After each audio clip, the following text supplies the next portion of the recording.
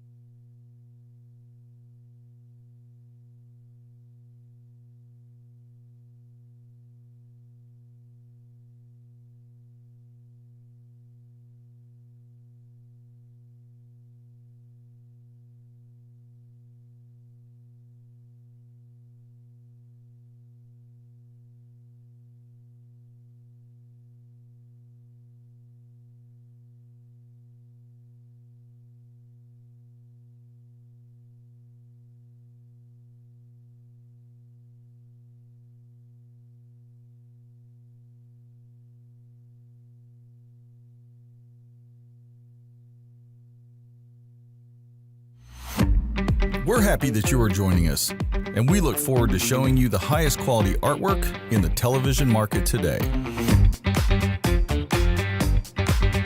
Ladies and gentlemen, it's the Fine Art Auction. But first, the rules.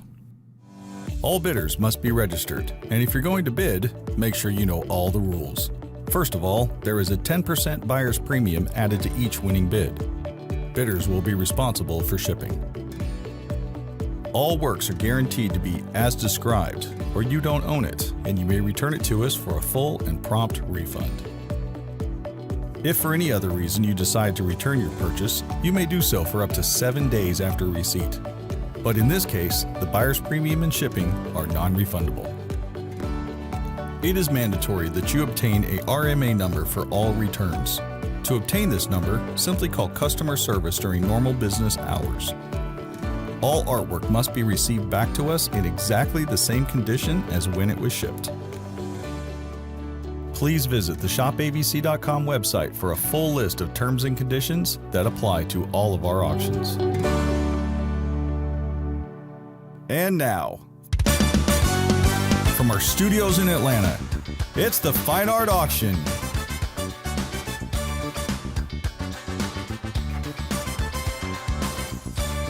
Tonight, we've got works from the masters, the latest up-and-coming street art, and tonight's featured work. From Atlanta to Los Angeles to New York, it's the Fine Art Auction, live!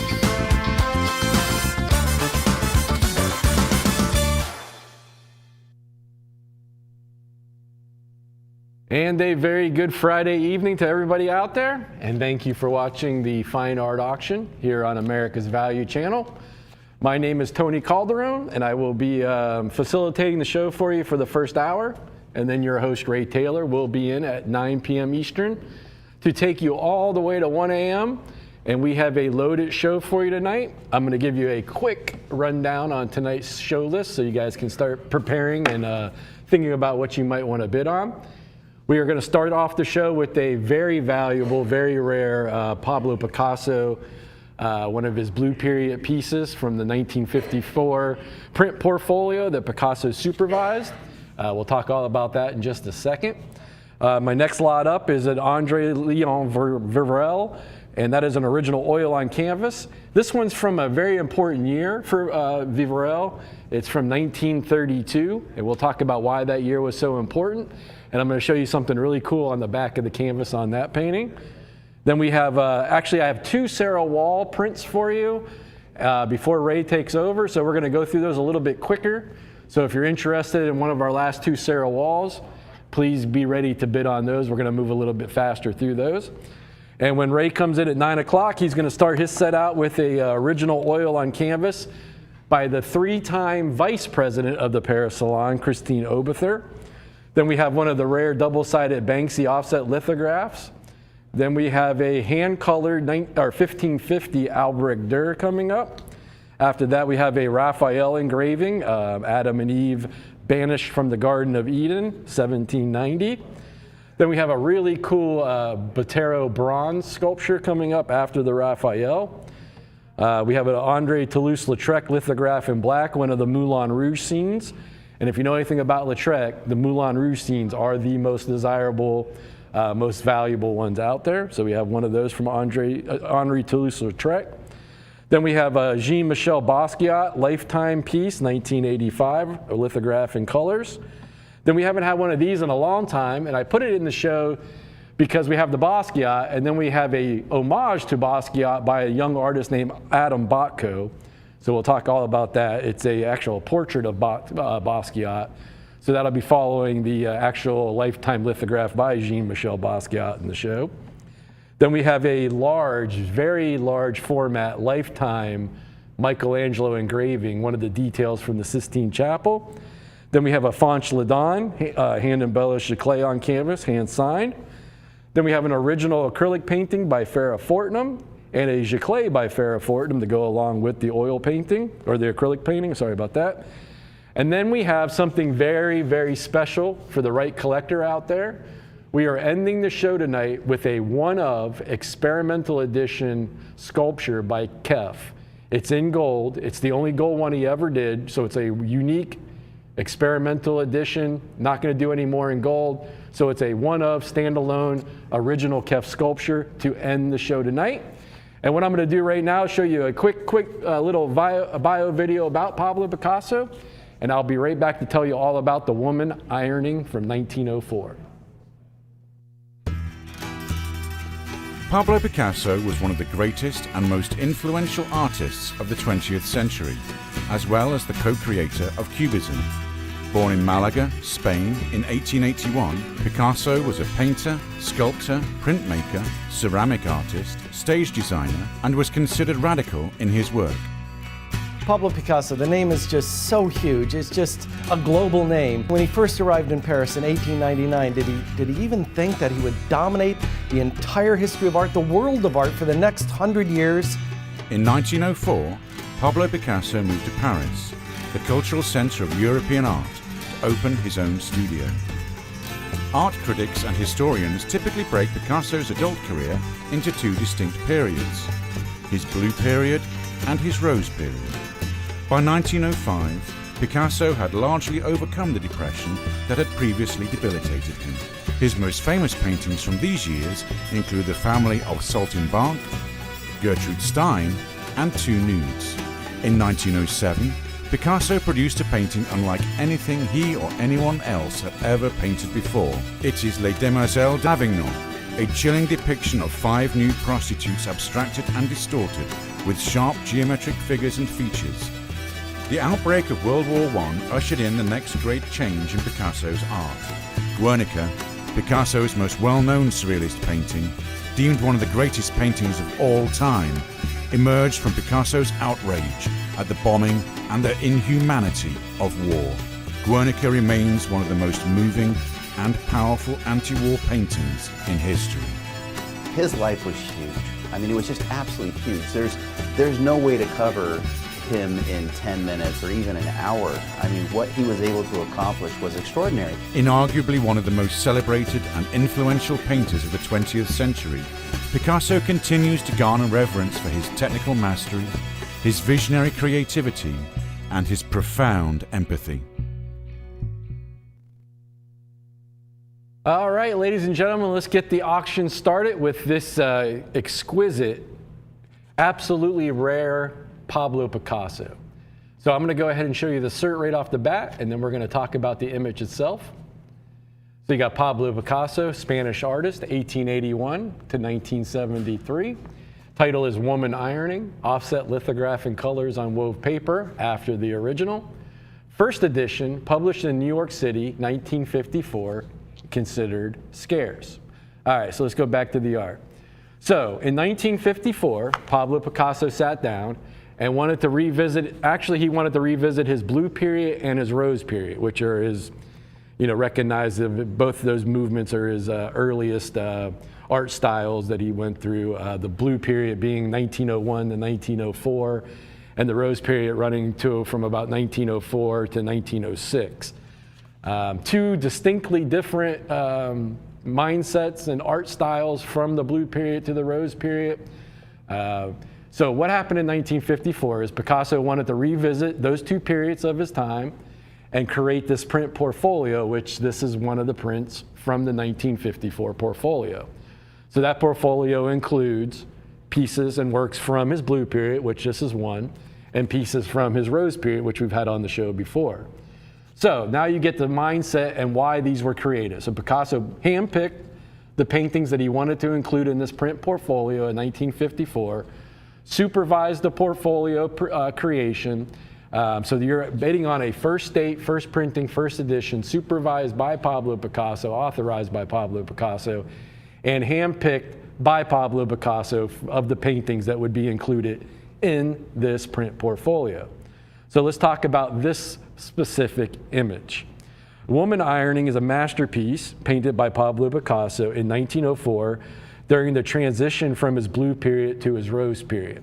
So this was right up at the end of his Blue period, right before that transition when he met Fernando Olivier, probably his first great love of his life. And he kind of came out of his depression after what started the Blue period was the suicide of one of his best friends, Carlos Casagemas.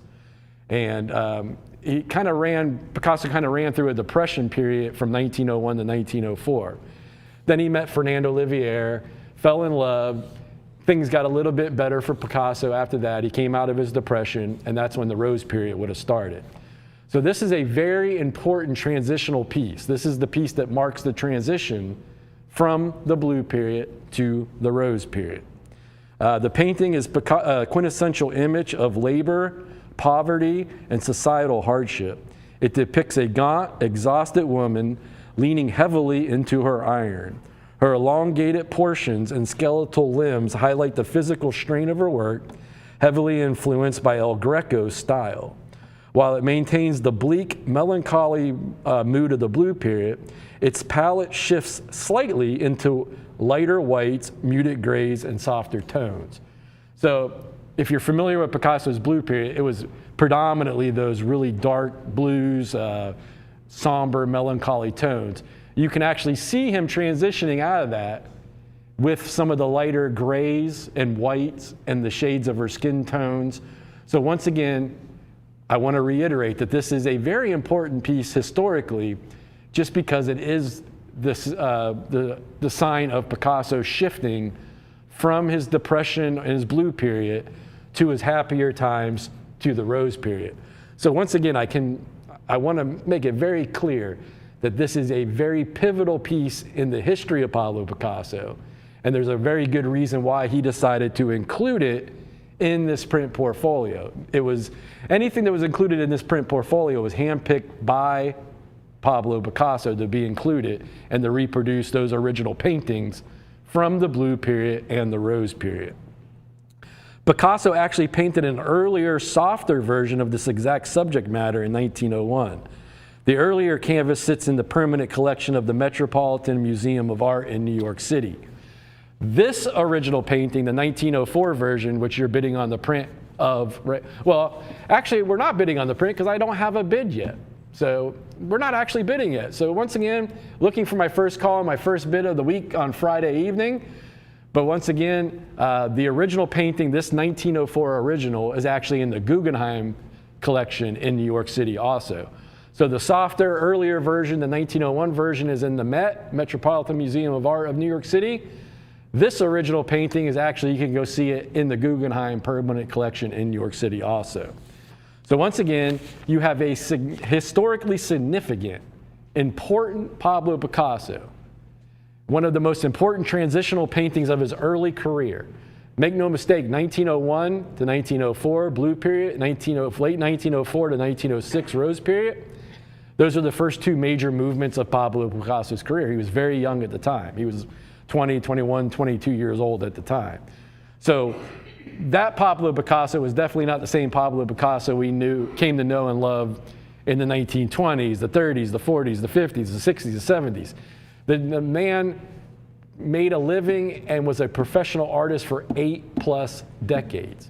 He sold his first painting at age 11, and he never looked back from there.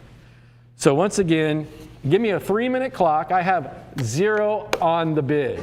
Guys, I'm looking for about $4,000 to $6,000 on this. Number one, first state, first printing, first edition, handpicked by Pablo Picasso to be included in the print portfolio. Number 5 reason you should be bidding on this, it is one of the most important early works in his career because it signifies the transition from his melancholy blue period to his happier time into the rose period when he met his first love, Fernanda Olivier. So once again, I have no bid, guys. No bid. I will pass it if I don't get a bid at the end of the 3 minutes. Once again, baseline for this was about $4,000. Once again, first date, first printing, first edition by our friend Pablo Picasso. Historically significant piece, marks the transition of the end of the blue period to the beginning of the rose period.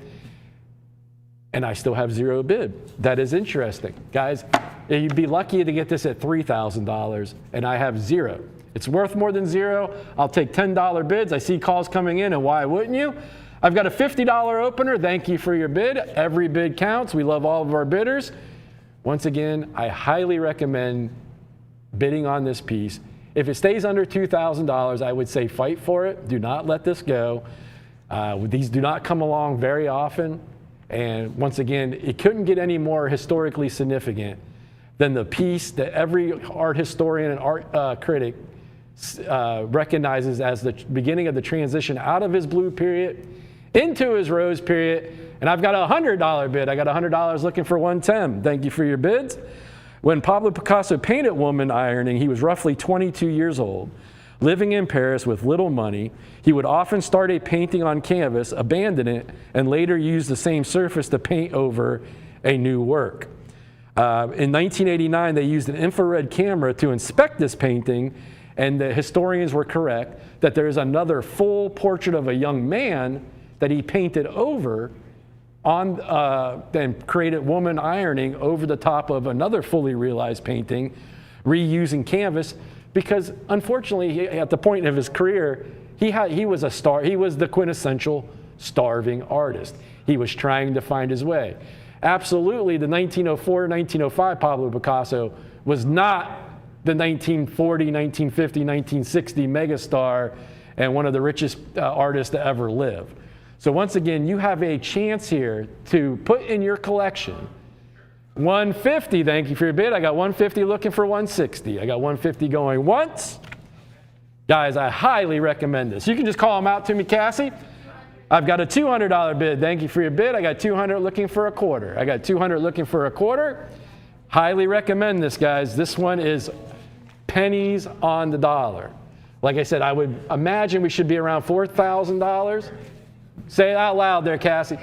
250, thank you for your bid. I got 250 looking for 275. We're now on $25 bids. On the transitional period piece from his blue period to his rose period, I've got 275 in the front row. I've got 300 in the back row. I got 300 looking for a quarter. I'm going to ask for one more minute on my clock, and we will bid this one out. I'm going to move on, guys. Get your bids in. I've got $300 looking for a quarter. I've got 350 up here. Thank you for your bid. I got 350 looking for 375. Pennies on the dollar. 375. Thank you for your bid. I got 375 looking for 4. I've got $375 going once. You got about 30 seconds to get those bids in. Once again, guys, I am pennies on the dollar. At $4,000 baseline, could go all the way up to $6,000. I've got a $400 bid. I got 4 looking for 4 1/4. I've got 450. Thank you for your bid. I got 450 looking for 475. I got 450 going once. I'm under $500. I did not see that one coming. I've got 450 going once.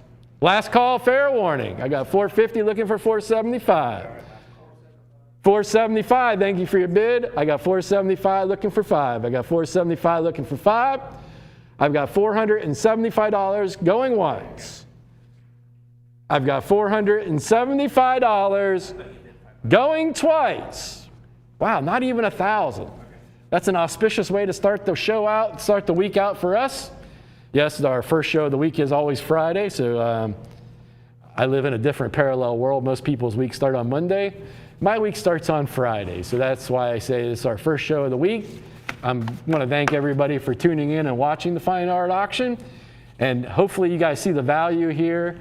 Looking for every penny of $3,000 to $4,000, and I'm at a $475 bid. I've got $475 going once. I've got $475 going twice. That is a fair and square value for the bidder. Not so much for the auction house, but I want to congratulate everybody. And I'm about to say sold. Last call, fair warning. Anybody else? Sold. Congratulations.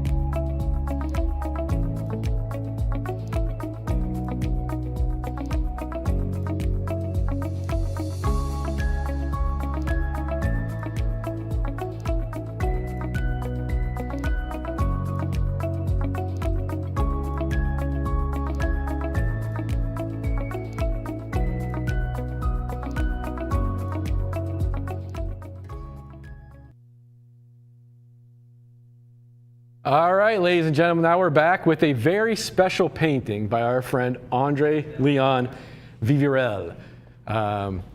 I'm sure if you tune in regularly, you know that we are involved with his estate, and we have auctioned off, about 5 or 6 years ago, we actually auctioned off the first half of his estate.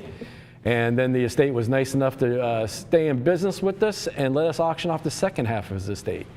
And the first part of his estate was a lot of the watercolors and reverse paintings on glass, which were absolutely spectacular. I mean, I congratulate anybody that won one of those, because these reverse paintings on glass were they were exquisite. But now the second half of his estate are these major original canvases. Now this one was done in a very important year for Vivarel. That would be 1932. And I'm going to talk about why that was such an important year in this artist's life, and what makes this significantly important because it was done in 1932, and why I'm looking for every penny of 5 figures and up. Minimum $10,000 on this. Why do I say that? Well, you see in the graphics there that he won the gold medal at the Paris Salon in 1939, and he actually won the silver medal in the Paris Salon in 1933. So I'm saying, why am I saying 1932 was such an important year for Vivarel? Well, we're going to talk about that in just a second. He was a French naturalist and landscape painter, had a prolific exhibition career primarily centered in Paris during the early to mid 20th century. His works are noted for their faithful representation of reality, and they capture the landscapes of Brittany all the way to the Mediterranean Sea.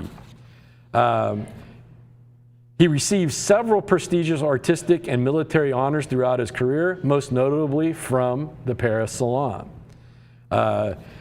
We'll talk about first. So first let's set the stage of what the Paris Salon is. The Paris Salon was started in 1668, I believe I got my year right there, by Louis XIV, and it's still going to this day. It is the most prestigious and the most important art exhibition in the world to this day. So it's going to be almost 400 years. It's 350 plus years old at the moment. Guys, the difference of the Paris Salon compared to a lot of the great art shows that we have in the United States. You know, we have the New York Art Expo, we have Art Basel, Red Dot Miami, Vegas Art Expo. You know, the list goes on. Great art shows, wonderful. I highly recommend attending them if you ever get a chance. The difference between the Paris Salon and those shows that I just mentioned, those shows, if you have enough money, you can buy a booth, show your artwork. The Paris Salon is a juried format salon. So you have to submit your portfolio, they have to accept your portfolio, then you have to go in front of the jury and be juried into the salon to even exhibit. I've got a $400 opener, thank you for your bid, looking for $10,000 and up. So that kind of sets the stage to tell you, and kind of sets the stage to make his credentials come to life even a little bit more. So once again, the Paris Salon is a art show that you can't just pay your way into. You have to be juried in. So he actually started exhibiting at a young age in 1913 at the Paris Salon. And he would exhibit there in 1913, 1914, and then what happened? Well, World War I broke out in Europe, and he was called to service for the country of France. Now, during his service, during World War I, this is a gentleman, he wasn't in the back of he was on the front lines in the trenches. He was actually awarded the Croix de Guerre during World War I. And what is the Croix de Guerre? To put it in perspective, in the U.S. military, the highest honor you can receive is the Medal of Honor. And they only give those out to very few people, and you have to do something exceptionally brave and courageous and go above and beyond. Like I said, I think they only gave out 11 of them during the whole World War II. So that just goes to show you how rare it is to actually receive the Medal of Honor. Well, the Croix de Guerre for a French soldier is the same thing as winning the Medal of Honor for a U.S. soldier. So he exhibited at the Paris Salon. His career was already off and running. World War I broke out. He joined the French military.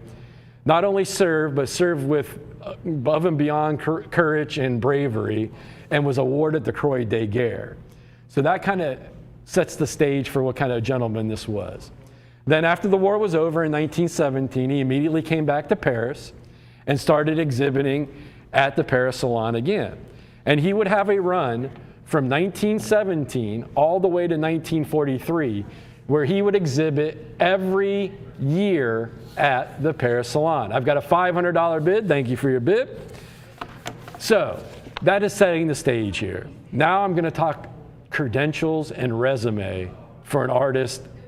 Why do I keep saying a $10,000 painting? Well, anytime you win a medal at the Paris Salon, there's only one medal, a gold medal, silver medal, bronze medal given out every year for painting. And he won not only a gold medal, but he also won a silver medal. So he won a gold medal in 1939, which was the culmination of his career. The 1930s was really his decade. He had so many accolades and won so many awards in the 1930s. 1933, he actually won the silver medal at the Paris Salon. Then if you go all the way back to 1920, I've got a $600 bid, thank you for your bid. If you go all the way back to 1920, he actually got his first honorable mention at the Paris Salon. So not only did he, just exhibiting at the Paris Salon and being accepted into that is a career maker. But once you start winning medals and honorable mentions, guys, your paintings just start climbing in value. And this is a wonderful, wonderful post-impressionist painting by him. And the year on this is key, 1932. So what happened in 1932? Why do I keep saying that was such an important year for him? Well, at the beginning of 1932, he won the Gonzalvo Prize. And the Gonzalvo Prize is kind of like the Carnegie Prize here in the United States or the Velázquez Prize in the country of Spain. I've got an $800 bid. Thank you for your bid. So what happens is when you win the Gonzalvo Prize, the French government comes in and pays all your living expenses, gives you a stipend to live on weekly for food, so you can just solely focus on your artwork. So when you win that prize, it is a way for the French government to support their artists and to be able to say, you don't have to worry about anything financial. Take one whole year of your life and just focus on your artwork. That's why 1932, after 1932, he won many awards before 1932, but the big awards, that's why I said the 30s was his decade, because after 1932, he really hit his stride, winning a silver medal in 33. He also won in 1937, he won the gold medal at the Art and Techniques of the Paris government. That was 1937. He received the Exhibition Internationale Arts and Techniques Award Gold Medal of Modern Art in Paris. So accolade after accolade. What's your bid, Karen? I've got an $850 bid. Thank you for your bid. Once again, I don't have a floor caller for the first hour, so if you guys can just call out your bid so I can hear you. I'm relaying the bids to the booth here. So I've got an $850 bid looking for a $10,000 minimum. So this painting, why do I keep saying this painting is so important and the year is so important? This is one of the paintings he painted during the year of 1932 after winning the Gonzalvo Prize. So this was the year that he was able to solely focus on his artwork and not have to worry about any financial things in his life for the whole year. The French government, I've got a $1,000 bid, thank you for your bid. The French government was picking up the tab. And then you see the progression after 1932 of all the silver medal, the gold medal, the other gold medal at the Arts and Techniques in 1937. That 1 year of being able to solely focus on his artwork, that the French government was picking up the tab for his living expenses, changed his career forever. So not only did he have a 25-plus year run of exhibiting at the Paris Salon every year, which is pretty unheard of. And one other thing I want to point out to you. 1939, he wins the gold medal. 1933, he wins the silver medal. Do you know who else was exhibiting at the Paris Salon during those years? You're talking about artists like Henri Matisse, Pablo Picasso. You're talking about Fernand Léger, Maurice Vlaminck, Andre Derain. I could go on and on. These are all gentlemen that their paintings now are 20, 30, 40, 50, $100 million plus. And Andre Leon Varel won medals competing directly against artists like Picasso and Matisse. Now, I've saved one of the best things about this painting for last. Keep that shot right there, Quentin. If you don't mind, I'm going to flip this thing around. I'm going to kind of slide it out a little bit here so you can see what I'm talking about. Actually, you know what? I'm going to go ahead and just pull it off the easel and put this to where you can actually see this, because this is important. This is highly, highly important. And I want everybody out there to see this. Okay. If you can zoom, it's very light now at this point in history. The painting.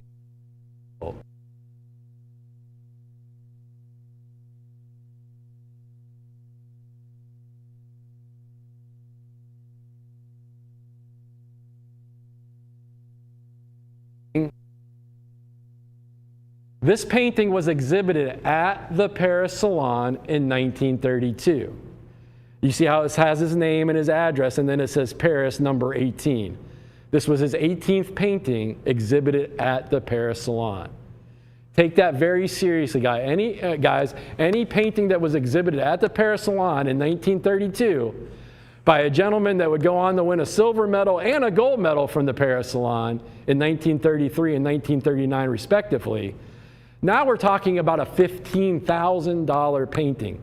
It has an exhibition history at the Paris Salon.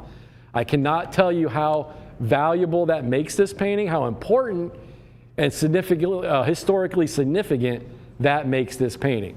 Thank you for working with me on that, Quentin. I'm going to go ahead and flip this one back, get it back on the easel so you can see the front. I've got a $1,200 bid. Thank you for your bid. All right, ladies and gentlemen. So once again, we're talking about one of the most important years in the artist's history. Now we're at the caveat, it was exhibited at the Paris Salon in 1932. So this is 1932, the year he won the Gonsalves Prize. So this was painted during that year where the French government was paying all his living expenses. He didn't have to worry about money. But then we show you the writing on the back. Whenever you see that artist's name, their address, and then it says Paris number 18, and it has the chalk marks, that is an indicator that this was one of the paintings that he exhibited during his run at the Paris Salon. This one was 1932, 1 year before he would win his silver medal, 7 years before he would win the gold medal. I'm 10 cents on the dollar at best at $1,200.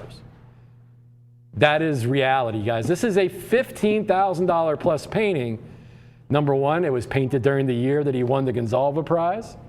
Number two, it was exhibited at the Paris Salon with all the markings on the back of the canvas. Number three, this was the caveat and the precursor to his run at the Paris Salon, where he would not only win the silver medal, where he'd actually win a gold medal. And that was the career culmination of his career. In 1939, he would continue to exhibit at the Paris Salon all the way to 1943. But once again, 1939 gold medal, 1933 silver medal Paris Salon. This painting done in the year 1932, during the year that he was living with the grace of the French government, paying all his living expenses. Historically significant painting. Once again, I will remind you that these are coming directly from the artist's estate. I cannot begin to tell you how important that is and how much of a buying factor that should be in. And anytime you have a chance to purchase directly from an artist's estate, that does add value to the painting. I don't know how much more value I can add to this painting after everything we just talked about. 1932, one of the most important years of his artistic career. 1 year before he wins his silver medal. This painting was exhibited at the Salon. I just showed you all the markings on the back. Guys, I'm looking for $15,000, and I've got a $1,200 bid. Let's go ahead and give it a 3-minute clock. I will bid this out. Guys, this is a full-size. Canvas has never been restored. I see no paint loss. I see no holes. I see no creases. I see no crack-a-lore. This painting has been in storage in his estate, with his estate, since 1976. It has not seen the light of day. These are all just huge factors of why my phone line should be blowing up at the moment, but strangely enough, they are not. And I have one astute bidder at $1,200. At best, that is 10 cents on the dollar. And yes, this is a full-size canvas, well over 4 feet on the diagonal. A wonderful post-impressionist work by a master French painter. With that resume, with the caveats of this being painted during one of the most important years of his career. And this third caveat being that this was exhibited at the Paris Salon in 1932. So short of offering you the painting that he won the silver medal for in 1933 or the gold medal painting in 1939, I cannot offer you a more important Andre Leon Varel than in this painting, in a Paris Salon exhibited work, painted during one of the most important pivotal years of his career. This is the year before his career really. I've got a $1,500 bid. Thank you for that bid. I've got about a minute and a half left, guys. If you get this painting for under $10,000, you have done very well. Anywhere in Europe, especially in France, if this was in a gallery, you're not walking out of there for less than 10,000 euros, and that is a fact. An artist with this kind of credentials, this kind of history in the country of France, if this was in a gallery there, or if it was it was a dealer had it at the Paris Salon and was offering it for sale, do you think this would be less than 10,000 euros? Not a chance. I've got a $1,700 bid coming in. So let's review very quickly before we move on. Painted during 1932, the year he won the Gonzalez Prize. I consider it probably the most pivotal year in his career as an artist. 1 year before he won his silver medal at the Paris Salon. I've got an $1,800 bid, thank you for that. 7 years before he won his gold medal at the Paris Salon. If you just get, once again, I'll say it again, if you just exhibit at the Paris Salon, that means you have been accepted in, I've got 2,000. That means you've been accepted into the Paris Salon, you've been juried in. That is a career maker. That on your resume makes your paintings very valuable. If you add to that an honorable mention, which he got in 1920, then you add to that a 25 plus year consecutive year run of exhibiting at the Paris Salon. Then you add to that a silver medal in 1933. And then you put the cherry on top, a gold medal. The only person that received a gold medal for painting in 1939 at the Paris Salon was Andre Leon Varel. And that was going up against artists like Matisse, Picasso, some of the biggest names in art history. And he won the gold medal. They only give out one gold medal every year in painting, guys. Give me one last minute, I'm gonna bid it out. Did I hear 21? I've got 24, thank you for your bid. I got 24 looking for 25. And to have a painting that was exhibited at the Paris Salon, you cannot go wrong there, guys. Once again, I will reiterate, if this was in a gallery in France, there is no chance you're walking out the door for less than 10,000 euros. That is just reality. If this was exhibited at the Paris Salon, do you really think it would be less than 10,000 euros with his history at the Salon? I would highly recommend taking advantage of this. And once again, what is the greatest thing about Andre Leon Varel? Timeless art. This art's never gonna go out of style. This is not a fad, it's not a movement, a short-lived movement. This is historically significant art from a historically significant artist, and it is timeless and classic. But I am gonna bid it out. Tonight, you know what? Somebody once told me, somebody once said, what's it worth? And I heard somebody say, it's worth what anybody's willing to pay for it tonight. And that is probably one of the greatest descriptions I've ever heard of a value of anything. It is worth what anybody's willing to pay for it at this moment. And my bidders are telling me this painting is a $2,400 painting. Our format, we do not have reserves. So I will drop the hammer at $2,400. I've got $2,400 looking for 25. I've got $2,400 going once. On the low end, I'm 24 cents on the dollar. That is a pretty square, fair deal. And I'm not even counting the $800 frame that it is in. Not even taking that. I don't even like to talk about the frame when we're talking about a unique painting by a historically important French artist, a man that won more medals and has more accolades than most artists that I've ever studied. But once again, I've got $2,400 going once. I've got $2,400 going twice. I've got last call, fair warning. Now remember, I do have 2 Sarah Wall hand-signed prints coming up. We're gonna move a little quicker through those. I'm gonna show you a quick bio video about Sarah Wall. And then Ray Taylor's on deck. He'll be up at 9 o'clock. to take you all the way to 1 o'clock in the morning, I've got $2,400 going once, $2,400 going twice. I want to congratulate my winning bidder. You're in the right place, the right time. Take care of this painting. You are the curator. Make sure it lasts another 500 years. And I say congratulations, sold.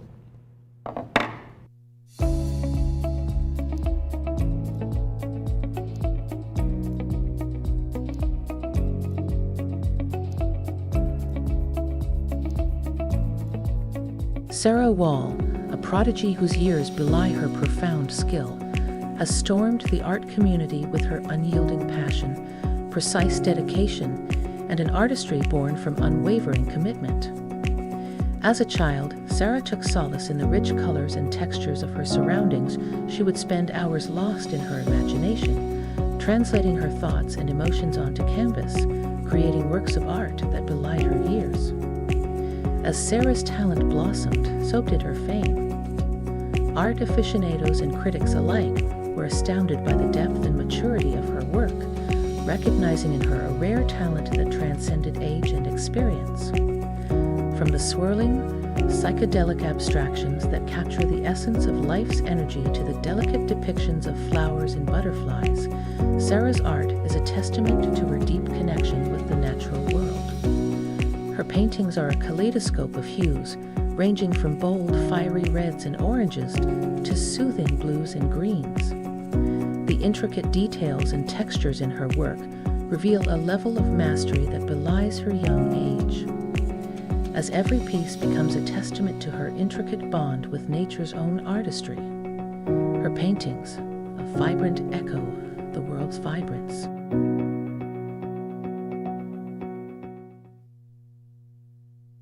All right, ladies and gentlemen, we're back live at auction, and I have a special treat for everybody out there. I have two of our last remaining Sarah Wall prints.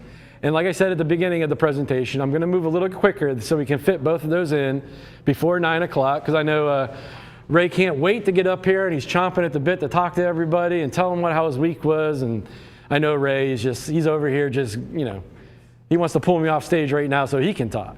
Look at him, he just can't wait. It's hard to get excited after 20 plus years and 5,000 shows, but you know what? Ray does it very well. He's always excited to be here, and there's no other place in the world he would rather be. So let's talk about Sarah Wall. You just saw a quick little bio video about her. We only had a short-lived relationship with her, but with the Wall family, we've had a very long relationship with her. So why do I say that? Because Ray and I actually were able and had the privilege and honor to represent her father, Daniel Wall, for many years back in, I would say that was between 2006 and 2010, we were representing Daniel Wall. And like a lot of artists here, he moved on to bigger and better and greener pastures, and he is still exhibiting and still doing wonderfully, and his paintings are averaging that $25,000, $30,000 mark. But we did have a great long relationship with her father. I actually met Daniel Wall when his wife was actually pregnant with Sarah Wall. So that's a pretty cool caveat there. But now we had a very short time with Sarah Wall, and she actually got signed by the same gallery, probably considered one of the largest art galleries. I'm going to ask for a 3-minute clock. Like I said, you guys, you got to pay attention. I need to move a little quicker so I can show you both of these before Ray takes over at 9 o'clock. So we have a very long history with the Wall family. We only got to represent Sarah for a very short time, but it was a wonderful experience. I congratulate her on all her success. And let me tell you, I've got a $100 opener. Thank you for your bid. Let me tell you, this young lady has had more success than most artists that, work professionally for 50, 60, 70 years already in her young career. Sarah, she's an American art prodigy. That was actually, she was actually called an art prodigy in Children's Magazine when she was 14. She is the pioneer who made history as one of the youngest artists to ever sign at the largest gallery chain in the world. She is widely celebrated for her unique artistic style and massive online presence. She has coined the term for her style, nature's expressionism. Now, if you're familiar with her father's work, he actually coined his style as intense impressionism. Sarah's coined her style nature's expressionism because most of her artworks do revolve around the natural world. I've got 150, thank you for your bid. And what she did was a very unique thing she did. She paints a lot on wood panel. And most artists, that's nothing new. Artists have been painting on wood panel for 1,000 years. But what she did was most artists paint on the smooth side of the panel. She went ahead and incorporated the wood grain side, and you can actually see that, this original painting. Now that is the attraction of the giclée process. It is the only way to actually fully represent an original painting exactly in a print process. You can actually see this, that this original painting was one of the ones, do a close-up on that a little bit, Quentin, just a little tighter. You can actually see that this original painting was one of her paintings that she painted on the wood grain side of the wood panel. You can see that in the giclée. So once again, I've got a $200 bid. Thank you for your bid. Guys, you got to pay attention quickly because I want to get both of these in so you guys have a chance to bid on both.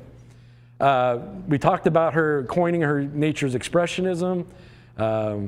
She pioneered the process that incorporates distinct elements. These include plant-based natural dyes, rose oil, mineral powders, pearl powder. She also uses a blowtorch to darken wood grain before painting. So she actually has a process to prepare the wood grain where she uses a blowtorch to darken the wood grain so it'll accept, and it's easier for her to accept the paint when she's painting on it. So this young lady is not only already well represented and well achieved in the art world, but she's coming up with new and interesting techniques. And that's what makes an artist stand the test of time. And I have no doubt I think she might be 20 or she's going to be turning 20 soon. She's a sophomore at Duke University. She's won numerous awards. She's already illustrated and authored several books. And I've only got a $200 bid. I've actually got $250. Thank you for your bid. I'm going to ask for a 1 more minute clock. I'm going to move quickly, guys. I warned you. You've been fairly warned. I told you we're going to move quickly on this. I want to get both of them in before 9 o'clock, before I have to turn over the stage to your host, Ray Taylor. I've got $275. Thank you for your bid. I got $275 looking for 3. I've got $275 looking for a $300 bid. I've got $275 looking for 3. I've got $275. I'm sorry, Darren? 3 1/4. Thank you for your bid. I got 3 1/4 looking for $350. I got 3 1/4 looking for $350. I've got 3 1/4 looking for a $25 bid. I will let you in on a little secret. I see you, Cassie. I'll let you in on a little secret. In her current management situation, where she's exhibiting now, her paintings are now regularly averaging that $30,000 to $35,000 mark. I am not going out on a limb here to say something like this in her current, I got $350, thank you for your bid. In her current management situation, you're not walking out the door for less than $2,200 to $2,400 for a hand-signed print like this by the artist. So when we're out, I highly recommend it. Go out and find her. It's not hard to find her. And if you want to buy her art, I would recommend buying her art. But just be aware, you're not going to be paying, am I wrong in saying that, Ray? You're not going to get these for $350 anymore. No, it's just not going to be a reality. So I've got $350. I've got $375 with Darren. I got $375 looking for 4. I got $375 looking for 4. I've got $375 looking for a $400 bid. I got $375 looking for 4. I got $375 looking for 4. I got $375 looking for a $400 bid. Only a $25 bid to keep it on the block, or we will drop the hammer and move on. I've got $375 looking for 4. I got $375 looking for 4. I've got $375 looking for a 4, only a $400 bid. And once again, I will point out that we easily have it in a $350 frame. And I'm just trying to tell you the truth here, guys. If you search her out now and you want to procure something like this, be prepared to spend $2,200 and up. That is just the reality of the market now for her. We were selling her paintings at 5, 7, 8. I think our record was $15,000 for one of her paintings. Now they are regularly selling at $25,000, $30,000, $40,000, $50,000. So once you get to that point, guess what? Your prints are you're never going to be $400 again. If you're selling $40,000 paintings, your hand-signed prints like this are going to be in the thousands of dollars, not in the hundreds. But I will drop the hammer. I've got $375 going once. I've got $375 going twice. Are we all fair? Are we all square? You good, Bev? Last call, fair warning. Wow, that is a great value. We're off to a little bit of an auspicious start here on a Friday evening, but that's okay. It is early in the show, and like I always say, the first hour is probably our lowest viewership of the night. It does tend to pick up as the evening goes on, as the West Coast starts to get home. But you're in the right place at the right time again. I'm going to say last call, fair warning. And I will say sold. Congratulations. I'll be right back with our second Sarah Wall.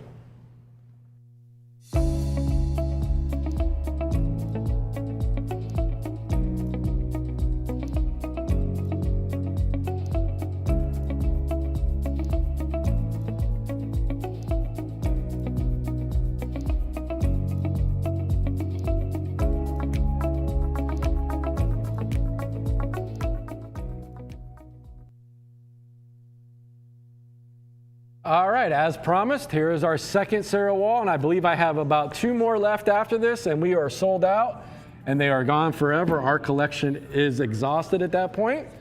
Like I said, she is actively exhibiting, and I love the fact that she's exhibiting alongside of her father at this point.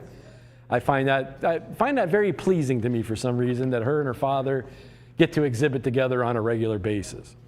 So one of the coolest things about Sarah Wall is, just the young age that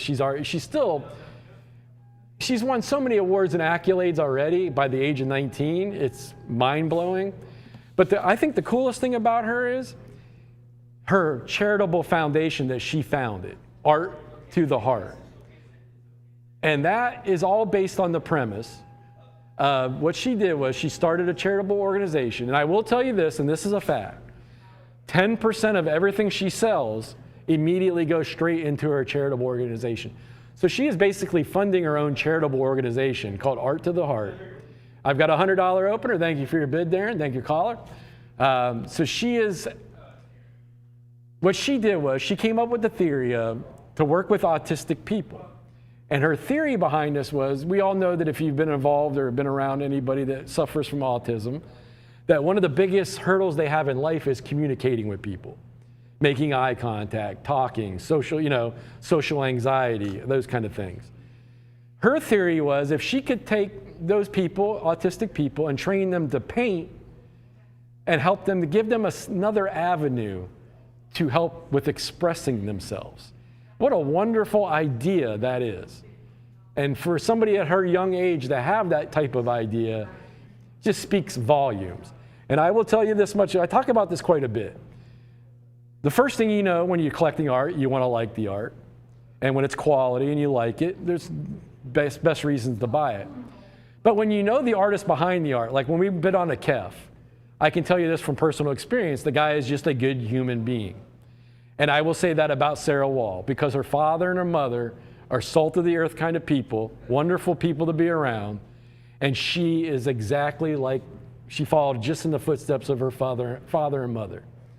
So it's not only that you're bidding on great artwork, quality artwork, artwork that's going to stand the test of time, artwork by a young artist that has a whole career in front of her, and the sky is the limit. The sky is the limit for her. She's already achieved so much in so little time. But you're actually supporting and buying artwork by just a wonderful person. I will throw, Lisa Mee, Wayne Endry when he was with us, Kef. These are just wonderful people, and you want to support. You love the art, then buy it. Support these artists, because let me tell you, when artists start making money, the art gets better. All right, I've got 100. Give me a 3-minute clock. Guys, I'm getting up against 9 o'clock here. Ray's telling me to get off the stage. He wants his spotlight back on him, and he will be up here in just about 5 minutes. And he's starting his set out with a 3-time vice president of the Paris Salon, our friend Christine Oberthur. So we just talked a lot about the Paris Salon with the Andre Leon Varel painting we sold. Christine Oberthur was actually vice president for 3 terms at the Paris Salon. So once again, we're going to be presenting you another $10,000 painting by a master French artist with some heavy credentials. I've got 150, thank you for your bid. I got 150 looking for $10 bids. I've got 150 looking for 160. I've got 150 looking for 160. I've got $150, 160, thank you for your bid, Darren. I got 160 looking for 170. Let's talk about, I'm trying to find, I don't want to misquote or misspeak here. We talked about our Art to Heart Foundation. She has actually illustrated and authored 4 books in her young life, one of them being a book titled Intense Impressionist, the Daniel Wall story. So she co-authored her father's book to highlight his artwork and his career with him. And then she also authored and illustrated 2 children's books. One was titled Dragon Mom, Eagle Mom, and I'm drawing a blank on the second title of the other book that she illustrated and authored. But once again, just to add to the credentials, she won the Frank Lloyd Wright Architectural Design Award at 14 years old. She exhibited a painting at the Greenville Art Museum when she was 4. She is a true child prodigy. I'm sorry, Cassie? 170, thank you for your bid. I got 170 looking for 180. I got 170 looking for 180. I've got $170 looking for a $180 bid. This is a no-brainer, this one. 180, thank you for your bid. I got 180 looking for 190. 180 looking for 190. I've got $200. Now we're in those big $25 bid increments. I've got 2 looking for 2 1/4. 2 1/4 with Darren's bidder. I've got 2 1/4 looking for 250. 2 1/4 looking for 250. I've got 2 1/4. 250, thank you for your bid, Cassie. I got 250 looking for 275. I got 250 looking for 275. I've got 250 looking for 275. I've got $250 looking for a $275 bid going once. I've got 250 looking for 275 going twice. I will say last call, fair warning.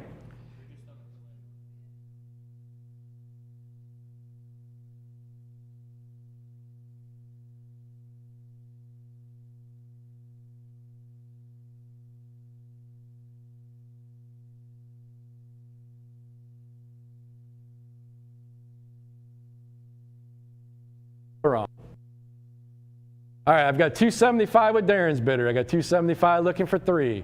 I've got 275 looking for 3. I got 275 going once.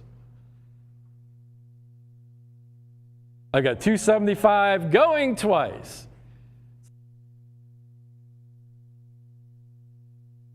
You're holding. I got 275 looking for 3. I got 275 looking for 3. I've got 275 looking for 3. Last call, fair warning.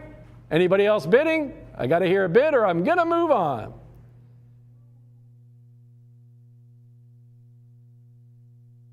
All right, perfect.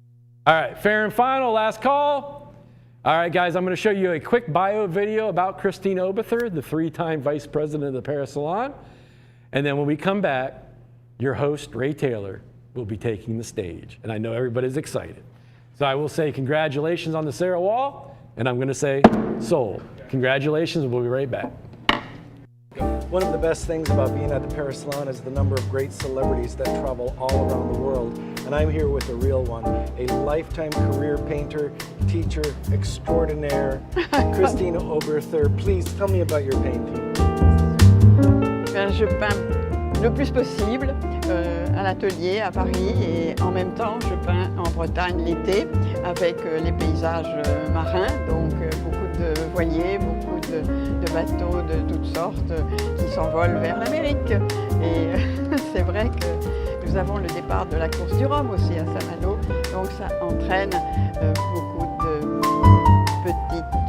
petites pochades pour exprimer tout ce que j'ai envie d'exprimer sur la marine et sur la mer, qui est mon thème préféré de Christine Oberthur. This is such a part of history. The Paris Salon goes back to the time of Louis XIV.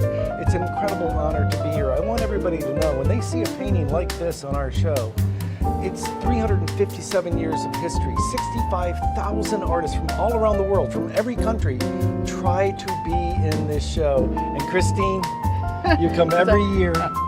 It's an honor to see you. Yes, Christine, my friend, painter. And we are friends since 20 years. 20 years. Yes, Oui, oui. and we are very happy to work together and to exhibit here Tout à fait. in the Salon Here. des Artistes Français. Now, that other young lady in the video was three-time president Martine Delalouf, the president of the greatest art show in the world. For over 9 years, they worked together as president and vice president of the greatest art show in the world, beginning in the year 1667 under Louis XIV, the Paris Salon. Good evening, ladies and gentlemen. My name is Ray Taylor, and welcome to the Fine Art Auction. And we've got a wonderful show. We have everything from Banksy to Michelangelo, a lifetime Michelangelo. It's right over there. I could walk over and touch it. We have Basquiat. We have a new artist we're going to unveil tonight. It's going to be very, very exciting, and we're going to have an artist on that I met in 1997. It's going to be a lot of fun. Let's get started with, well, a medal winner at the Paris Salon. Yep, she won the bronze medal. I mean, this is... People have spent their entire life just trying to get into the greatest art show in the world. I mean, this is, in a way, it's the World Cup soccer. People from all around the world spend their careers trying to get on the biggest stage in the world, and to win any medal is a career maker within the industry. You've become a giant, and she's done so much more. Ladies and gentlemen, this is her home. This is Brittany, or as she would say, Breton. In America, we see, you know, the coast of Brittany, the English Channel on the coast of Brittany. Well, yeah, but the locals say Breton. It's I learned that from another fellow from Brittany. His name was Orban Huchet, but that's another story. What Normandy is really famous for, because you have to remember, it's the upper northwest corner. Like, in a weird way, like Spain, France is kind of a rectangle. It's kind of a square. And in the upper northwest corner would be the Atlantic Ocean, and then on the top is the English Channel. And there are races that go from there to Africa, sailboat races that go all the way to the Caribbean and back. And I'll show you a few examples. You can look it up. Just put in your computer sailboat races out of Normandy or Brittany, France. It's mind-boggling. And here we have the return of the boats. This would be the way in, the long leg in after a massive race.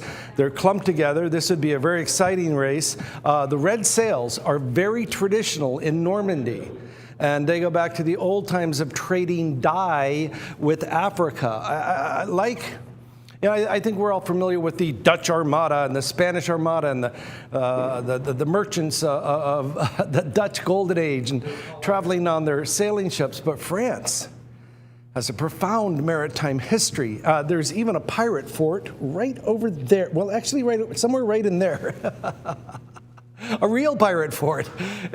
What a glorious history. Now, the frame on this, 36 by 29. Well, exactly, 29 exactly. Be careful when you measure the wall. It is an original canvas. And I do like to show that because, well, I'm nosy. And condition of the document is absolutely flawless, world class. It is worthy of the Paris Salon, of course. Ladies and gentlemen, starting the show with the best of the very, very best. Let's go to the certificate. 200. The return of the sailboats. She was born in 1939. This original oil painting is on canvas, signed by the artist lower right, titled on the back. Oh, I missed it. I looked for it and I didn't see it, so I'll look for it again. A unique work executed by Christine Oberthur in her Paris studio. Yeah, when an artist makes it, they go to Paris. I can see it, see, we use very expensive framing. This was painted in Paris. So when it came to America to be framed, we put it in a double frame, and it's in there. You can barely see it. Like, you can't see it on camera, but it's there. This is her original. Oy. I'm so impressed by that last video shot. A 3-time president and a 3-time vice president of the greatest art show in the world. I mean, sincerely, how lucky are we? Now, when, a lot of times when I say the Paris Salon, people go, oh, yeah, it's like a beauty parlor. Go to my computer. It's mind-boggling. That, of course, is Le Pont Alexander, the King Alexander Bridge. There's the Paris Salon on the left. That is the Grand Palace. The one on the right is the Petite Palace, and there it is. When that was unveiled in 1881, it was one of the great marvels of the world because of the glass roof. The curved steel, the Charles de Gaulle, the curved steel beams were made in Pittsburgh. The glass was made in Normandy. And so many railroad cars and steamships and sailing ships involved in the creation of just the roof. When it was built, it was called the greatest roof in the world. And why? Why would they have a glass ceiling on such a large building? It's very expensive. It's Paris. They did it for one reason only, so we could look at the art. Look in the upper left. That's Napoleon's tomb. It is perfectly aligned with Napoleon's tomb. So I don't know how much more French we could be. Now, her paintings run about $12,000 to $30,000. We are starting my segment of the show with a world-class. That's the Petite Palace across the way. That, of course, is the center of the roof. There's the Petite Palace on the right. Le Grand Palais, the Grand Palace, is on the left. I'm so blessed I was able to go there. In the background is Napoleon's tomb. That is, you have... I think there has to be one person watching that loves sailboats and loves history and realizes that this is truly world class. I'm going to jump ahead to the sunset, go back to the art. Look how beautiful that is. Ladies and gentlemen, we're offering you something here that when I say world class, I truly mean world class. But before I talk about the artist, I want to let you know, go to my computer. This is normandy-race.com. They're sailing heritage on the Atlantic Ocean going out of France. Now you can follow the race, ranking, skippers area, marketing there. I was looking for, yeah, that's a partial register. I don't want to register. Sorry. My bad. I got to go back. That's just one of the routes that they go through. This one goes from France all the way to England, Ireland, Scotland, Wales. Very demanding race. And this one is the Tour de Breton. I wanted to mention that one. The website here is just incredible.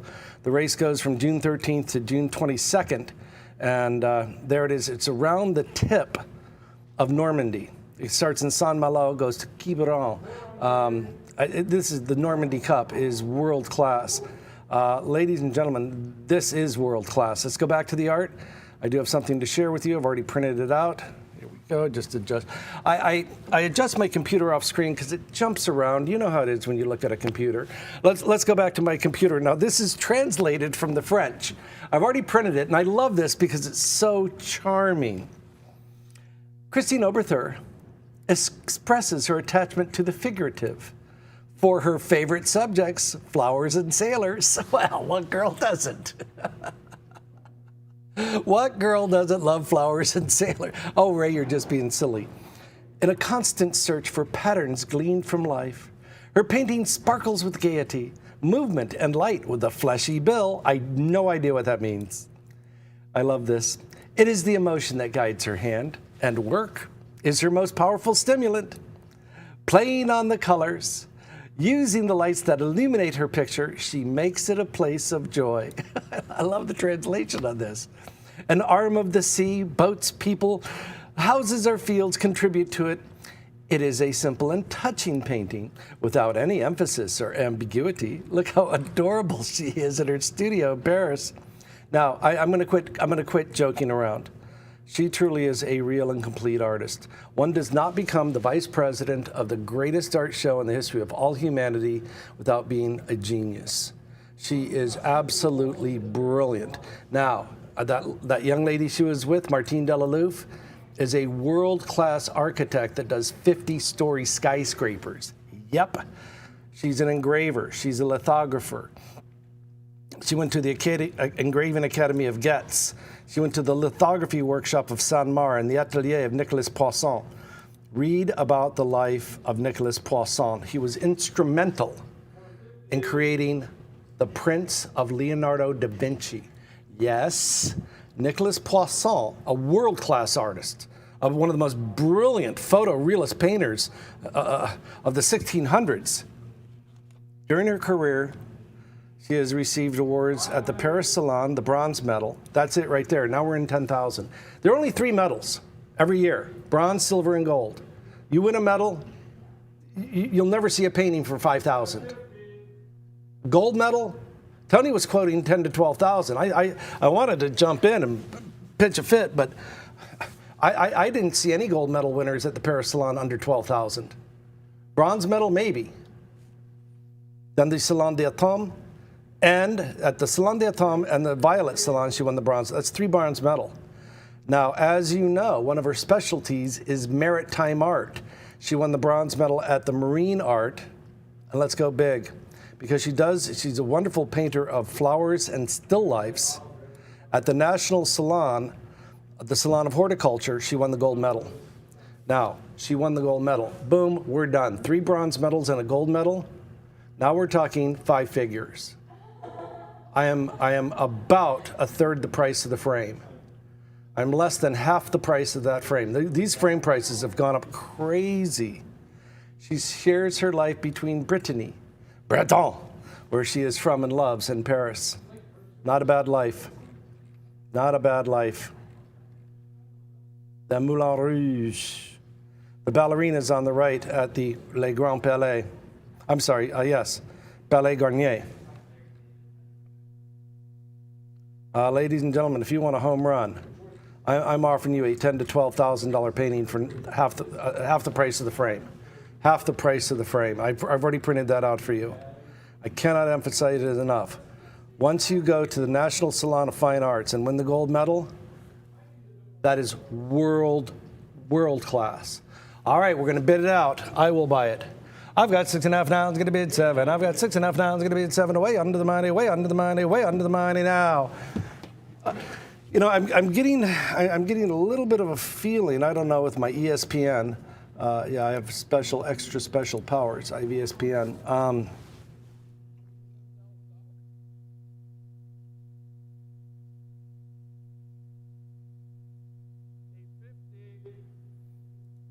Let me give you an idea. Oops. Go to my computer, and I use Wikipedia because it's very, very accessible and free to all. I used to ask people to go to the library, and I still want you to go to the library because library funding is depending on the number of members. You can join your local library for free, and just by being a member, you can keep it alive. The Paris Salon began in 1667. What is that, 109 years before there was an America? 109 years before. The official art exhibition of the Academy of Fine Arts. It's still there. It is still there. I've seen that. I've stood in front of that building. I didn't go in.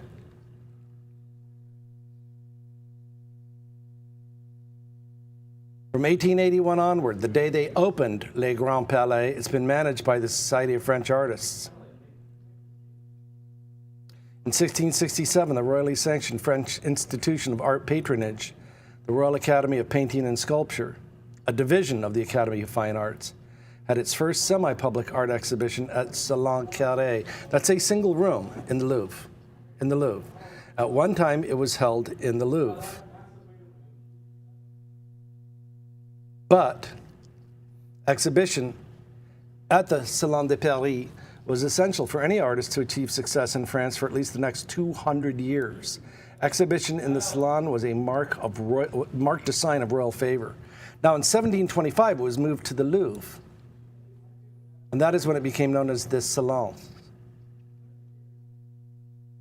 But it outgrew the Louvre. Too many people were coming. This is medium large. Medals were introduced in 1849. If you win a medal of any type, and it's got a great history, the increasingly conservative and academic juries were not receptive to the Impressionists. So Napoleon III instituted the Salon of the Refused Ones. It became quite avant-garde. It's phenomenal. Here, the preeminent official art exhibition in France played a central role in shaping art. It's the best in the world. Long story short, it is the best in the world. Yeah, I do want to go through the pictures. Now, when they're stacked above each other like that, that's called cabinet positioning. Why? They look like cabinets on a drawer or bureau or Chesterfield or a Davenport.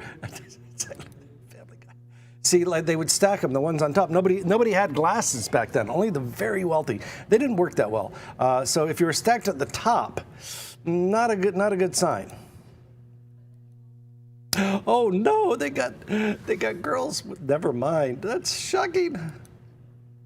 There, that would be typical. Wow. All right, let's go back to the art. All right. Oh gosh. 10 cents on the dollar now. I'm at the price of the frame. You're getting a $12,000 painting for free.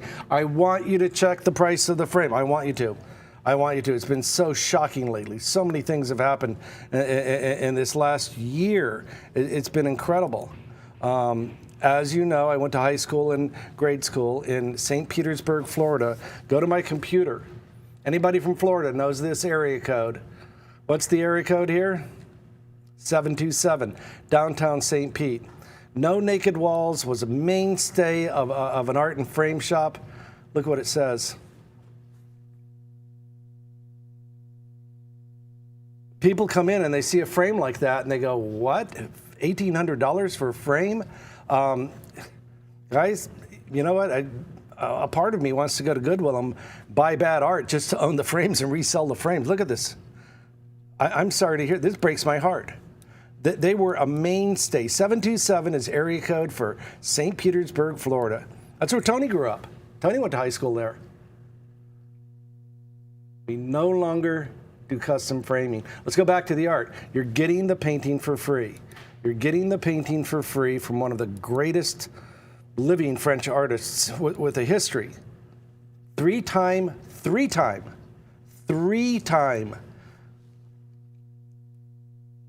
Here.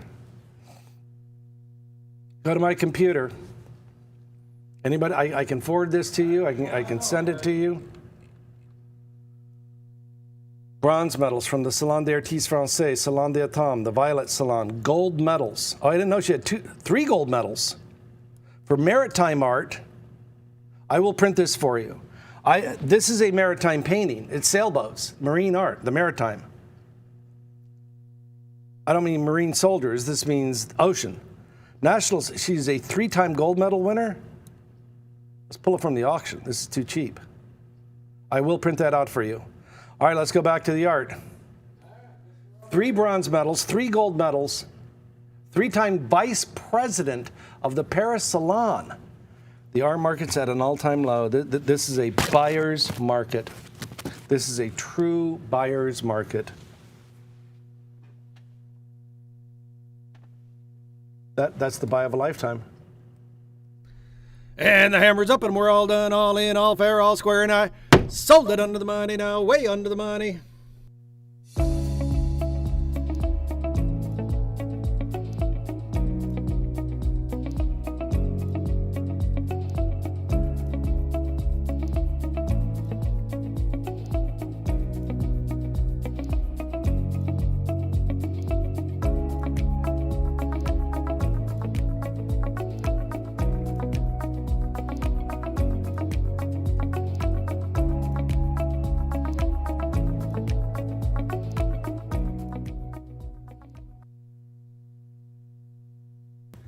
When Time magazine selected the British artist Banksy, the graffiti master, the painter, the activist, the filmmaker, the all-purpose provocateur, for a list in the world's 100 most influential people of the year 2010, he found himself in the company of Oprah Winfrey, Steve Jobs, Lady Gaga, and a lot more. But he supplied a picture of himself with a paper bag over his head. It had the logo Recycle on it, naturally. But most of his fans, like me, I really don't want to know who he is. And there has been a bit of protest in Great Britain when they try to unmask him. But all of us, I want to follow this incredible success story. It began with outlaw spraying, or as the jargon has it, bombing, graffiti, walls in Bristol, England during the 90s. And now today his works, prints are hundreds of thousands of dollars. Paintings have gone to $25 million. They're in auction houses from Britain to America, literally around the world. Today, he has graffitied or bombed cities from, Vienna to San Francisco, Barcelona, Paris, even Detroit. And he's moved from graffiti on really gritty urban walls to paint on canvas. He's doing these incredible conceptual sculptures and even film. If you get a chance, watch the documentary. It's on Netflix, Exit Through the Gift Shop. And that was nominated for an Academy Award. Now, Pest Control is a tongue-in-cheek titled organization set up by the artist to authenticate real Banksy artwork. And that also kind of protects him from people that are prying. A lot of reporters want to get that interview. So most of the time he says, I'll hide behind a paper bag or more commonly an email. But I will control my own narrative. His last face-to-face interview took place in 2003. Now, he may kind of hide behind this concealed identity, but he advocates a direct connection between artist and everyone. He said there's a whole new audience out there. You don't have to go to college and then drag around a portfolio, mail off transparencies and slides to snooty galleries or know someone powerful. Today, all you need now is a few ideas and, an internet connection. He said, this is the first time the essentially bourgeois world of art has belonged to the people, and we need to make it count. Now, he grew up in Barton Hill. That's a district of Bristol in the 80s that was the scary part of town. It was very rough, very dangerous, very working class, run down, unwelcoming to strangers. He even said, he said, I decided to make my first real graffiti there. I came from he called it leafier part of town, a much nicer part of town. He goes, my own dad was badly beaten up there as a kid. So he was trying out names at the time. His earliest works were signed Robin Banks. Get it? Robin Banks? Okay. And soon, because of his friends, that evolved into Banksy. Now, this short nickname, I think, has less of the gangsters robbing banks cachet, but it's a lot more memorable, and it's easier to write on a wall. So around that time, he settled on a very distinctive stencil approach to graffiti. He said, I was 18, and we were painting a train with a bunch of my friends, and the British police showed up, and everybody ran. All of my friends made it to the car. I disappeared. I had to hide over an hour under a dump truck with engine oil leaking all over me, and I lay there listening to the cops on the train tracks, and I realized I had to cut my painting time in half or give it up altogether. And he said, I'm laying on my back under a dump truck.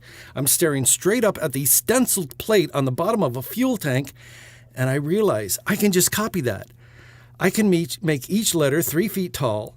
And he told a friend of his, he goes, as soon as I cut my first stencil, I could feel the power there. It was like a political edge. All of my graffiti is really low-level dissent. But stencils have extra history. They have been used to start revolutions, and stop wars. Now, this is part of, I think, his most famous series, and I think it's part of his most noble series. And I'll explain that in a moment. I have the documentation, and I'll show that to you in a moment. I want to measure it first. On the frame, that's going to be 40 by 33. Now that's a 4-foot ruler right there, so I want you to know it's quite big. And I do like the photographer's patience in including Ukrainian soldiers in the image. This is a tank trap. It's designed to that if a tank or armored car, APC, armored personnel carrier, came along and it would get stuck. Now, a lot of times they'll hide it with foliage or brushes and trick the tanks into getting stuck. That one does not look like the sturdiest I've ever seen. I'm an Army brat, and I spent 2 years in Germany. My father was stationed in Landstuhl. We lived in Vogelweh. We used to go to downtown Kaiserslautern. I see somebody out there smiling. We lived at the staircases. Yep, 5-story walk-ups. Now, the higher the walk, the better the view. But it's good exercise. Let's go do the, oh, I almost forgot. Because I'm a dumb bunny. You dumb bunny. This is one of the deluxe from the series, double-sided. Now, this frame is going to run you about $1,200. It's heavy. Why? Double plexiglass, double framing. The 7 murals that Banksy did in the Ukraine. These were unveiled at the exhibition of the National Horse Racing Museum for Raisam. And we did do a charity fundraiser for Raisam. Now look, I don't want to talk about politics. You can talk about politics all you want. But if you've got a 10-year-old boy with his arm blown off, or a 5-year-old girl with both her legs blown off from a landmine, I'm going to help. We did. So I don't care whose side you're on. If you've got a hurt child, let's help them. And we did. That is really heavy. You're going to use 2 nails and a stud finder. Say the line, Tony. I can't use a stud finder. It always points at me. Wah, wah. Okay, so let's go to the certificate. The famous seesaw at Kiev. The offset lithograph is in colors on a thick wove paper from the deluxe edition that was executed for the Banksy Under Siege exhibition to benefit the Ukraine at the National Horse Racing Museum in Suffolk, England 3 years ago. It is extremely rare. Why? These editions sell out immediately because, as you can well imagine, with the fame of Banksy, when he announces an edition is going up for sale, there's computer programs called sniper bidders. And what do you do with that? You can preload and go to a website, and it'll sell out the edition in like 20 minutes. It just, you can't compete against it. You can't get in. And so investors will buy entire editions. What is the basis of all economics? Supply and demand. That goes back to the caveman times. I'm hungry. I have meat, you have fruit. Let's trade. I'm out of meat. You ain't getting no fruit. Supply and demand. That's all there is to it. Let's go to the Sahara Desert. I've got a camel, but I ain't got no water. Let's go to my computer. I'm looking for 10,000. Why? I'm going to prove it. That's pretty funny. One sentence. And what has that done to price? Price has skyrocketed. Why? Supply and demand. He's no longer doing these. That's why this edition sold out in about 20 minutes, just as quick as it could go. Now, let's go back to the art. Thank you. I'm going to show you. Oopsie, I made a boo-boo. I need any 15-year-old kid to help me do this computer stuff. This is what I was talking. Oh, yes, go to my computer. Anybody can read the website, Banksy in the Ukraine. It's called BanksyExplained.com. I always give my websites, BanksyExplained.com. Banksy confirmed the creation of 7 murals in the Ukraine, from Kiev to Irpin to Borodyanka, and many others. You can watch the video. We don't have time for that right now. Let's look at them all. The gymnast. I think you've seen this. How would you like to come home and that's your apartment building? That's what happened to the people that lived there. They went to work, some were still at home. That's what your apartment looks like. The judo throw, very famous. A little boy throwing Putin. Became so famous globally, they made it into a stamp. So I bought those stamps. I got a bunch of them. And there it is right there, the seesaw. How tragic. In a vain attempt that if tanks rolled down that street, look at that sculpture, statue in the background, that those mere blocks of cement and that I've seen tank traps when we were living in Germany left over from World War II, and they were massive I-beams. This is a vain and this is a futile hope. We can look at the rest of them. The man in the bathtub in Horenka. A little absurdity, a little humor in the face of tragedy. The image is haunting. Daily hygiene becomes an act of resistance, a reclaiming of humanity in an inhumane context, like the intimate interiors of Pierre Bonnard or Hopper. Banksy captures solitude, but here it is magnified by the grotesque backdrop of war. It's insane. People are insane. Woman with a gas mask. Missile on a truck. We had that last week. And of course, the gymnast with the ribbon. Now, these have gone, what breaks my heart, you see, that just looks like somebody's basement got blown up.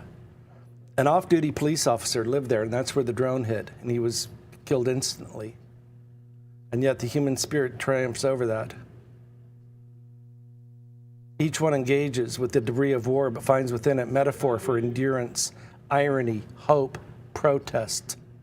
Unlike a museum-bound masterpieces, these works breathe in the open air, where real people in real time must confront destruction, and rebuild lives. That was his home. That was his apartment. Off-duty cop. Let's go back to the art. I do have a couple of other things I do want to show you. Find it very quickly. Go to my computer. This is what is happening with these prices. $175,000. It's on sale. It was $200,000. Oh, frame included. Let's go back to the art. Do you see how the price has gone up a little bit? Let me see if I can find it.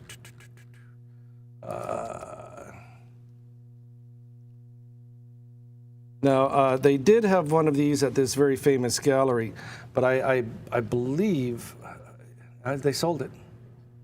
I've shown it on the air 4 times. That very famous gallery called Gallery in the Woods.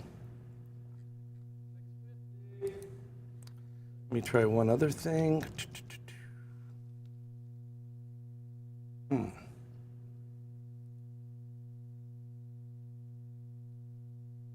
Try one other way to look for. Yeah, it's just everything is crazy now. Where did it go? One more try.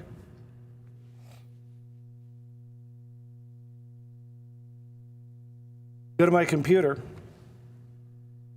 We had this one on the show. We certainly did not. We had that on the show. We did not get $55,000 for it. If you see a real Banksy with museum paperwork on it for half the price of the frame, and it's free, bid on it. If you see a free Banksy and all you have to do is buy a half-off frame, get it. I don't understand the symbolism of that. What was that movie? What was that movie with the Coke bottle and the African tribesmen? One of my favorite movies. Tony, what was the movie where the little plane flying over Africa, the guy throws a Coke bottle out the window, the short bushman finds it, and it sends him on an adventure? What movie was that? One of my favorite movies. The short African bushman, he has a Coke bottle, it fell out of the sky. A guy driving an airplane just litters. The gods must be crazy. You're smart.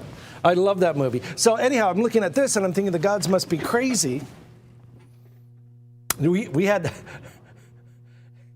it's gone crazy. Do you understand? Supply and demand. Supply and demand. Let's go back to the art. If you ever wanted to hit a home run, it's free. It's right here in front of you. Go to my computer. Edition of 500. It's not signed. It's not signed.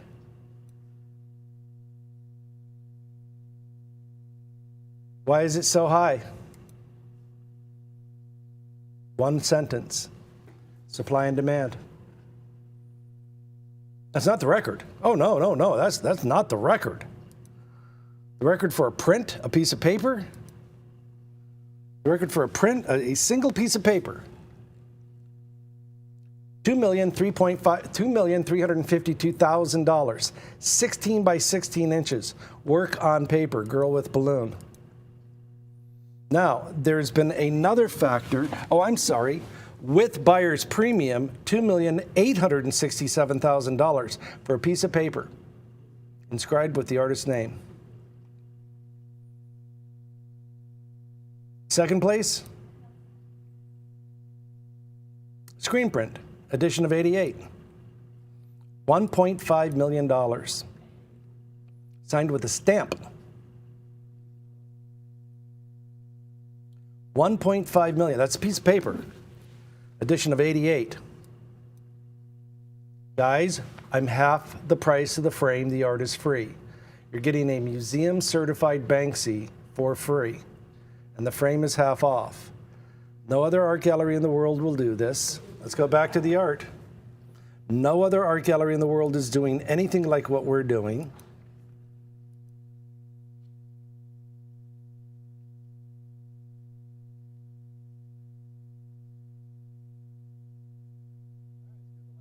I'm dry, guys. Oh my gosh. Oh my gosh. All right, and here we go.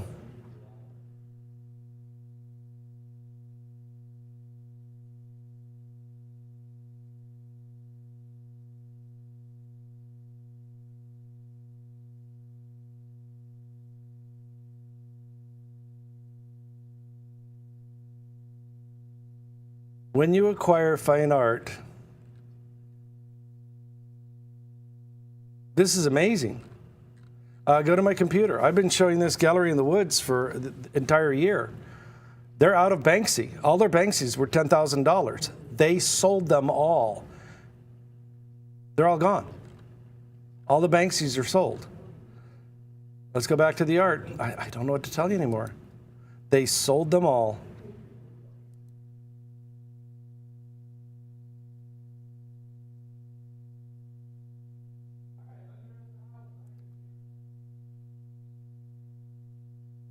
All right, and here we go. All right, and here we go. I've got 7 now, it's going to be at 8. I got 7 now, it's going to be at 8. Way under the money, way under the money. Oh, way under the money now. All in, all done, all fair, all square. In 5, 4, 3, 2, 1. Are we done? Are we done? Are we done? Are we done?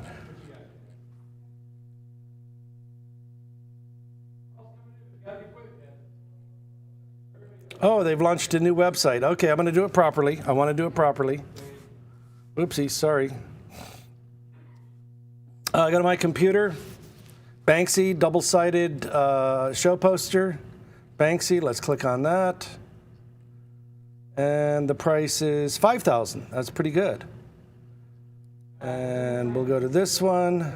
Banksy, Gallery in the Woods. Exhibition poster, exhibition lithograph, Toxic Mary.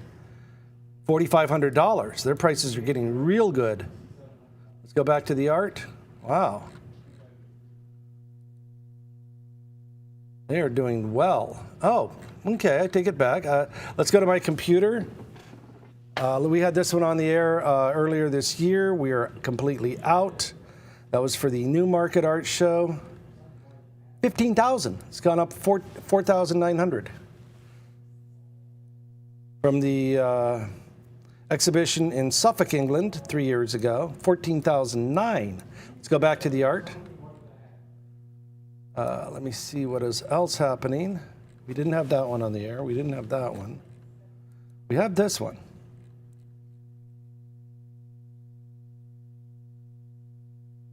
Let's go to my computer. We had that one on the show last week. I think we sold it for about $900. Look at the price at a gallery. $10,000. Banksy, and I'll give you $700 if you frame it. If you put it in a $1,200 frame, and I pay no more. Free money. One thing I hate about free money, it always comes at a bad time. How about this one? The judo throw. I bet that one's gone up.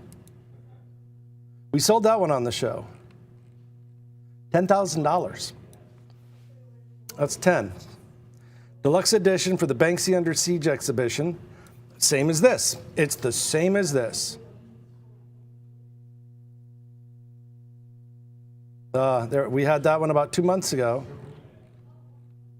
$10,000. Guys, bid on this.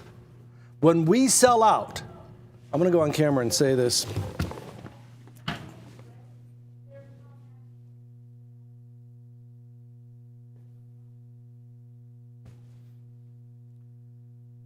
When we sell out, you'll never see prices like this. This company was founded 20 years and 2 weeks ago. June 5th was our 20-year anniversary. You know Banksy, I know Banksy. He's a global name. We live in the time of urban art. It is the art movement of our time. It is the logical offshoot that came out of pop art by America's greatest artist, Andy Warhol.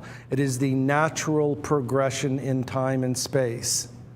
Now, when we sell out what we do on this show, you're never going to see a custom frame like this for $700. I just showed you, my hometown. No naked walls, went out of business. Do you know what they charge for a frame like this? I want you to get the frame prices checked. You're getting the art for free. Galleries are selling these for $10,000. Spend the $50. This is real. This is live. I have to keep telling people. I've had clients call me, Ray, I feel guilty. I go, what do you mean? Well, you sent me the display model with the frame. Oh, no, you get the frame. What? Yeah. You look pretty enough. You don't love me.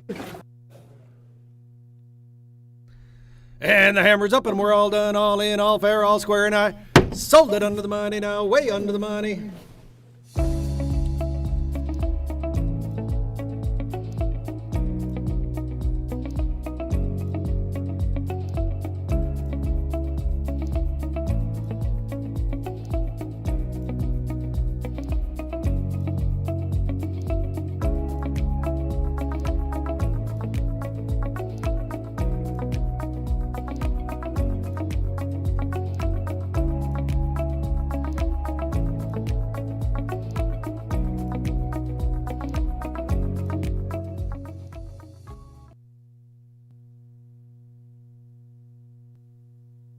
Albrecht Dürer was a German painter, a printmaker, and I think most importantly, a theorist of the German Renaissance. He was born in May of 1471. He passed away in April of 1528. Dürer established his reputation and influence across Europe in his 20s due to his high-quality woodcut prints and later his copperplate engravings. And he was in contact with the major Italian artists of his time. And that would include Raphael, Leonardo da Vinci, Michelangelo, and Giovanni Bellini. I guess the turning point in his life is that in the year 1512, he found a new patron, the Emperor Maximilian I. He was a great, hardworking artist. He has a vast body of work that does include, of course, engravings, but altarpieces and portraits, self-portraits, watercolors, and books. I think the woodcuts are more stylistically more Gothic than the rest of his works, but he changed art history. He revolutionized the potential of that medium. If you look at all the woodcuts, all of the printed woodcuts of the medieval era, they're quite crude compared to him. One of the things that sets him apart was his extraordinary handling of the engraver's tools, the burin. He expanded the tonal range of engravings, and some of his best masterpieces, his master prints, Night, Death, and the Devil, St. Jerome in his Study, and Melancholia. I did see that one. I saw an original of that once. And I think he is the greatest watercolorist of all time. His watercolor of a rabbit, his watercolor of a bird's wing shouldn't exist. They are unbelievably good. I think they're the best in the world. But one other thing about his watercolors, they mark him as one of the first European landscape artists. You see, before that, art really focused on the noble and the grand and the stories of the Bible and the stories of the ancient Greeks and Romans and heroism and nobility and sacrifice. Not too many works were just a pure landscape. What he did was to introduce the classical motifs and the nude into Northern art, and that was through his knowledge of the Italian artists. These advancements have secured his reputation as one of the most important figures of the Northern Renaissance. And this is all reinforced by his papers, his theoretical treatises, his groundbreaking studies of mathematics for linear perspective and body proportions. I do want to talk about the Renaissance. What does Renaissance, what does it actually mean? It means rebirth. Why? Well, we know in history that about every 500 years we have a horrible pandemic. We just endured a 4-year pandemic called COVID-19. 100 years ago, 1918, it was called the Spanish flu. They're not so sure it was a flu, but it doesn't matter. About every 100 years, well, 500 years ago, they had the bubonic plague. You can call it the Black Death. There's so many names for it. But it wiped out about a third of Europe's population and was spread by fleas on rats. People moved out to the country and lived. No rats. Now you can go a day without eating, you can go 2 days, 3 days. On the 4th day, you'll steal. So castles were overthrown. And when the castles were emptied and the paintings were burned and looted and treasures destroyed, it led to international war. And finally, after 10 years, the plague abated, and the farmers went back to the field. The markets began to fill up with fruit and vegetables. People began to thrive, and the artists looked around, and there has always been artists. And they said, now what do we do? And they said, let's go back to the beginning. Let's go back to the Greeks and the Italians, the classic of the ancients, a new classical art. But it was Albrecht Dürer that elevated it, that transcended it. And that is why his works are so very, very, very important in history. Of art so extraordinary and so valuable is the fact that it's an original watercolor over the print. Now, I'm going to get a little bit deep here, and I want you to play along with me. I want you to put on your big boy pants, and you're going to have to do a little bit of homework, but I'll make it easy. Go to my computer. The father-in-law of Albrecht Dürer was instrumental in the creation of the Nuremberg Chronicle. Do you see the colors? The Liber Chronicarum. Now, it is the history of the world, and I've tried to read it. It is mind-boggling. It's the illustrated encyclopedia of the earliest world historical accounts, and paraphrase, and some of it paraphrases the Bible, but that's in a separate section. It is one of the earliest incunabulum. It is an illustration with writing. It is one of the earliest forms of books. The Book of Chronicles is amazing. Now, when we get to see, pardon me, when we look at the illustrations, we can tell they're woodcut prints, or the difference between a woodcut and a woodblock print, if we're going to be technical, a woodcut, the wood is cut. If it's white, it's a valley. If it's black, it's a raised plateau or mesa where ink is rolled on it. On a woodcut, the paper is put on the ink, the inked block of wood, and put through a roller of a printing press. A woodblock print is Japanese and it's hand rubbed. You put the paper on the wet ink and the block of wood and you hand rub it with a thing that looks like a hockey puck. Japanese woodblock print, hand rubbed. Woodcut, printing press. That's it. Now here's where it gets deep. Both the Latin and the German editions were published by Anton Koberger. Who's this? You ready? Come on, let's go, computer. Anton Koberger. See how it's color? See how it's color? Are you ready? Anton Koberger was the godfather of Albrecht Dürer. Now I'm getting goosebumps. No, there's no 500 here.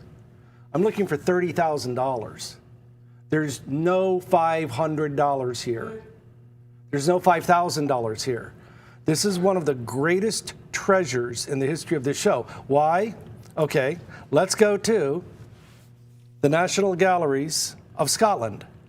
They have one. Look, there's pencil writing, Matthew chapter 25. Not color. That's the National Gallery of Scotland. That's the National Gallery of Scotland. A Small Passion consists of 36 woodcuts and a title page.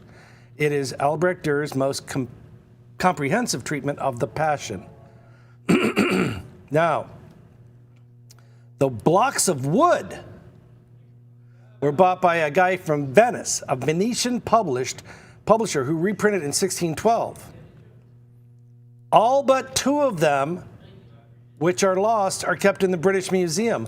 I've got news for you. You ready? Boom goes the dynamite. Boom goes the dynamite. Oops, not there. They have a printing block in the British Museum, just one.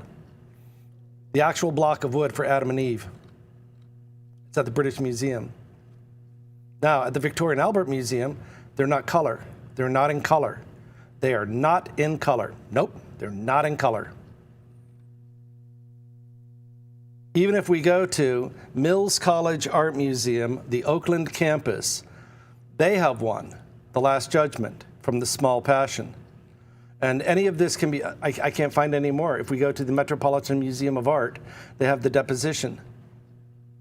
Guys, no, there's no 700 here. We're talking about Anton Koberger. Anton Koberger was the godfather of Albrecht Dürer. He published the Nuremberg. Do you see the color of the ink? Do you see the color of the ink? That's how the Nuremberg Chronicle is supposed to look. A colored edition, I don't know how many millions it would be. Boom. Wow. Do you see what we're offering you here? This is something beyond. Now, if you're incredibly tough, if you're made of iron, and you have your big boy pants on, try to read this. Archive.org, the Nuremberg Chronicles. I have no idea how we made it as a species. I have no idea how we have even humanity today. There's parts of it I cannot read on the air. It's the definition of insanity. Archive.org, read The Sixth Age. Or, if you want to go to outer space, read The Seventh Age. The outlook of the end. I can't even do it. It's the most incredible thing I've ever read. Now, Anton Koberger published the Nuremberg Chronicles. Anton Koberger was the godfather of Albrecht Dürer. Let's go to the certificate. The nailing of the cross to the cross. The woodcut is in black ink with extensive hand coloring.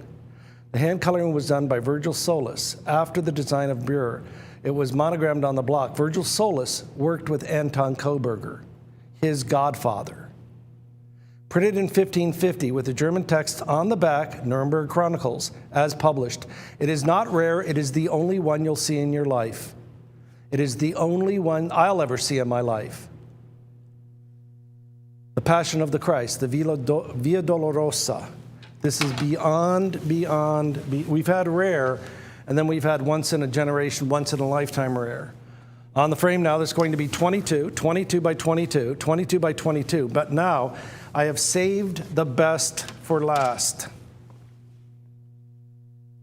The hallmarks of this show for 20 years have been quality and rarity. Well, we've covered rarity. Look at the quality. It's flawless. Everything about this is absolute. There are the nails. Everything about this, sorry, glare, that's me. The color is there. Let's go up a little bit. Oop, the glare is me. Everything about this is absolutely flawless. Look at the detail. There's no feathering. It's crisp and clean. This literally is as good as it gets.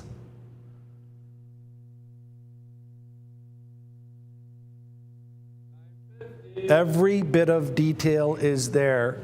Let me find my pointer. Not polite to use your finger. If we come right up here, let's go straight up. The Three Marys.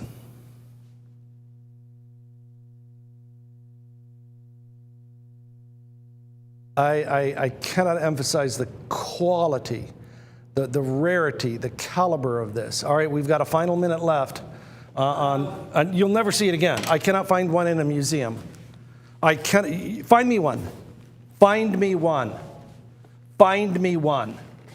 Find me one. Look at the quality of that. Even the tones on the body of Christ, they're usually the first to fade.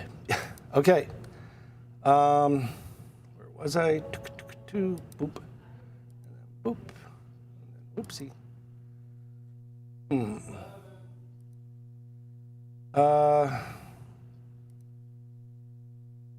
Lost my spot. Okay, it should be right here. Anybody can read this? Let's go to my computer. I do donate to Wikipedia, but they're always, once you donate, they're always after you. Once you donate, I will donate, not today. No, I'm going to give more than that. That is the frontispiece. Look, I already said later. Maybe later. Oh, leave me alone. Leave me alone. What the?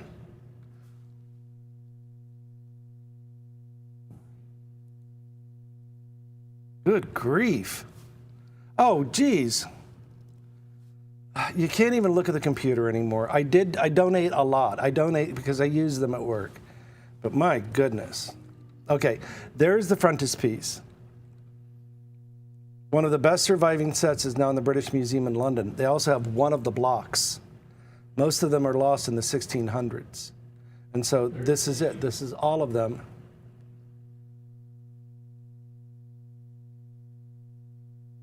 And there it is right there, number 24. Let's look at them all because they're so beautiful. Guys, you'll never see a color version again. The expulsion from the garden, the Annunciation, St. Gabriel, Archangel Gabriel, the Nativity, Christ taking leave. I don't know what happened here. The flagellation. Oh, Christ driving them from the money changers from the temple. I need to pick it up.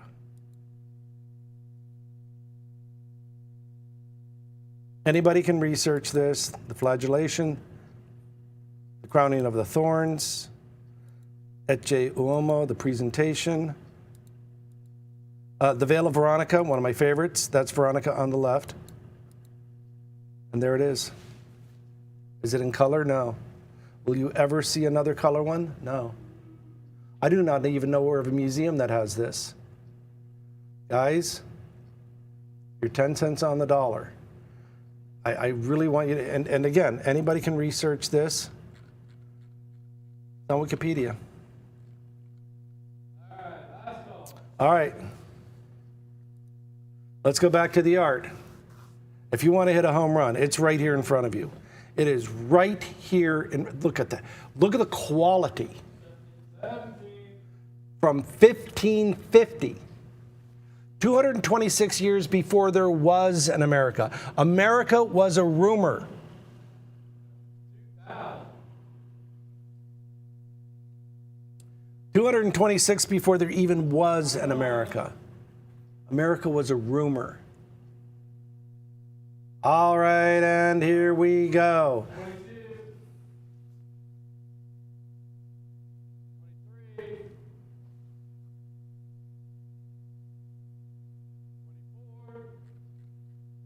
Go to my computer. I'm at the National Gallery of Scotland. From The Small Passion. And then somebody wrote on it with a pencil. Not in color. We go to the Metropolitan Museum of Art. Not in color. That's the deposition. It's not in color. Not in color. Portfolio, The Small Passion. The deposition. I want to go to the Metropolitan Museum of Art right now. They have a printing block. The wood block cut for printing of a wood. They'll never print it again. No. They can't risk it. Printing press is about, for wood blocks, is about 200 pounds per square inch. For copper plate, it's 700 to 900 pounds per square inch. They will never reprint that. It'll crush it. But they have the block of wood. Let's go to the Victoria and Albert Museum. Not color. Not color. All right. It's a dream come true. Going once, going twice. Any further advance? Sold.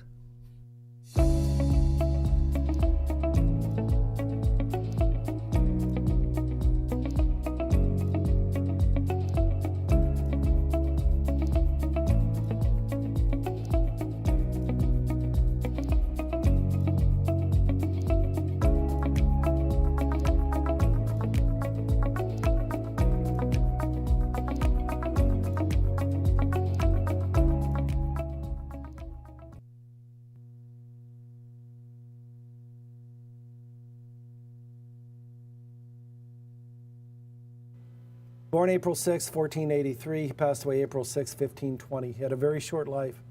He only lived to be 37. But what an impact he left on the history of all humanity and history of art.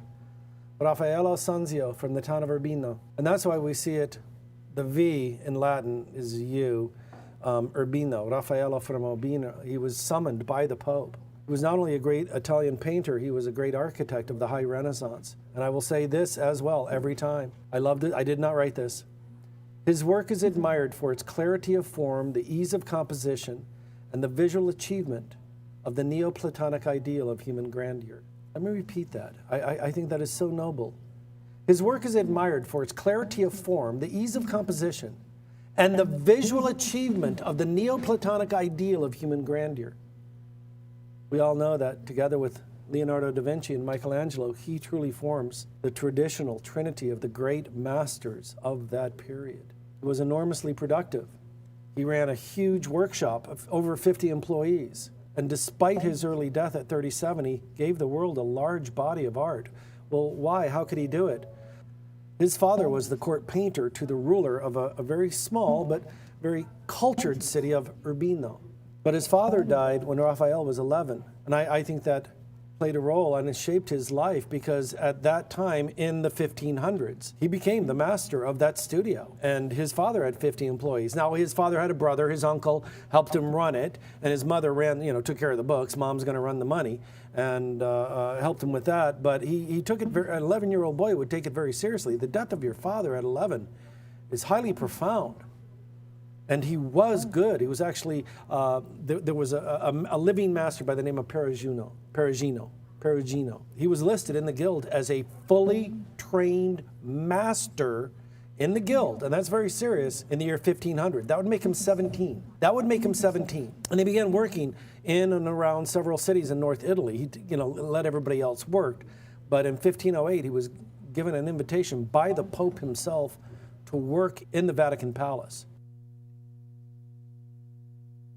Now, it was a bit difficult for me to find an actual photograph of the actual fresco in the Vatican Palace. But I use all the tricks in my book. I went to a Spanish website, pardon me,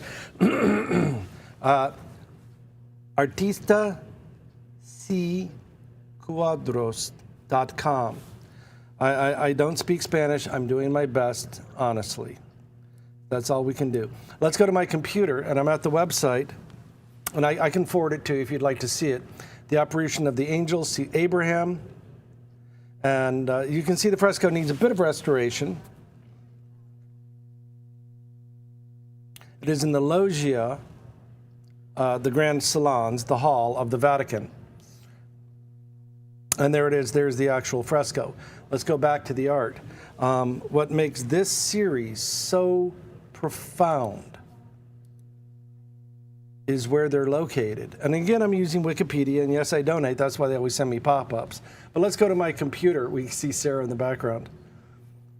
There are 4 Raphael rooms. I'm going to enlarge it. They're the suite of reception rooms in the Apostolic Palace. And I'm going to click on that, because I think you've seen that on the news, even if you're not Catholic. Do you see right in the center, the 2 open windows? That's where the Pope would speak. To the right of it and upstairs is the Raphael rooms. The Raphael rooms. That is right in the very heart of the Vatican City.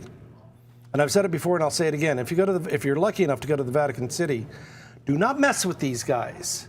They're like a Navy SEAL or a Green Beret. They're trained fighters. They're military experts, and they are young, and they are buff, and they have swords, and they're willing to die for the Pope, but they also have 6-hour 9mm pistols and ankle holsters, and those panels are light and heavy machine guns. There are bazookas and rocket launchers and Jeep-mounted machine guns. If you touch one of these guys, they will roll you up into a little ball like a pretzel, and you will have a very long day.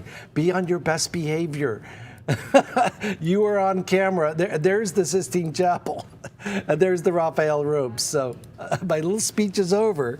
But I have a friend of mine who was a tour guide for the Vatican Palace. And he said, Ray, you don't even know. I said, okay, tell me. I love this line. It is now part of the Vatican Museum in Vatican City.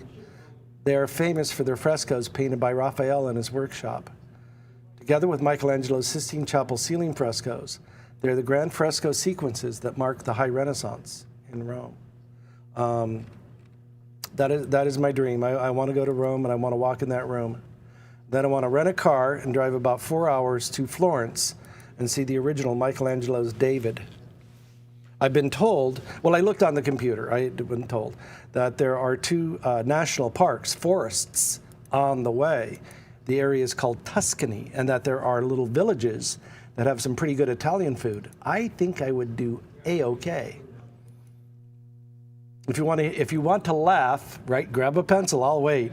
If you want to have a good belly laugh, John Pinette, one of my favorite comedians, bless his heart, and type in Italian food.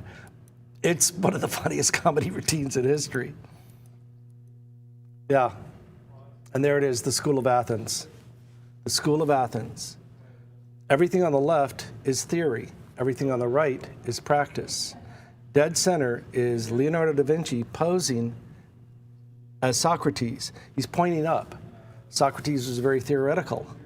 In the bottom left is Pythagoras, theoretical mathematics, and much more. In the bottom left center is Michelangelo posing as Heraclitus, again theoretical. On the right, in the blue, is Plato with a hand palm down. There is theory and there is practice.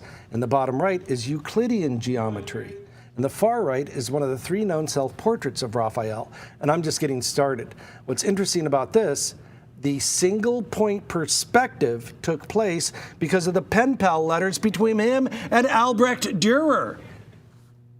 On the top is homage to pagan gods. Pagan art in the Vatican, we have to acknowledge the past. It is beyond genius. It is beyond genius. Don't get me started on the Battle of the Milvian Bridge. Constantine prayed to God, "Dear Lord, give me a sign. Help me win this battle and I will convert to Christianity." A silver cross appeared in the sky emitting smoke and fire. Look to the symbolism to the right of it, a dragon. You need to know about the mythology, the etymology of the word dragon. It was a UFO, dude. And that is why 2/3 of Europe is Catholic. And the founding of Constantinople, there's a whole story there. Yeah, I can't help it. I honestly can't help it. Let's go to, hold on. I got myself, the Vision of the Cross.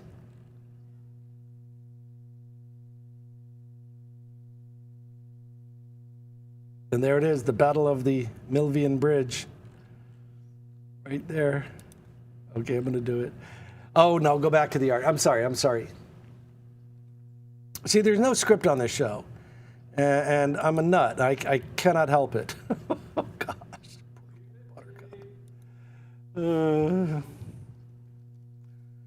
Myrtle May.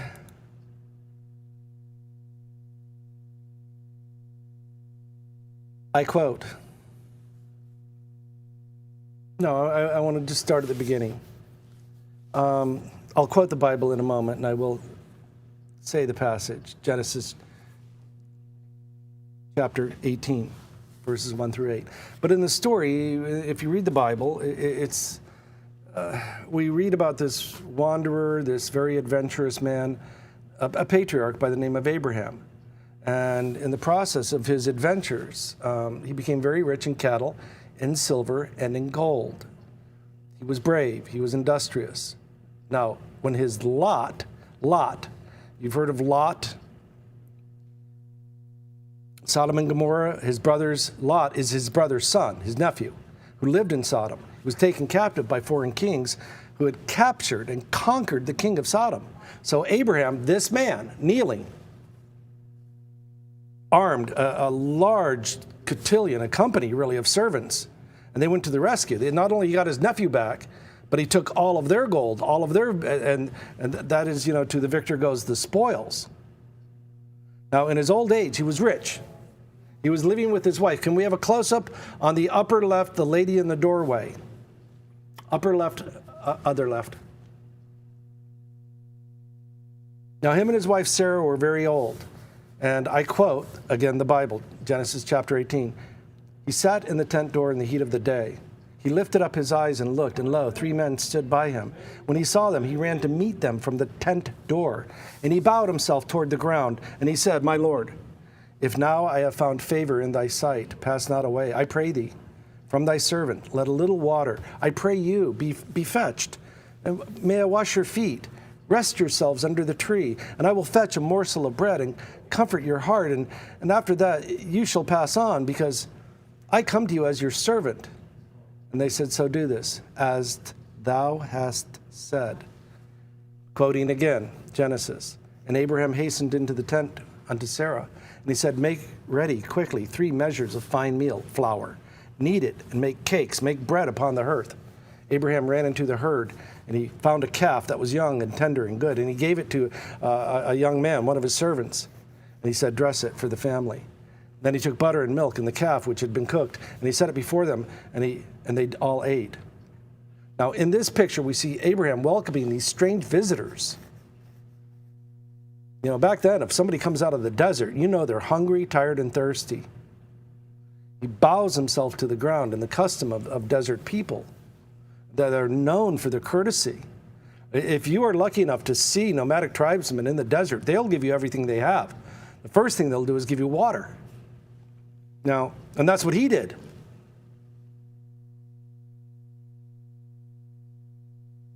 Now, these 3 men are very mysterious. They're human, he said, but they're unlike ordinary visitors.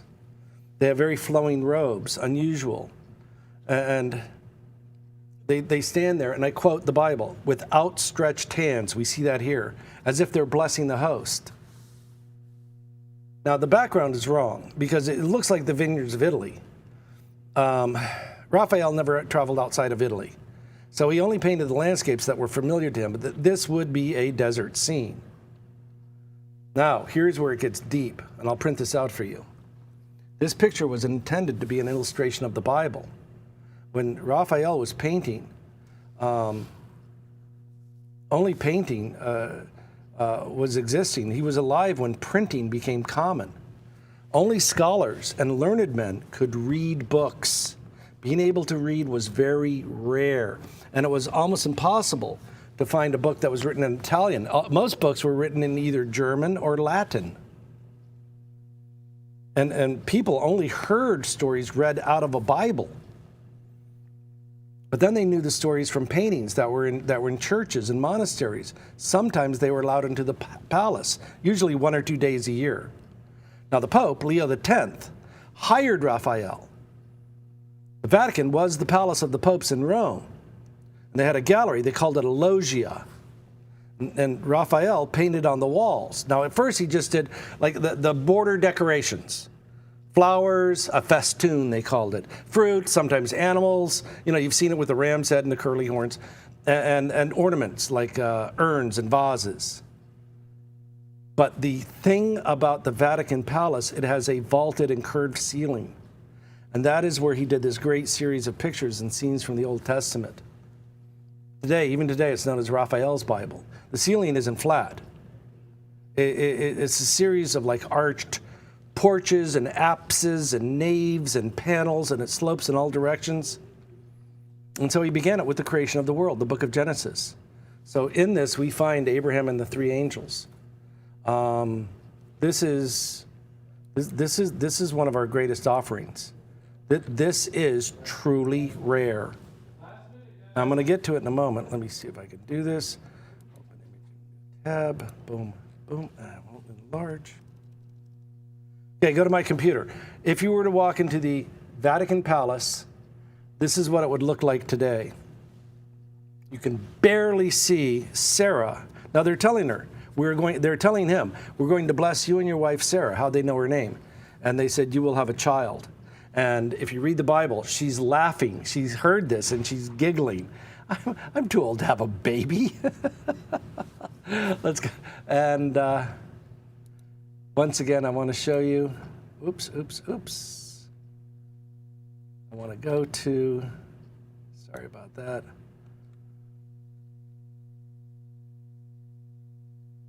The genius of Raphael. Could you paint that? It's all curved. Concave and convex. He died at the age of 37. Did you do that? $350? Our record on the show is $12,000. Why? Allow me to show you. All right. Let's go to the certificate. Abraham and the three angels.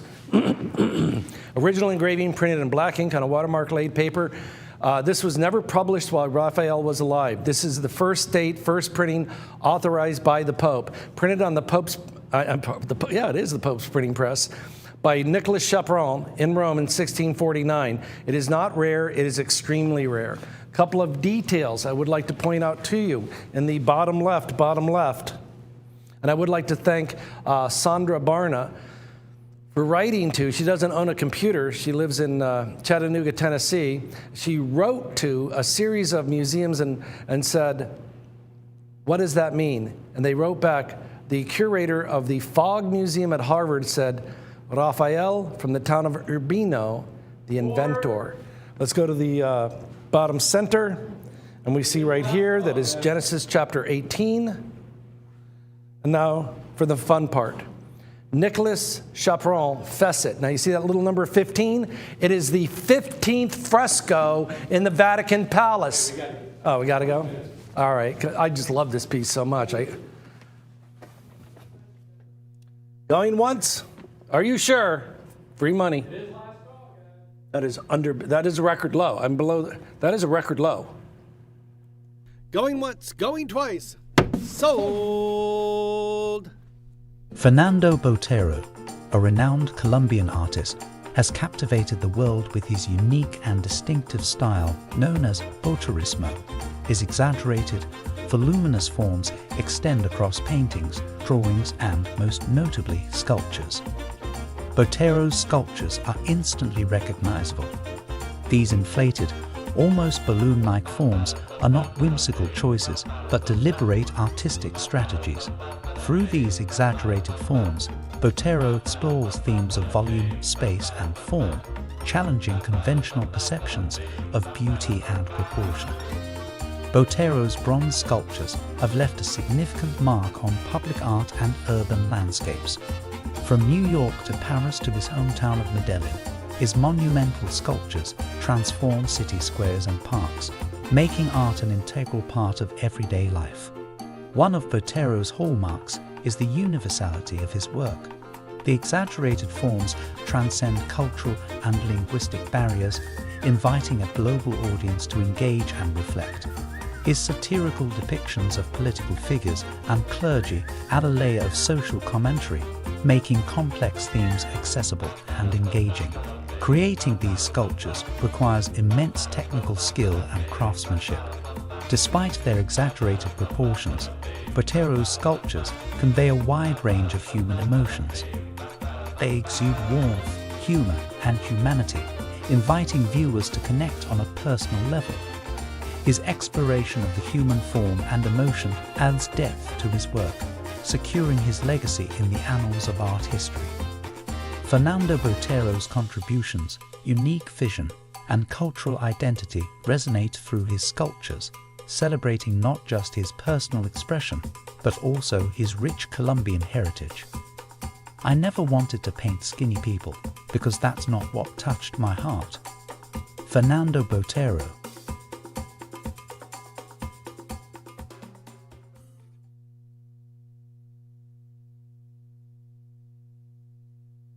Fernando Botero twice. When I was going to the New York City Art Expo at a gallery I used to work on. This was back in the day when all the way up until about 1997, when the Art Expo of New York was held at the Jacob Javits Convention Center on 11th and about 30th to 33rd. We used to go every year. And I would see Fernando Botero about, 10 feet away, but he was working the booth and there were people lined up to buy sculptures, and it was and I didn't just want to walk, hey, I'm a fan, he's working.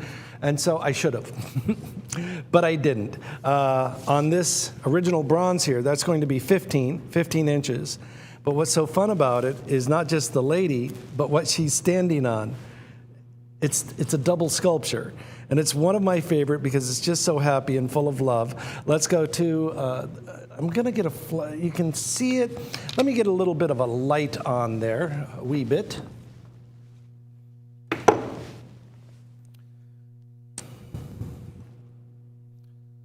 Fernando Botero, 2011, he passed in 2023.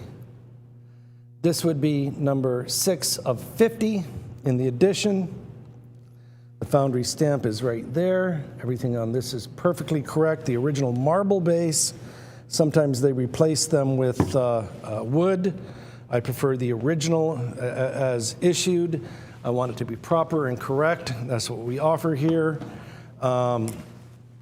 Let's go to the certificate. The woman standing on a head. I love it. The bronze marble is on, the bronze sculpture is on the original marble base after the original. Now the original is about 8 feet tall and they sell for millions. So signed, dated, numbered, and studio stamped, number 7 out of 50 in Milan, 2023. He passed away in Monaco, Monte Carlo. And they just had the Formula One race there, and Kimi Antonelli won. And very happy to see Lewis Hamilton back on the podium last week. Anyhow, that's another story. What a giant in the art industry. And it does not seem like 3 years ago that he passed. Well, he had a wonderful life. He lived to be 91. He was loved around the world. And this style that we see here is called Boterismo. This large, exaggerated volume. He said it always made him feel good. It's humor. He is the most recognized and most quoted artist from Latin America. His art is around the world. Park Avenue, New York City, the Champs-Élysées in Paris, Israel, Yerevan. I saw it in Madrid. I saw the cat in Madrid. I'm still mad about that, but we'll talk about it in a minute. He always was called the most Colombian of all the Colombian artists. And, we've talked about the Paris Salon and the prestige of the Paris Salon. Well, he won the South American Salon in 1958. Now, there are art shows around the world. Let's go to my computer. Now, this is translated, so it is considered the event with the most trajectory. And what that means is that if you win it, You become famous. It's like winning the gold medal at the Paris Salon. Well, did he win it? Look at this. They didn't have it during the war. Right there. Oops, sorry. He won it. He won the gold medal. He won the gold medal at the Colombian Salon. So that makes it quite valuable. Let's go back to the art, because my computer's going to jump. After he won that, he became world famous. I mean, he moved to Paris in 1973. He was in museums, corporate collections by 1990. I saw him 2 years in a row in the 90s, in the early 90s, at the Jacob Javits, well, I guess you could call the New York City Art Expo our Paris Salon, but it isn't.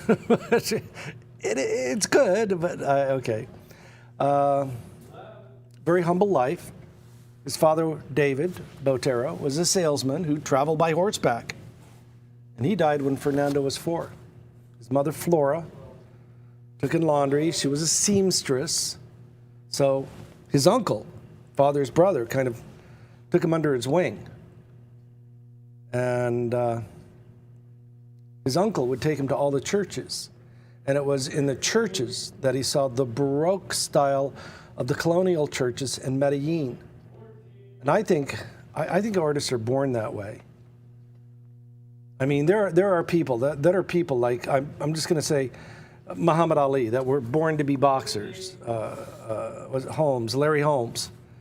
They're real fighters, and there are people that are real artists. And I'm thinking of, so many. Sarah Wall. Where does it even? Picasso was born to be an artist. Anyhow, but times were rough, and during World War II, his uncle sent him to a school for matadors. Now you could die or you could get rich. These are desperate times. When you're poor, you'll step into a boxing ring. When you're poor, you'll get into the bullfighting ring. So some of his earliest paintings were bullfighting.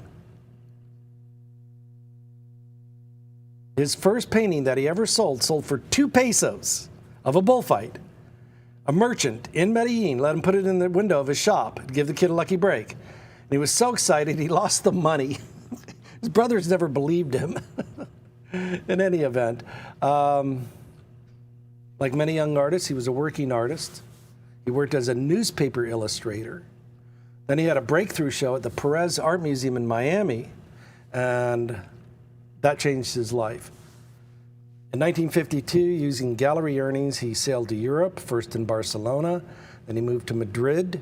He studied at the Prado Museum. He copied works by Goya and Velázquez. He was selling paintings on the street. Within 1 year, he had enough money to move to Paris. And then he was making so much money in Paris, he lived in Florence for 2 years, studying the Renaissance masters.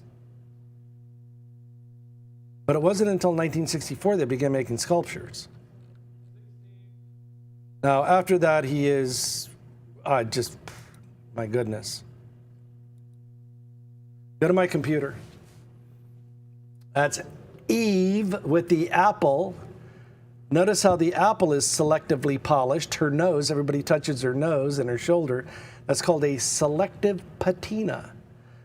If you want to learn more about selective patina, study a sculpture of Victor Noir. There's the plaza, the Botero Plaza in Medellin.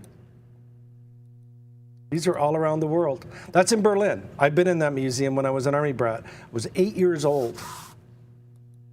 There it is. We're walking through Madrid. I stop and say, take my picture. No, we don't have time. We'll come back tomorrow. When you're on vacation, you don't come back tomorrow. You never come back tomorrow. There is some selective patina on her bottom. That one must be new. I love that. I just love that. I think I'm 90% sure that's in Singapore. Yep. Aren't they great?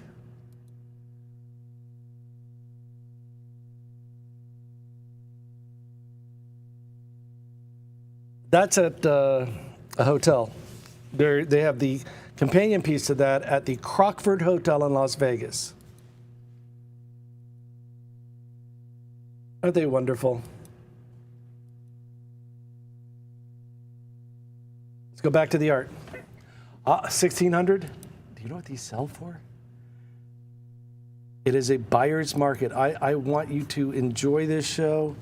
I want you to relish in the fact that you were lucky enough to be at that time in history when it was a true buyer's market.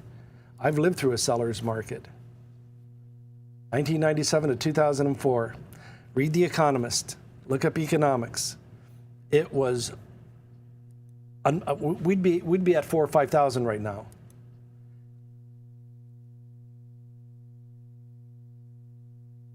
Let's go to my computer. Just want to real quick let you know that a little bit of difference in prices.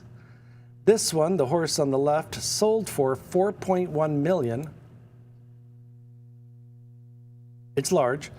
With buyer's premium, $4,920,000. I'd let them keep the $4 million. Just give me $925,000. Hush. Now that's the record, of course. Oops.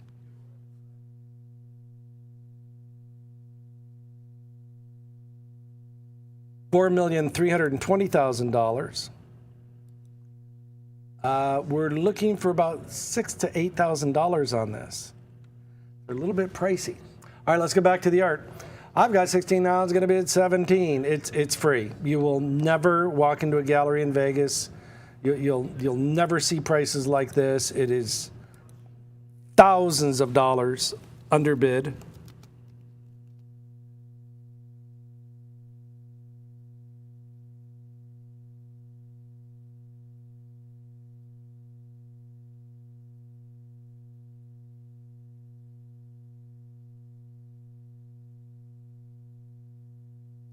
Let me give you an idea. Go to my computer. Here is a show poster of Botero in Los Angeles, but it was a lifetime. It's ephemera. It's a show poster. Oh, I'm offering you not a poster, not a show poster. It's a poster from an art show. I'm offering you the actual bronze sculpture. Let's go back to the art.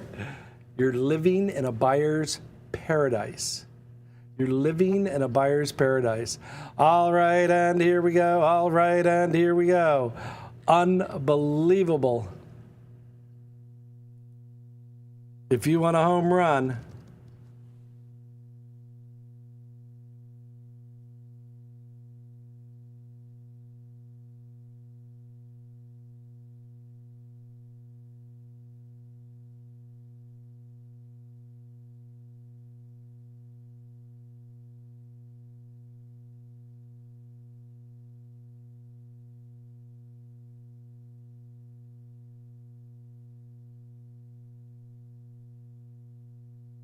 go to my computer.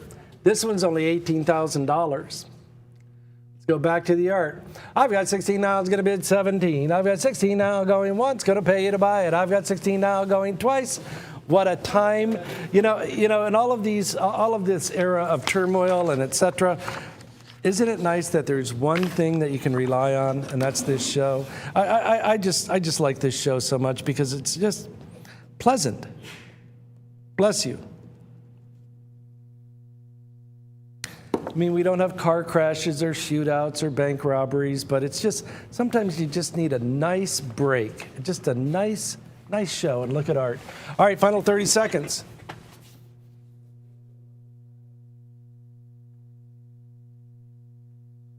This is giveaway prices. Mint, mint, mint, mint. I'm sorry, Tony. Here we go. All right, and here we go. I've got 16 now. It's going to be at 17. Keep that in the family. Keep that in the family.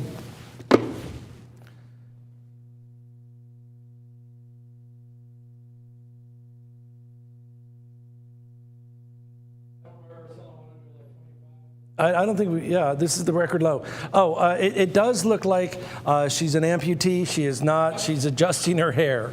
That's why I ran over to adjust it. Yeah, when you look at it straight on, it does look, anyhow, I don't want anybody at home to go, oh, you know, I want them to have all of the data they need to make a decision. That's right.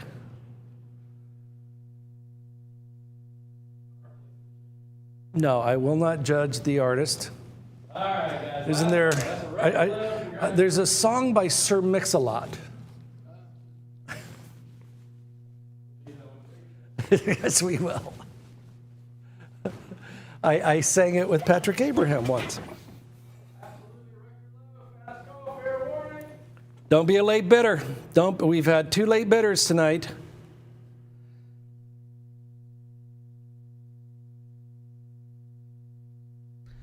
And the hammer's up and we're all done, all in, all fair, all square and high. Sold it under the money now, way under the money.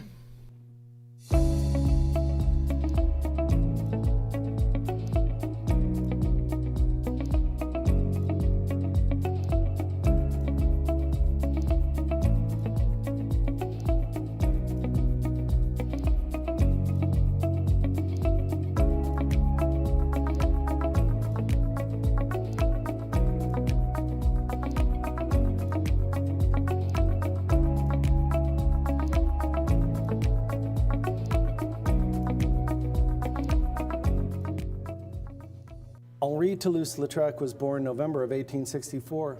He passed away on the 9th of September, 1901. He was a great painter, a printmaker, a draftsman, a cartoonist, a caricaturist, and a working artist. He was a working artist.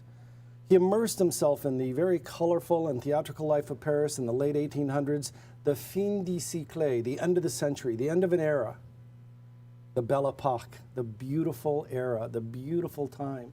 It was an exciting time. But by immersing himself into the very heart of Paris, the heart of the art world, Montmartre, where he lived, it allowed him to produce this collection of enticing and elegant and, well, even provocative images of the, well, decadent affairs of those times. Well, let me back up. He was the firstborn child of Alphonse Charles, the Count of Toulouse-Lautrec-Montfort. Toulouse-Lautrec and Toulouse-Lautrec-Montfort are not his name really. Those are counties. Well, properly they're called communes. In Georgia, we have Gwinnett County, we have Fulton County, you know, in Miami-Dade County, Tampa-Hillsborough County, you know what I mean. But his father, the Count of 3 communes, counties, Toulouse, Lautrec, and Montfort, that meant he could collect property taxes every year, forever. They were rich. They were real rich. And his wife, Adele, was the countess, and he was descended from the Count of Toulouse, the Odette de Foix, the Viscount of Lautrec, the Viscount of Montfort. Now, if he had outlived his father, and he did not, he would have been given the family title of Count. Now, I've been told that it's been awarded posthumously, but that's neither here nor there. Well, like any young man, when he was 13, he liked horses, and he liked to be athletic and go outside, and, well, he fell off a horse, and it broke his right femur. And then a year later, at 14, he broke the left, and the legs never grew back properly. It's attributed to a family history of inbreeding. And let me back up on that again. Toulouse-Lautrec's parents were first cousins. That meant his grandmothers were sisters. And that will give you, inbreeding will give you health conditions. They knew it in China, and they knew it in the Habsburg family of Austria. So, like I said, the breaks never healed right.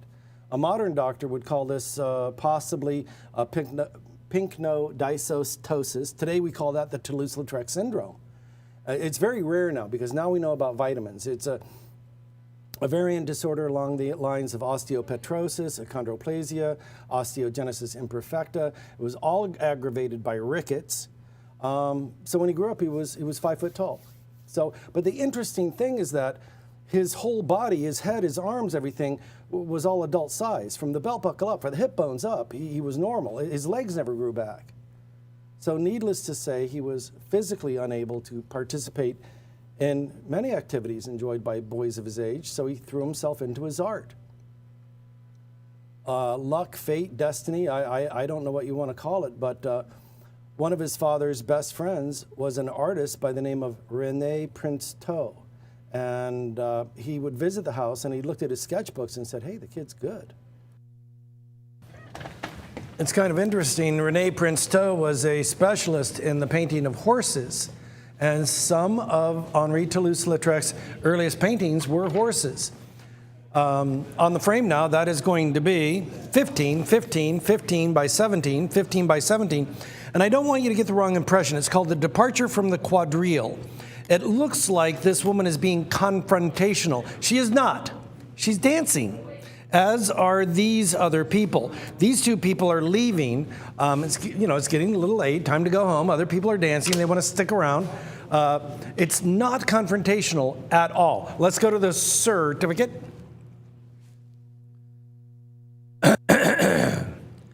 At the Moulin Rouge, the great nightclub, still in business. The Red Windmill, the departure of the quadrille. We're going to talk about that in just a moment.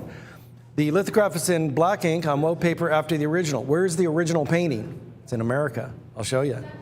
From the edition of 175 examples executed at the Imprimerie, the print shop of J. Langlois in Paris in 1926. It literally, in about a month, will be 100 years old.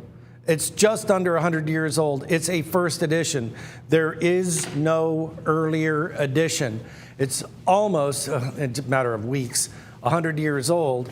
So what is a quadrille? The departure, they're at the Moulin Rouge, they're leaving the bar. It's a dance. It was very fashionable in the 18th, 19th century Europe and beyond.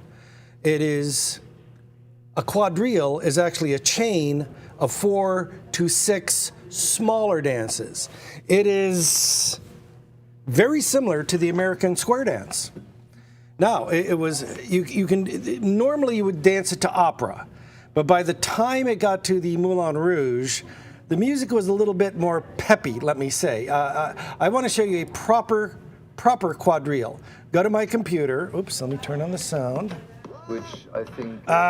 don't go to my computer. I have another video running. Oh, I'm a dumb bunny. I don't know how to operate a computer, so I need any 15-year-old kid to help me. 13 years old nowadays.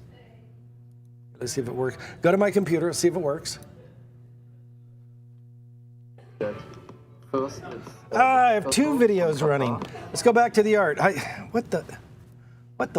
How can that be running? How can there be 2 videos running? Why am I getting...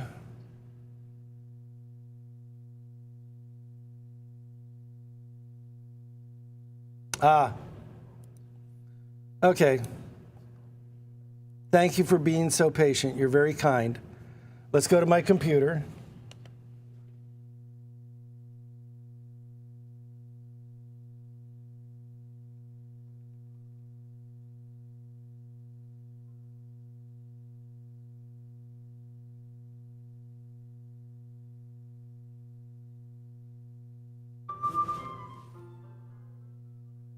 So you can see it's mighty fancy dancing.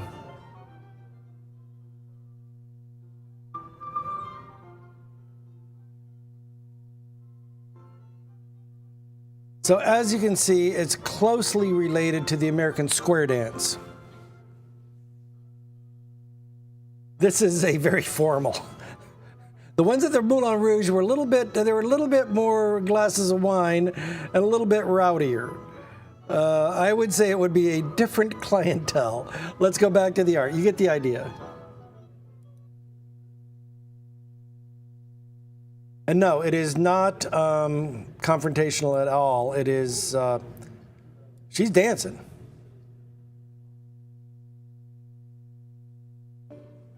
Go to my computer. Yeah, the ones on YouTube are very formal.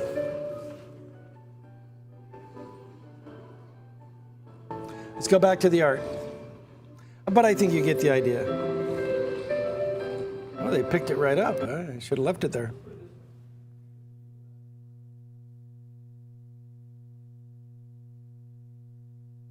Now, it's kind of interesting. The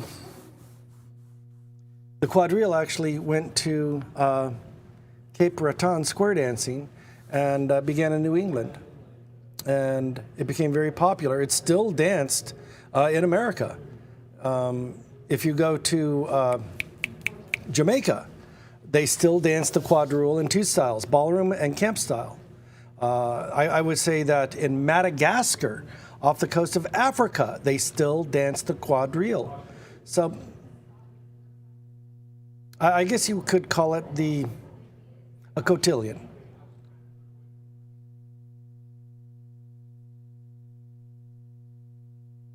All right, Tony, we have no bid. Let's pass. And $10. I do not bid for you. I'm not going to add a bid. I'm offering you a 100-year-old Toulouse-Lautrec. It's in a $250 frame, $10. Anybody.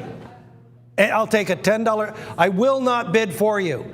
I haven't done it for 20 years. I'm not going to start tonight. Going once, going twice, $10.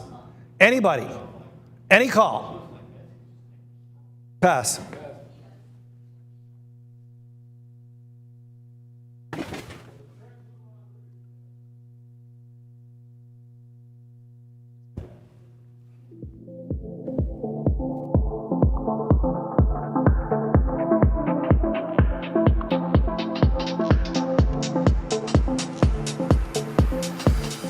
Enter the vibrant world of Farrah Fortnum, a contemporary artist whose canvas stretches from intimate studio pieces to the arresting power of street art.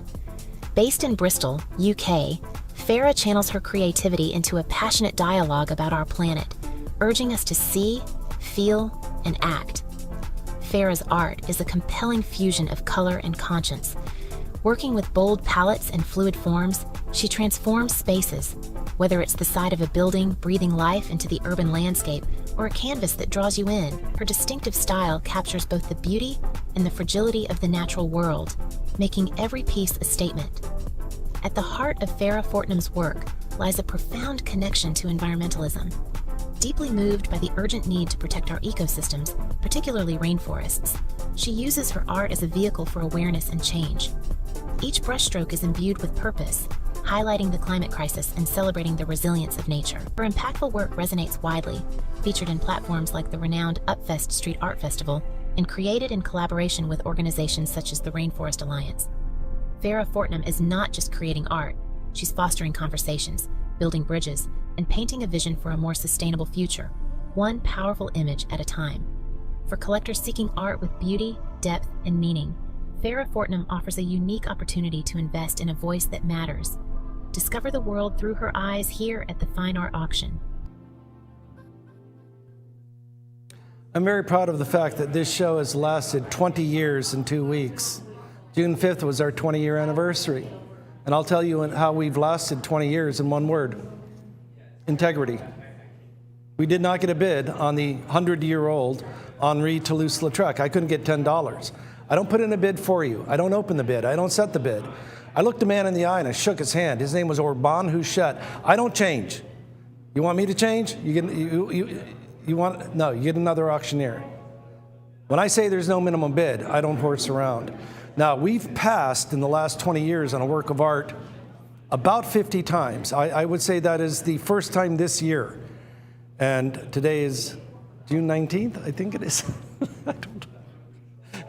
Now, the reason I mention all of this is that I'm about to offer you an extremely valuable and famous, the original's in the Davros collection in Switzerland. I'm offering you a first edition Basquiat. We've been doing this show for 20 years. Number 1, the artist rated globally, is Picasso. Number 5 is America's most famous artist, Andy Warhol, the founder of the pop art movement. Andy Warhol had a pupil, a student. He was the mentor. The pupil has surpassed the teacher. Basquiat is now rated number 4 in the world.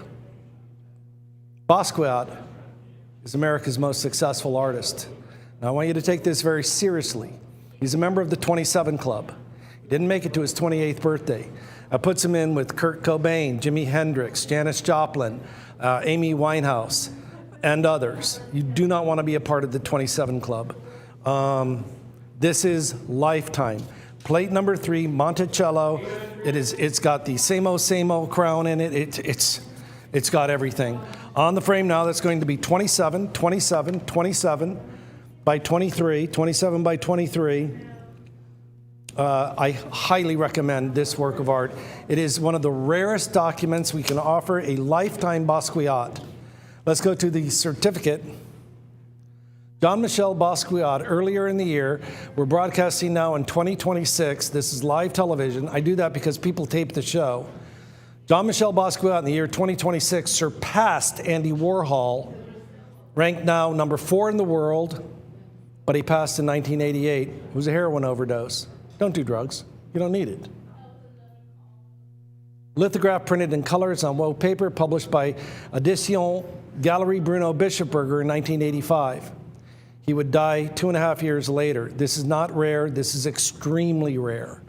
We are very, very, very, very, very lucky to have a direct link to Galerie Bruno Bischofberger, and this is important. This is truly, and I mean literally, important. I really have to, pardon me, start at the beginning.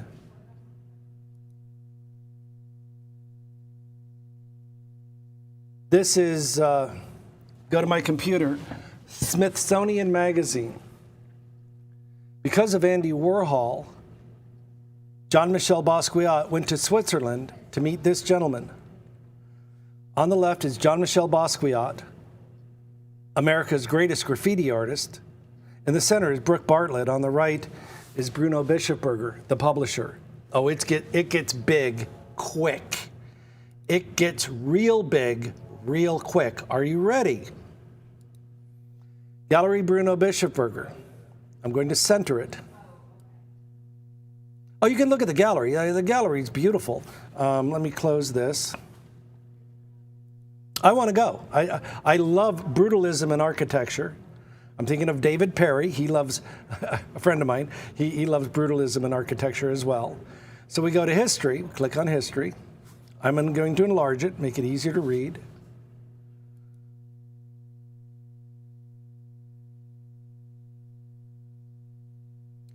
In 1966, Bischofberger meets Andy Warhol for the first time. They would go back and forth between New York on the Concorde between 5 and 10 times annually. Now, here's where it gets interesting. In May of 1982, Bischofberger hears that Jean-Michel Basquiat has left Anina Nosse's gallery. She'd only had him for 4 or 5 months. The main reason that he left was that despite warnings, she was selling paintings that he said they're not finished. Here's where it gets big. And it only lasts a few years. Bruno Bischofberger becomes Basquiat's worldwide exclusive art dealer, an agreement that lasts until the day he dies. Now, this is where it gets really big, and please pay attention.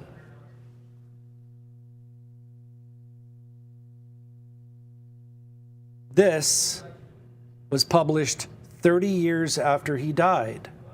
This is not Lifetime. This was published 30 years after he died. They ranged between $51,000 to $76,000. I am offering you guaranteed Lifetime. I am offering you a guaranteed Lifetime Basquiat. Now, I'm going to say what somebody out there is thinking. It looks awful. I could do that. But you know what? I'm going to go on camera to say this. Well, I don't very much go on camera. I don't care to. You know what I got to work with. This is a bunch of squiggles. Why is it so important? Why does it even matter? Why do we even care? Why did one of his paintings just sell for $25 million? Oh, I'm sorry, $198 million. And it looked just like that. Why? The history of art is the history of man. When you look at the time continuum going all the way from cave painting, the cave paintings of Lascaux, they thought they were 12,000 years old. Nope, they found a lower chamber with a campfire with bone fragment in there from when they're eating deer and bison 18,000 years ago. And what were they doing? They were painting the story of their life. They were putting graffiti on the walls of the cave. It survived. When Picasso emerged from the very famous cave paintings of Lascaux, France, when he came out of the tunnel, a cotillion of reporters were waiting, and they said, "Maestro, what did you think?" Picasso thought for a moment, and he said, "We have learned nothing." It's an actual quote. We fast forward with the invention of the camera. Well, art up to that point was to make it look real. Look at my hand. It looks so real. Oh, you could touch it. Then we invented the camera. The art community was slapped in the face with the realization that any attempt to paint anything as real as a photograph would now end in failure. What to do? Go back to what it means to be alive. What about the impression of walking into a newly mown field of hay? At sunrise, smelling that Impressionism was born. From there, we had to abstract. Cubism was born.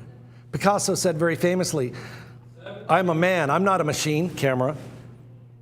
"I'm going to kick this chair over. I'm going to walk around this chair. I'm going to paint all of this chair." Cubism was born because we live in a three-dimensional world. Andy Warhol saw that America was getting covered with art. Burma Shave, Sea Rock City, Coca-Cola, Jolly Green Giant, Brillo soap pads. He isolated the art of a people and put it in a museum. And we went, "Oh, that's us." Well, you know what? Impressionism was an insult. Monsieur Claude Monet is correct. It is not a finished painting. It's an impression of a painting more suitable for wallpaper. Les Fauves, André Derain, led by Henri Matisse.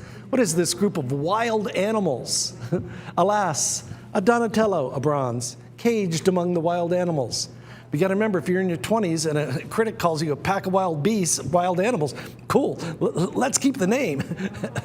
I'll be a Fauve. Fauvism was born. We went from the natural progression of pop art, a reflection of American popular culture, to graffiti.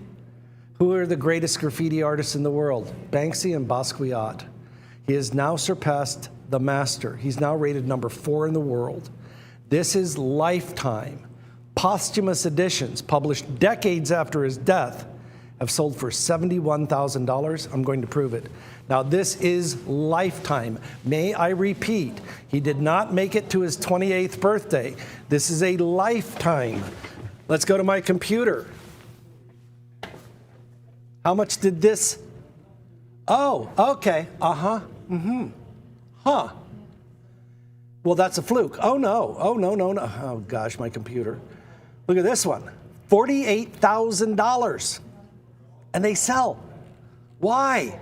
Why are these selling? Read the fine print. Dated on August 3rd, 2023. It's only 3 years old. He died in 1988. It's signed by his sisters. They have the legal contract. It's signed by his sister. This was printed 3 years ago with the estate stamp. $77,000. It sold November 4th. It's not lifetime. Nope. Got to read the fine print. Oh, no, they I'll show you another one. This is a poster. Poster. It's a show poster. It's a show poster.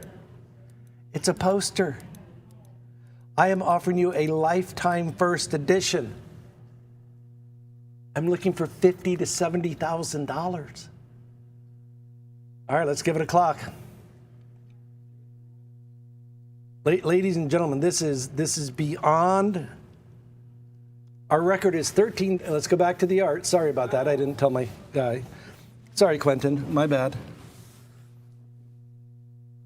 Both Quentin and Rebecca are the best in the business, but I'm getting carried away because I'm looking at a real Basquiat.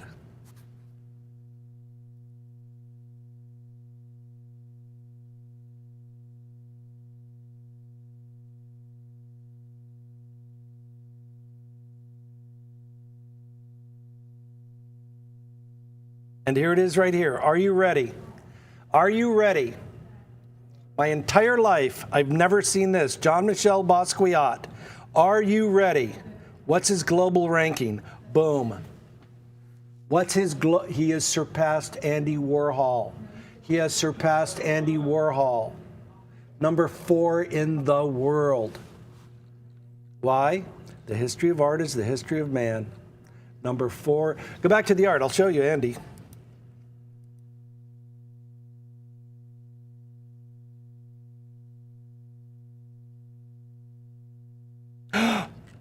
I'm shocked. Let's go to my computer. Basquiat rated number 4. Andy Warhol is not number 5. What? Basquiat is getting even more and more valuable. Number 6. This is live TV. I never knew that. Number 6. All right, let's go back to the art. Oh, if you only knew how truly lucky you are. There has to be somebody watching. Wait, I can get a lifetime Basquiat? Lifetime? You're sure?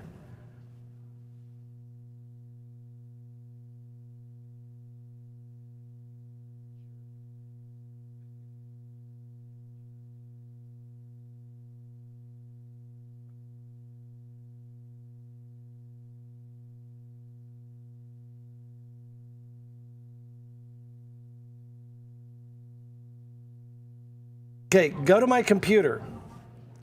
Very famous gallery, impeccable reputation, Basquiat. He died in 1988. He died in 1988. He died in 1988. Signed by the executor of the estate. Oh, they don't have a price. They had the price. Oh, price on request. I know the price. Let's go back to the art. I know the price. I can show it to you.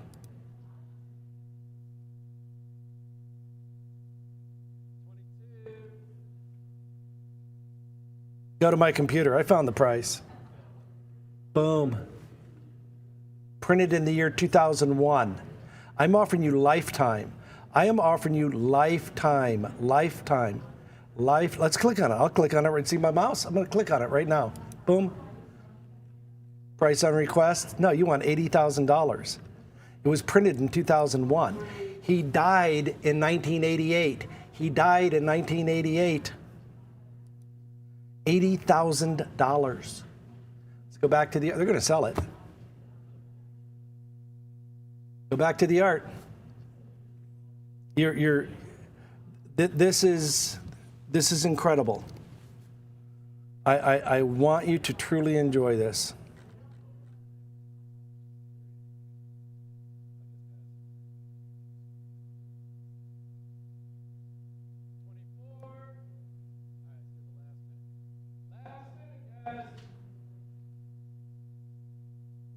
Oh, they keep going up. Go to my computer. See this one? All right, see it? Printed in the year, what year? What year was it printed? 2020, 2020. It was printed, I'm going to enlarge, oh gosh, I can't, I need any kid. Drive myself nuts. There it is. $70,000. It was printed 6 years ago. It's $70,000. He died in 1988. He died in 1988. Go back to the art. But there it is right there. Whoopsie. Pardon me. Go to my computer. It's got the embossed paper. Copyrighted by the estate. He died in 1988. This was printed in 2020.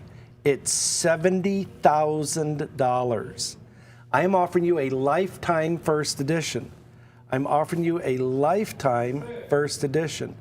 I can't get over this show. I can't get $10. I cannot get, that's $70,000 hard. Oh, 20% off. Well, there.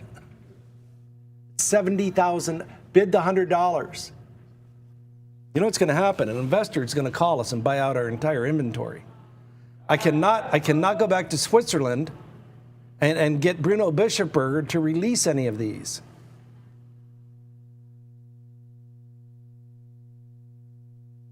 We're the only venue in the world doing this. Lifetime Basquiats for under $50,000.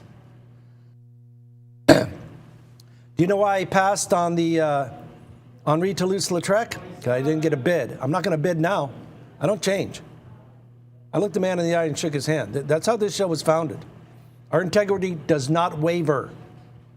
I would rather pass on a work of art than violate a sacred promise.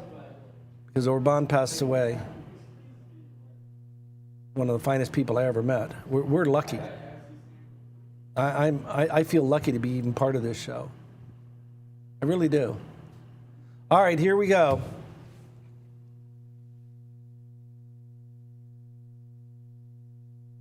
Go to my computer.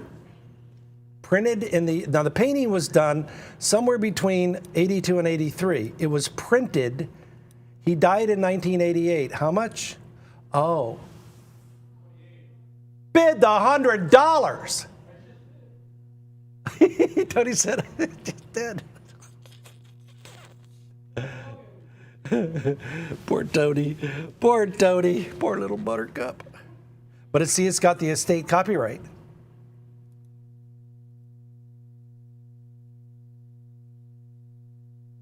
$70,000. Printed he died in 1988. All right, here we go. I've got 28 now, it's gonna be at 9. I cannot get a penny on the dollar.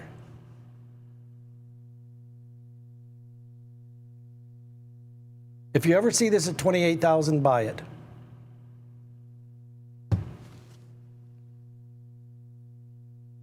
Go to my computer. Signed by Lisane and Janine Evero with the estate stamp 3 years ago. How much?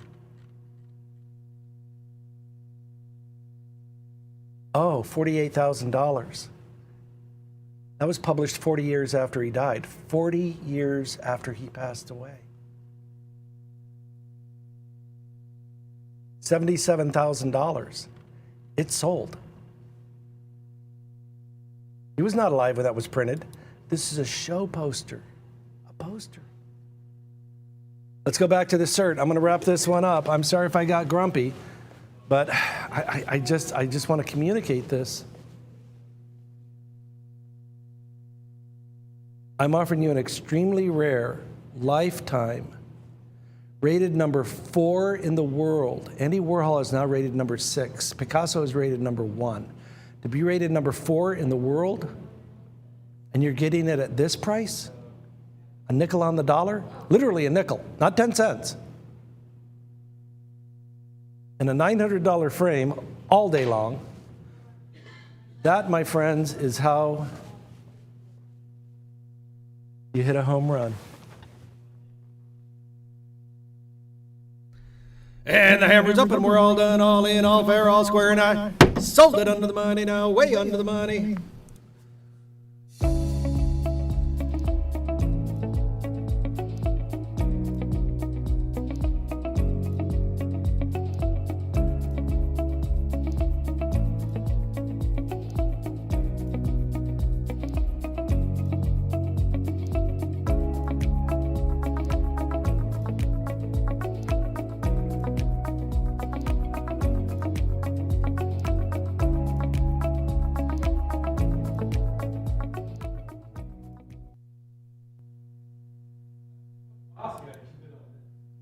Exactly. I'm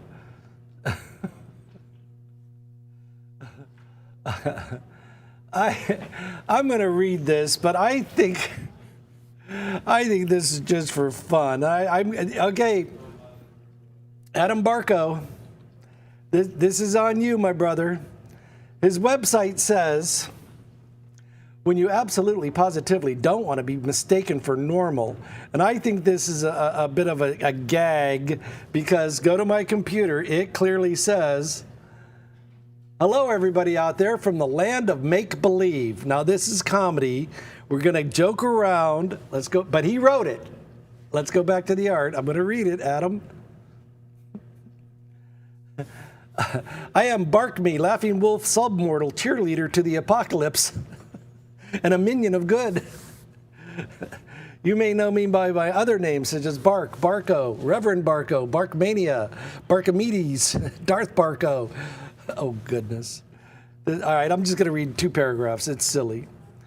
Originally from Nibiru, I frequently astral project to a quadrant of the United States called the Pacific Northwest. I identify as Yeti American. Oh, goodness. And I recognize that my physical manifestation appears to be that of a white male. Over the past half-decade, I've attempted to conceal my Yeti instincts and unconvincingly masquerade as a human. Oh, good grief.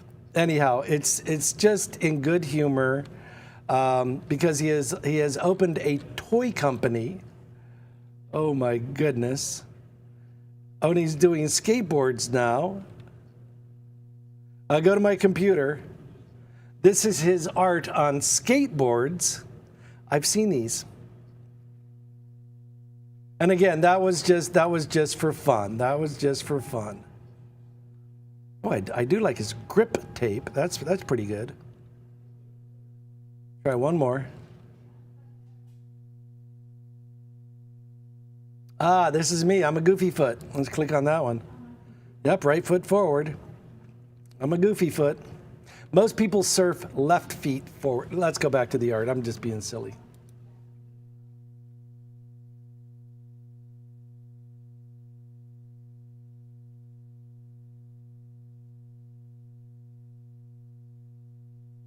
Now, he's very famous on social media, Adam Barco. Personal updates, photos, he interacts. He really doesn't have what I'd call a detailed biography. I think all of his social media is where he connects with friends. He shares life moments. It's social media. He really doesn't get into anything like an education, a career milestone, artistic work. It's like I said, what I read to you is pretty much all I can find on this guy. But I know what I like, and I like his art. And if I could get any more detail on him, if you have any more detail on him, but let me see, he's got an Instagram. All right, I'm going to try his Instagram. I don't know if it's him.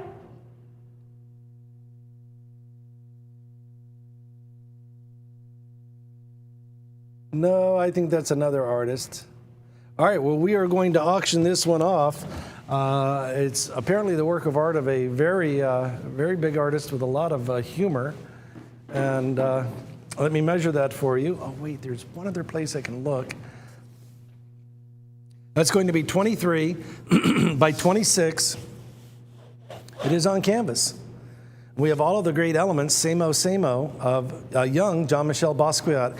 He appears to be about 25 or 26 in this image, and it does contain a lot of his, trademark. Let's go trademark art. That is just so heavy on the cool factor. Let's go to the certificate. Adam Barco is an American born in 2006. Basquiat #2, a giclée printed in color with hand embellishment on canvas, signed by the artist lower right, numbered lower left, edition of 150, executed by, Batco. Oh, gosh. I'm a dumb bunny. I was reading this stuff for Barco. I need a helper. Poor little buttercup. I apologize. I truly apologize. I did a typo. Oh, goodness.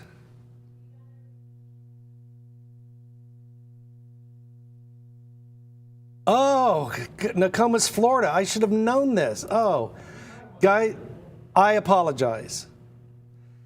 Adam Batco, I was saying Barco,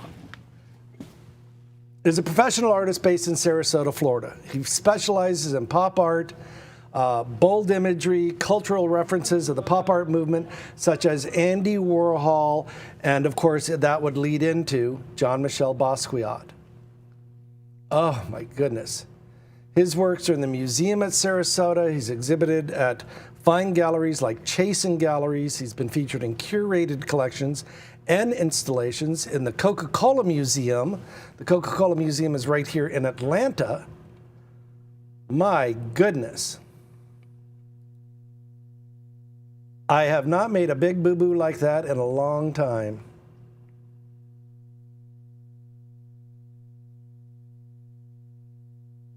Chasen Galleries is one of the finest galleries in America. I highly recommend them.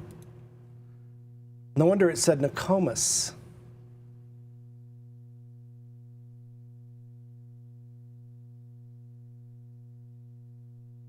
Right there on Tamiami Trail in Sarasota, Florida, which is a neighbor.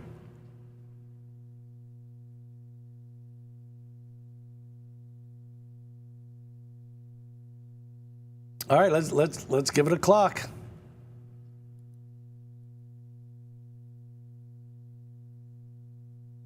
A debut piece. I have no bid.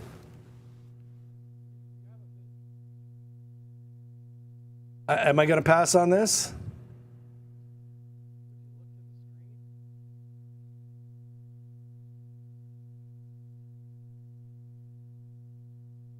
I'll take a $10 bid. I will not bid for you. I don't budge.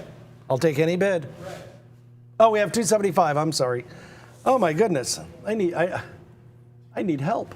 We're below the price of the frame, that's for sure. All right, I'm going to cut my losses and move on. I typed in BAR. I apologize, Adam, if you're watching. It was right there. It was a typo, and I went with it. I've got $275 now. I'm going to bid 3. I've got $275 now. I'm going to bid 3. Way under the money. Way under the money. Way under the money now. And the hammer's up, and I'm all done, all in, all fair, all square in 5.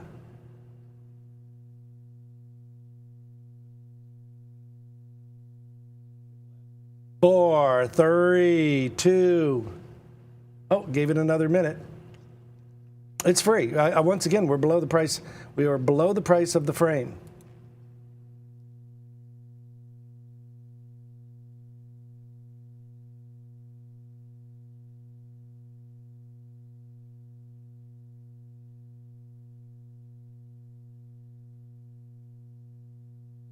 You know, if you were lucky enough to acquire a Basquiat, you know, this would be a great companion piece to it. And you know what I've seen in the past, and I've seen it before and I'll see it again. When we introduce an artist, people have a tendency to be very conservative. Let's wait and see. And then when the pricing's up in the 3,000 and 4,000, they're going to say, oh, I wish I could go back and time travel. All right, here we go. We have 4 bidders on the phone. I'm going to bid it out. I've got $275 going once. I've got $275 going twice. I did hear 3. 300 now is gonna bid a quarter, bid a quarter, bid a quarter. I've got 3 now is gonna bid a quarter, bid a quarter, bid a quarter. I've got 3 now going once. I got 3 now going twice. All in, all done, all fair, all square in 5, 4, 3.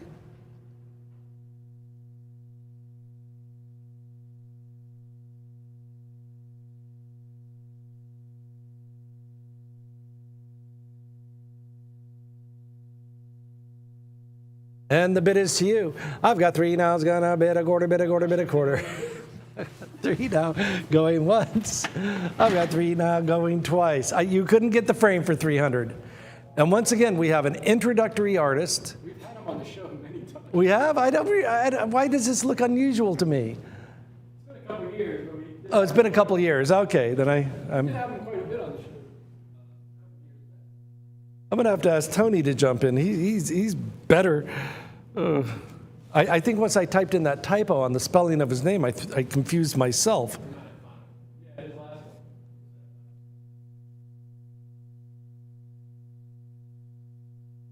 Three and a quarter.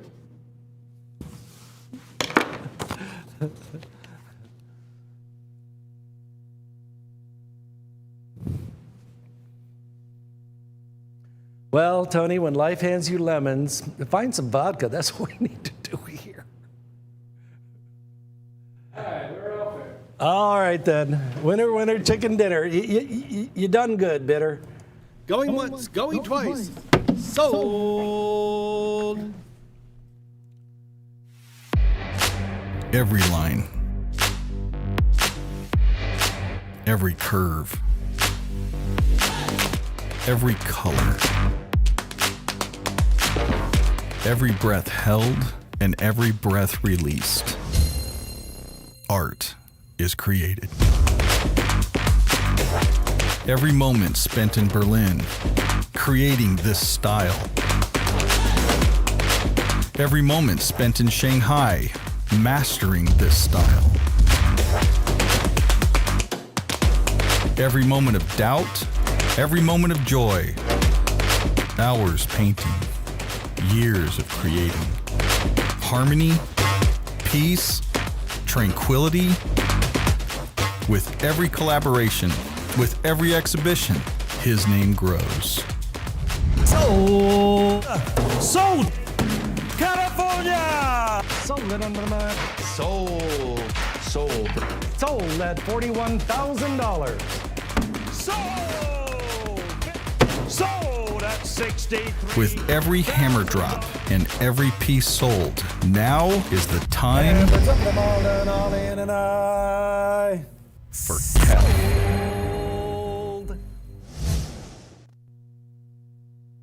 He was born March 6, 1475. He passed away the 18th of February, 1564. 1564. Today we call him simply Michelangelo, an Italian sculptor. He's the greatest sculptor, in my opinion, he's the greatest sculptor of all time. Rodin is second, but he was a painter, a magnificent architect, a genius, and a poet. Born in Florence, Italy, even today his work has a major influence on all Western art. He is considered the true title of the archetype, the Renaissance man. There is only one other, well, two others, Leonardo da Vinci and Raphael. But given the sheer volume of surviving correspondence, the letters, the sketches, the reminiscences, the eyewitness accounts, Giorgio Vasari, Michelangelo is one of the best documented artists before the 1700s, before the 1600s. During his lifetime, he was so extraordinary. Not only was he described as the most accomplished artist in history, in his later years he was called Il Divino, the Divine One. The two greatest carved anything, I don't care what it is. Number one, the greatest sculpture of all time is Michelangelo's David. It's in Florence, Italy, in front of the Uffizi. There were 13 bronze castings that were done with an actual rubber mold. And one of the 13 is at the John and Mabel Ringley Museum in Sarasota, Florida. A lot of people don't know that when it was first released, it was called The Giant, Il Gigante. There is another work of art that he did during a war. It was installed in the middle of the night with a team of stonemasons. There was no pageantry, there was no speeches read, a prayer was said, bottles of wine were given to the people who watched the installation. It was during a war. Because it was put up into a little alcove in the Vatican, Michelangelo was so tired he went home and slept for a couple hours, but he was so excited that it was finally finished and installed. He walked up to the Pieta where there was once an empty alcove, and he saw a group of tourists, and the woman said to the husband, "Who do you think it is by?" And he goes, "I'm pretty sure it's the work of a sculptor from Venice." Michelangelo was so upset. If you look very closely at the sash of the Virgin Mary, it is the only signed Michelangelo sculpture. It is Michelangelo, Florence. One of the greatest books I've ever read is The Agony and the Ecstasy.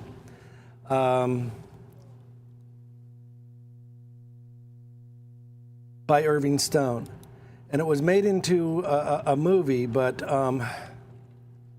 I just want to let you know that the book is so phenomenal, and most of my quotes, and here I just want to go to it very quickly. Go to my computer. If you ever want a truly great book to read this by Irving Stone. The writing flows, it's wonderful in every way, because the primary source for the novel was all 495 letters of Michelangelo, and there were eyewitnesses such as Giorgio Vasari, and it's It's an incredible, incredible. When you read this section, the sculpting of David and the Battle of Cassina, and he's summoned to Rome by the Pope Julius, it's phenomenal. It is one of the most incredible books I've ever read, and it's easy to read. It doesn't make your head spin. It'll conjure up imagery, but it is one of the finest books I think in the world. But in any event, where is this work of art? Now, if you look on Wikipedia, which again I recommend, it's free, accessible to all. If you type in the Sistine Chapel ceiling, you are going to get the full Monty. It's very long, it's very thorough, very detailed, but a way to get to the point is click on Gallery of the Sistine Chapel ceiling, and you'll see that central to the ceiling is 9 scenes of the book of Genesis. The most famous is the creation of Adam. And I am going to talk about it because I think it's one of the most important paintings. We all know it. But there is a symbolism I just read about from the agony and the ecstasy. The hands. Look at the hands. And by the way, the shape on the right is from an autopsy. It is a human cerebellum. This is the most important part. Why did Michelangelo paint it that way? God is reaching out to you. If you make the smallest effort, if you could move your finger half an inch, you can touch God. God is reaching out to you. Just make the tiniest effort.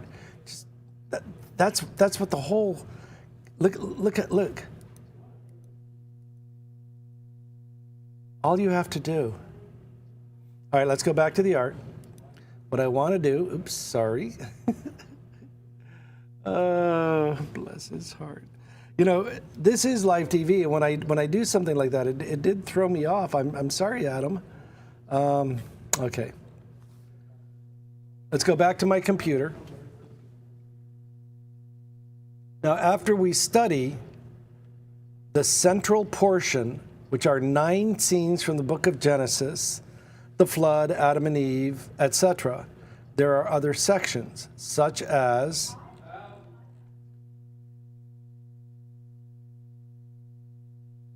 the story of the Bible. There is the book of Genesis, and then we get to the section of prophets and sibyls. A prophet foretold the coming of Christ. A sibyl lived before the birth of Christ, but did tell the coming of Jesus. And there are written records of this. Now, we know Daniel, Joel, Zechariah, all in the Bible. Jeremiah, Ezekiel, the prophet Isaiah. But the sibyls, and there it is, the Oracle of Delphi, as she was also known, named Jesus by name. And there it is, the Persian sibyl. And that's what this is. We click on that. Oh my goodness. The word sibyl comes from Sibylla, which means prophetess. The Persian sibyl foretold the exploits of Alexander of Macedon.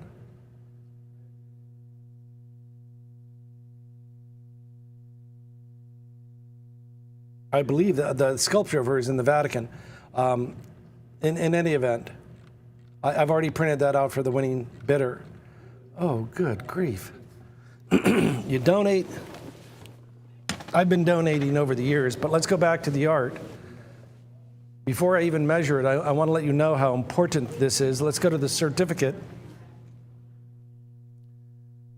Michelangelo Ludovico Simonetti Buonarroti, the Persian sibyl from the Prophets and Sibyls from the Sistine Chapel. The engraving is printed in black ink on a laid paper, executed by Giorgio Zisi. Now, Michelangelo never made an engraving. He was a painter. He was a sculptor. As a matter of fact, he signed the Sistine Chapel because he was mad at the Pope. He signed it Michelangelo, sculptor. So there. Conceived between the years 1508 and 1512 by Michelangelo for the design of the Sistine Chapel. The copper plate was executed in 1570. This, I will undoubtedly say, it's the only one you'll ever see in your life. It is not rare. It is beyond rare. It is crazy, crazy rare. One of the things that makes it so rare is the size. On the frame now, that's 38 by 43. That's 4 feet. Now, no expense was spared in the creation. I'm going to pick a random area. How about right here? The Persian Sibyl is reading a book. Look at the quality of line. This is mind-boggling. That's what I call $100 bill engraving. This is beyond. This is the best in the world. Engraving does not get better than this.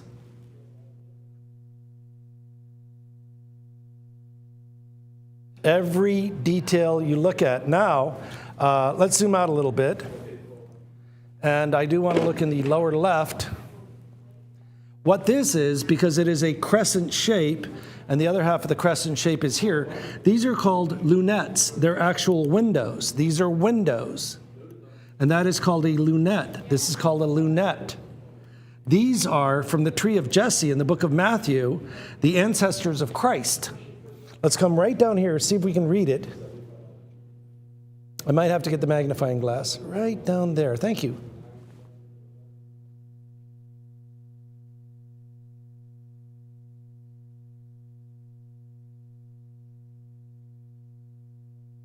I'd have to do more research.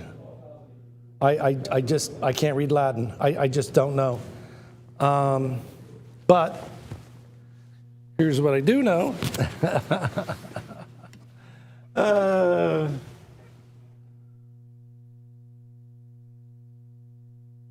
Let's go back to my computer. I'm on Wikipedia again. The Persian Sibyl. We go down. Pardon me, a bit of a rough throat. We have the corners, 4 corners, pendentives. There's David and Goliath, and then the ancestors of Christ. When we go here, it's not this one.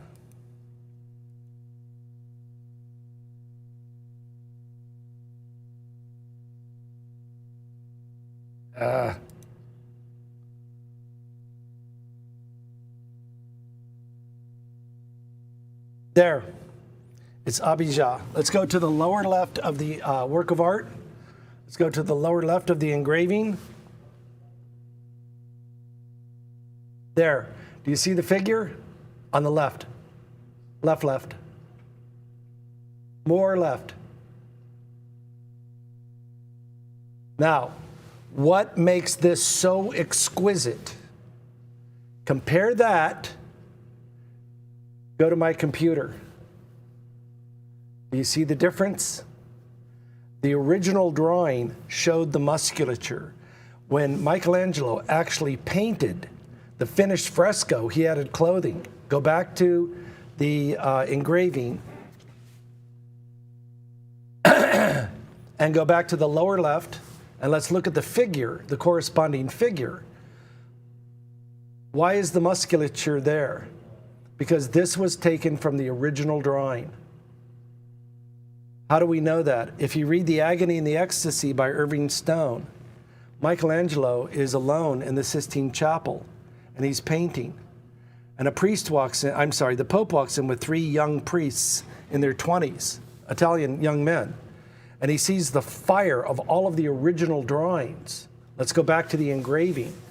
This is from the original drawing. And the Pope says, "What are you doing?" And Michelangelo says, "I don't want anybody to steal my original ideas." He yells at the young priest, "Stomp that out, put that fire out." This is taken from the original before the painting was finished. Look at that. That's from the original drawing by Michelangelo. Let's go back to my computer. There's the finished fresco. Night and day, isn't it? He understood the underlying musculature and painted clothing over it. Do you know what I'm saying? Guys, there's one last thing you need to know. And this is crucial.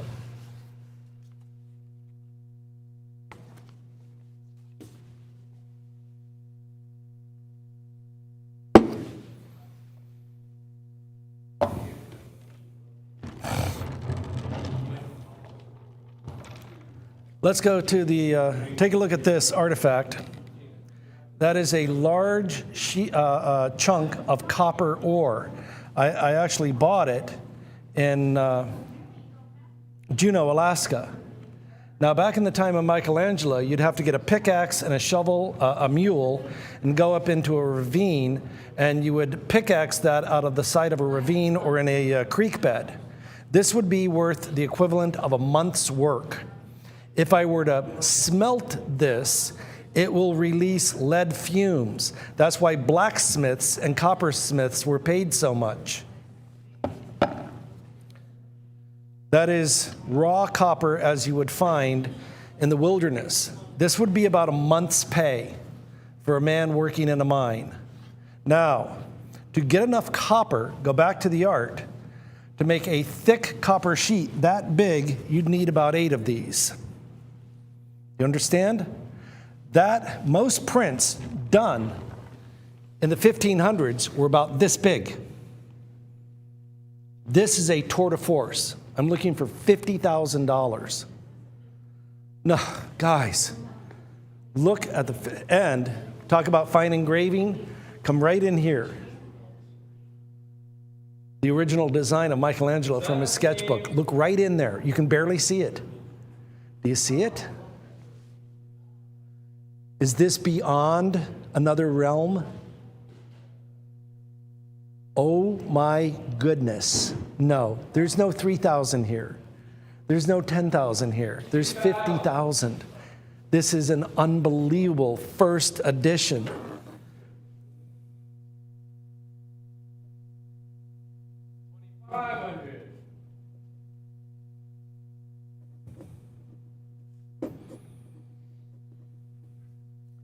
All right, and here we go. It's in a $2,000 frame.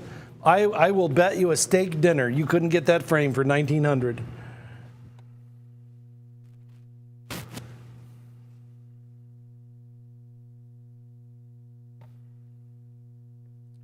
Setting an all-time record low.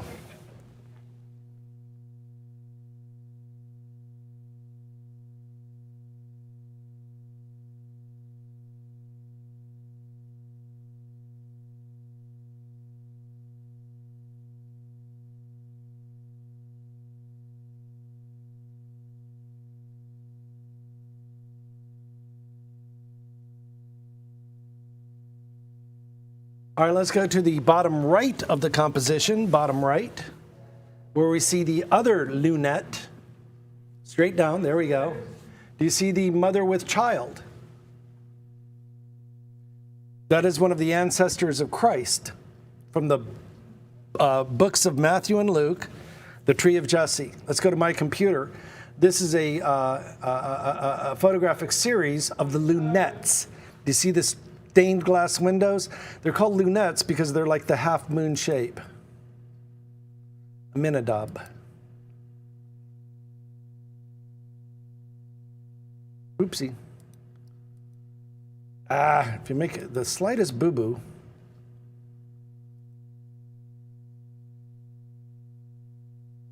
Oopsie.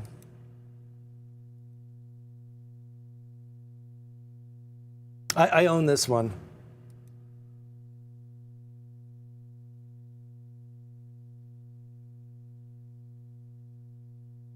Go back to the art. Wait a minute. Did he transpose? I think he transposed the composition. He did. Let's go to my computer. This proves it was from the drawing. We found it.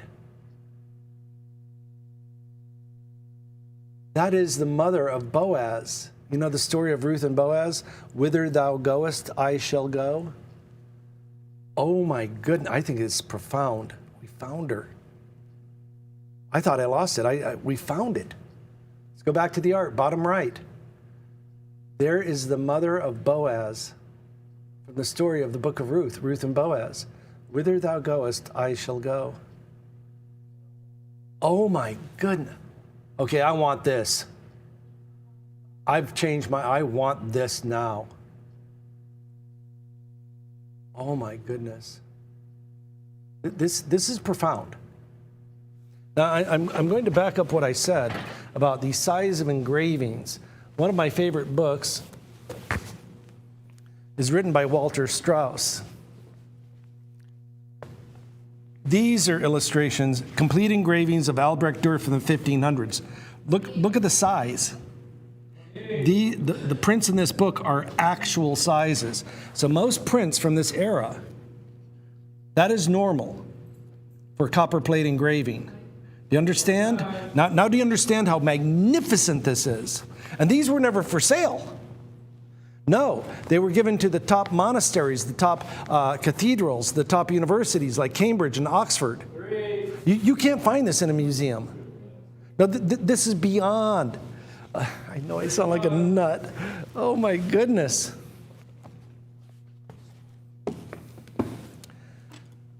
This is a tour de force of the wealth, the value, and power of the Vatican.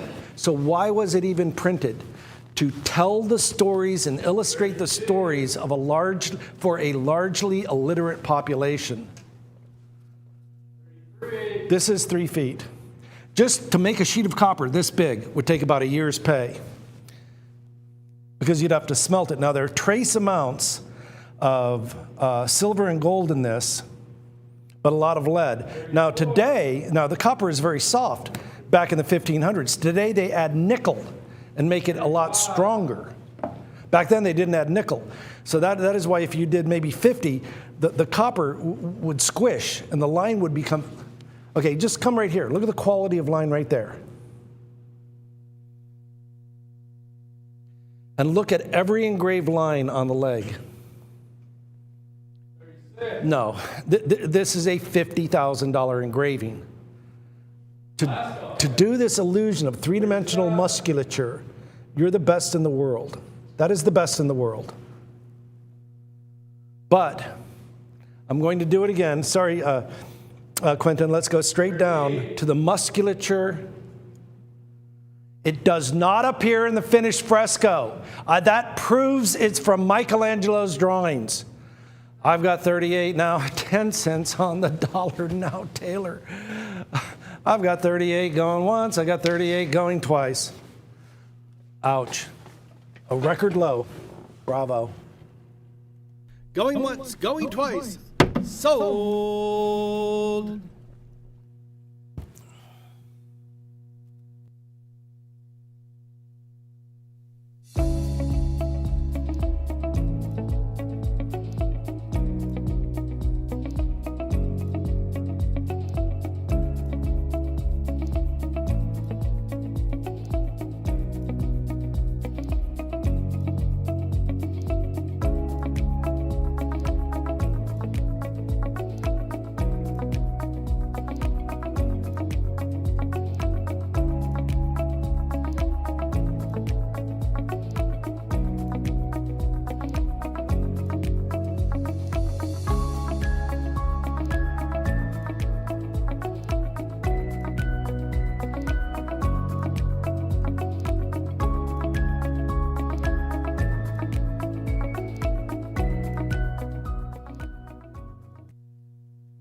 All right, before we even start, we're going to go down memory lane, and this is kind of funny. Let's go to the book stand. You can see this is a really old book. It's about 30 years old.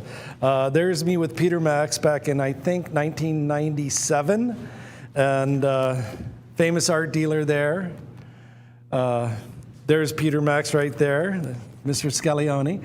There's Yitzhak Tarkai, and there, my friends, is Fanch-le-Don. I met him back in 1997. There's me and Fanch-le-Don back in Look how old this book is.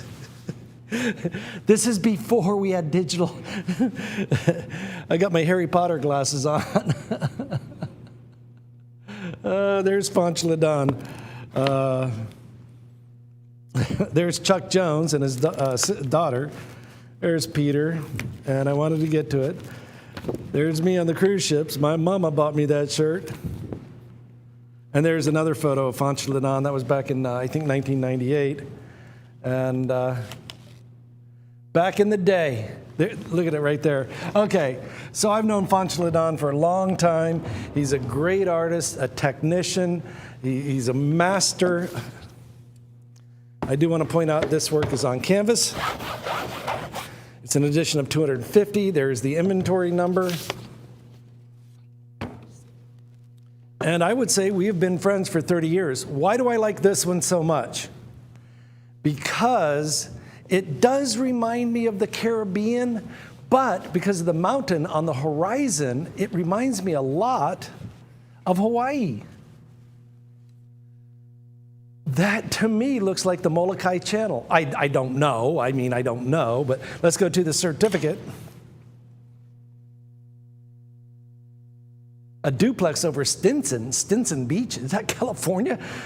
maybe that's the Catalina Islands. Stinson Beach? No, that'd be too far north. Stinson Beach is just north of San Francisco. I don't know. Giclée of archival pigments with hand embellishments, hand painted by the artist.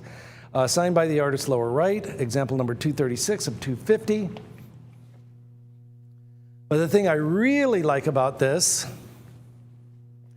would be to go up the spiral staircase and have the view, but the homage to Pablo Picasso. That's his son, Pablito, dressed as a harlequin from Picasso's Rose period. I'm amazed that the title Stinson Beach, California. I've been there. I don't know of any islands.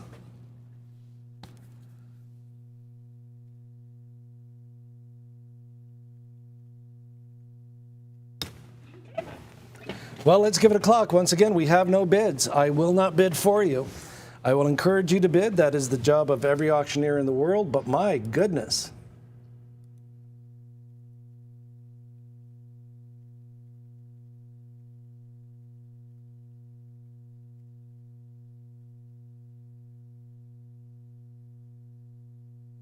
Any bid, let's give it a clock.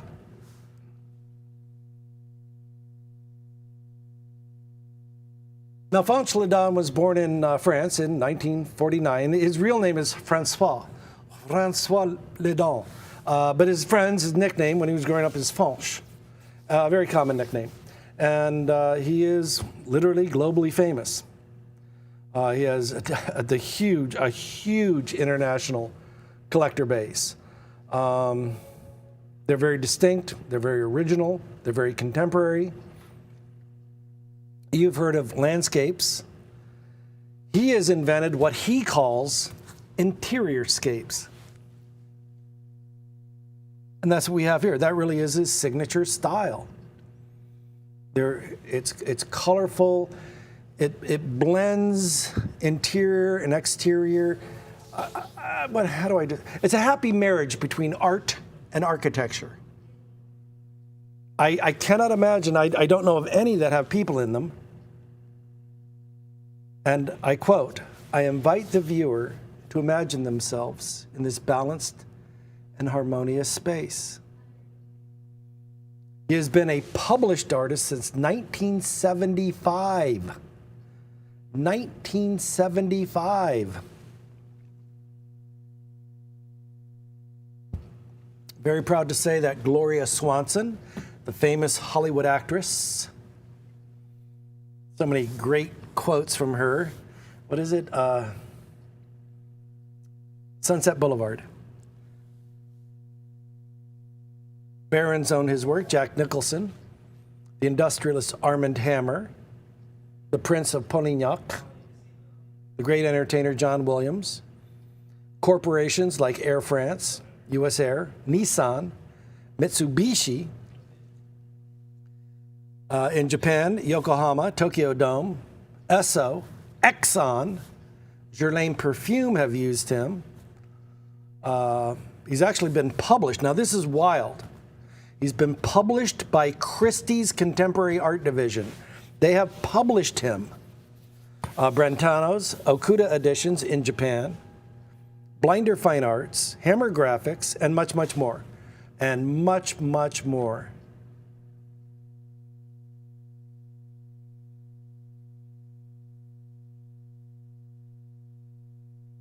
All right, my friends, if you want to hit a home run, it is right here. And I'm just very lucky I'm able to call him a friend.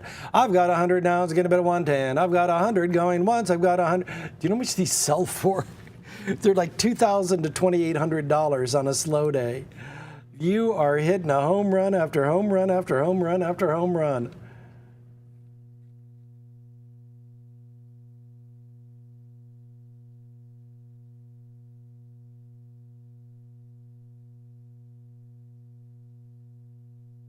This literally is a giveaway night. I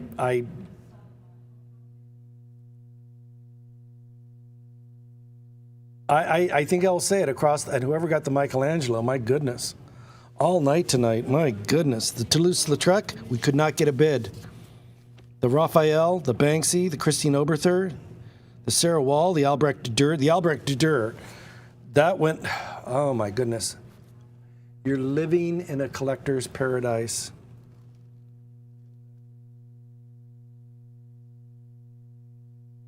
Oh, yes. Fanch, again, we have a question, is short for Francois. It's a nickname. It's not that rare.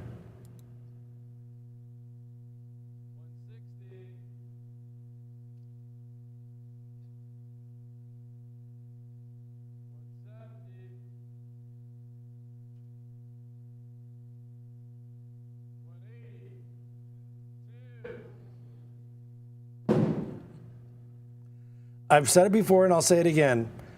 You could open it. You can open an art gallery just watching this show. I've had so many art gallery owners call me up and say, Ray.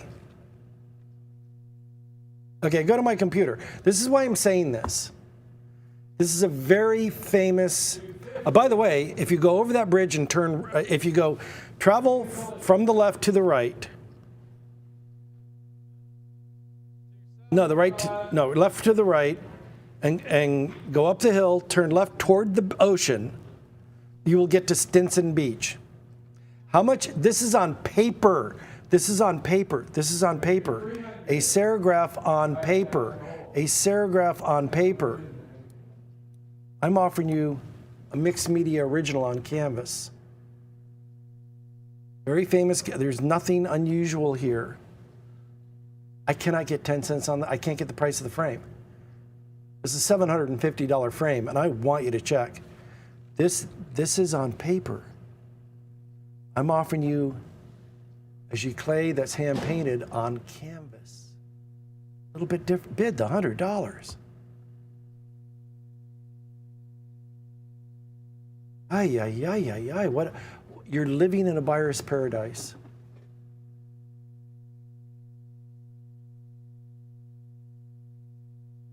And Fanch Ladon, if you're watching, I'm sorry. I'm doing my very best. It is the economy. It is a buyer's market. Let's go back to the art.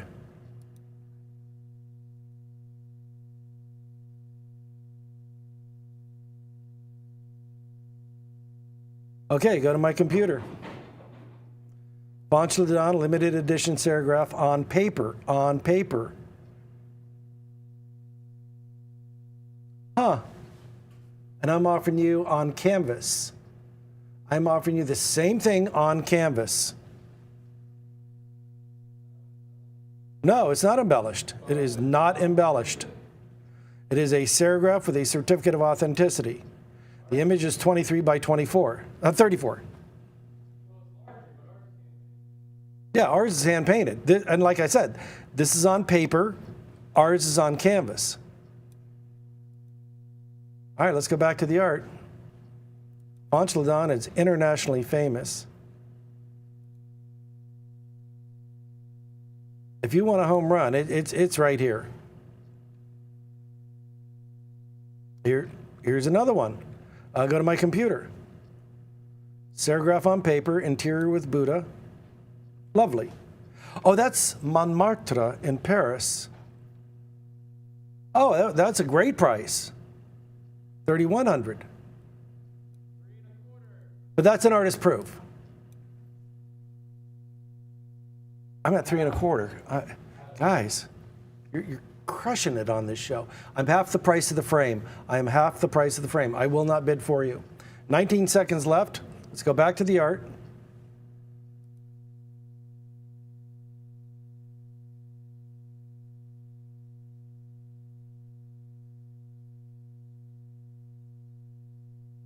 Go to my computer. I love this one. If you look carefully in the background, here it is. You can see the homage to Henri Matisse. And beneath it is a space elephant by Dali.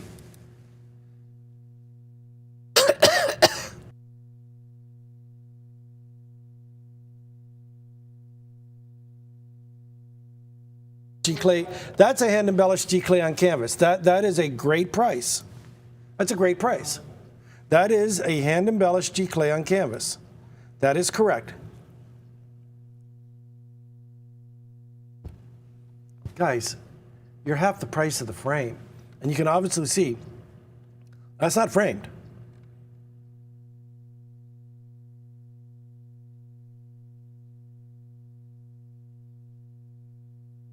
I don't see a frame. I do not see a frame. Tell me where you see a frame. How much? Oh, hand-embellished Giclée, $3,100. Sure you don't want to bid 25 bucks? Are you sure? No frame. You don't get a frame.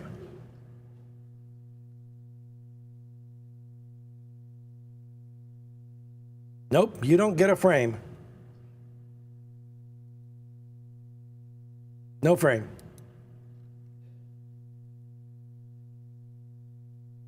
Guys, you're living, this is an auction price with no minimum bid. You're living in a paradise. Oh my, bid to $25. Where are you ever going to find this? We're giving it away. I've got 3.5 now, it's gonna bid 75. I've got 3.5 now going once, I got 3.5 now going twice. All in, all done. It's been a buyer's night. If anybody owns an art gallery, you know and I know you can't get these wholesale for this price. But do you get a frame? You get nothing. You ain't getting a frame. All right, we're off. Going once, going twice. Sold.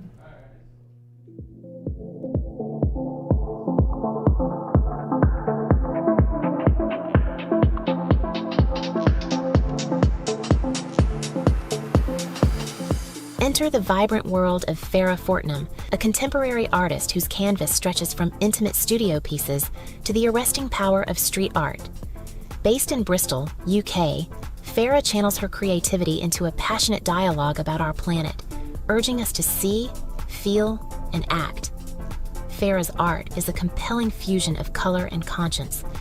Working with bold palettes and fluid forms, she transforms spaces, whether it's the side of a building breathing life into the urban landscape or a canvas that draws you in. Her distinctive style captures both the beauty and the fragility of the natural world, making every piece a statement. At the heart of Farrah Fortnum's work lies a profound connection to environmentalism. Deeply moved by the urgent need to protect our ecosystems, particularly rainforests, she uses her art as a vehicle for awareness and change. Each brushstroke is imbued with purpose, highlighting the climate crisis and celebrating the resilience of nature. Her impactful work resonates widely, featured in platforms like the renowned Upfest Street Art Festival, and created in collaboration with organizations such as the Rainforest Alliance. Farrah Fortnum is not just creating art, she's fostering conversations, building bridges, and painting a vision for a more sustainable future, one powerful image at a time. For collectors seeking art with beauty, depth, and meaning, Farrah Fortnum offers a unique opportunity to invest in a voice that matters. Discover the world through her eyes here at the Fine Art Auction.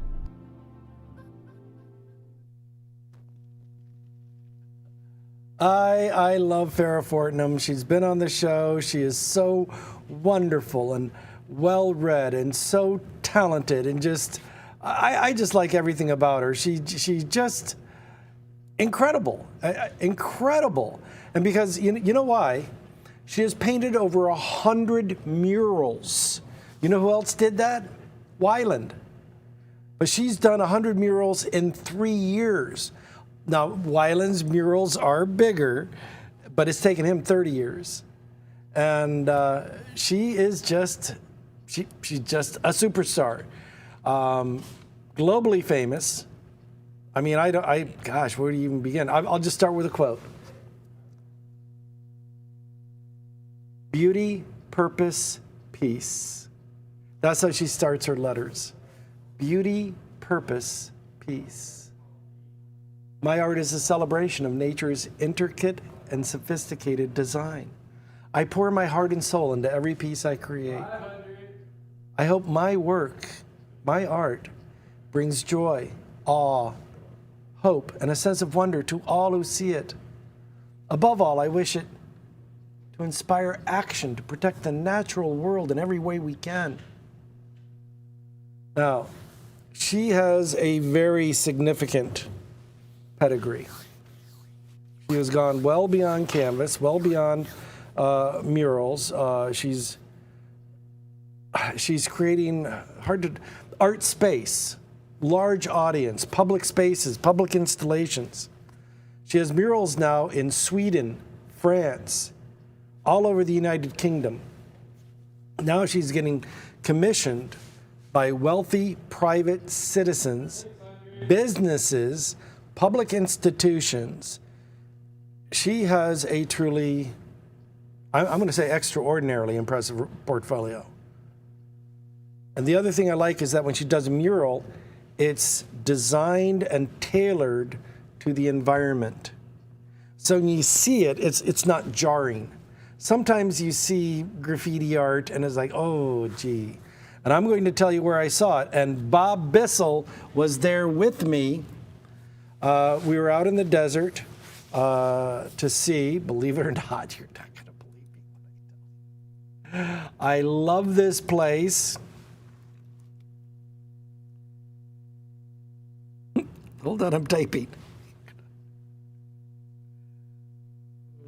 Where is it? You think I make this stuff up? Landers, California. Go to my computer. The Giant Rock. That's what it's called. It is the largest freestanding boulder in North America. And it split. It broke. That'll give you an idea. But look at the graffiti. See, I don't like that. It's out of place. I'm mad. Don't like the graffiti. Why would you do that?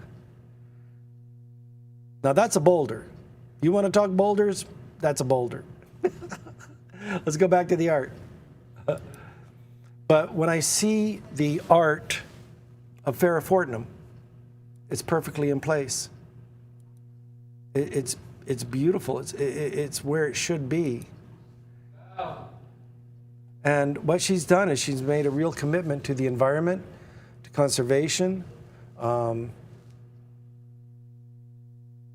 I have another quote. My message is pretty simple. It's joy.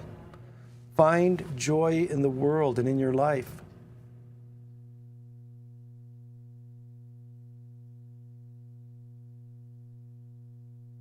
And I'm going to end with a poem she wrote. Humankind. As above and so below, how much love can a human being show? For love is the answer to all that is wrong in the world. Had there been love, then deep sadness couldn't take such a hold. We all do our best with the only way we know how. And the worst of what we see today is the effect of a soul fallen down. Fear takes over in the hearts of those who fall, and to the demise of their friends, families, and all. Then it becomes a monster, a thing we call evil, with no real understanding, thoughts, or retrieval. All then we need is a magic potion, prescription or cure for this. The answer is simple, which we all know and cannot dismiss, that love, grace, and compassion will do wonders for the world. It will heal all humankind. What a beautiful world. Let's remember it well.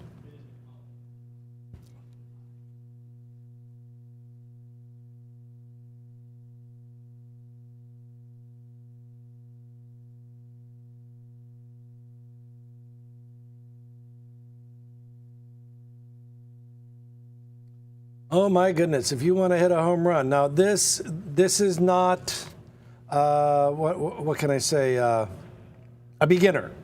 No, this is an internationally famous superstar that is doing and getting better and bigger every time. And let's go to the certificate. Nava.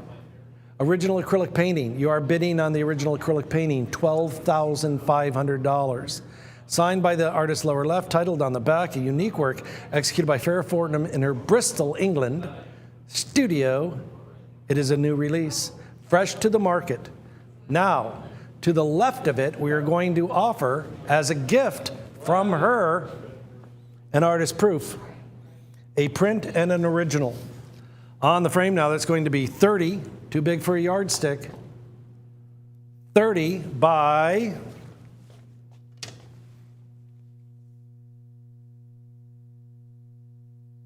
41. That's 4 feet right there.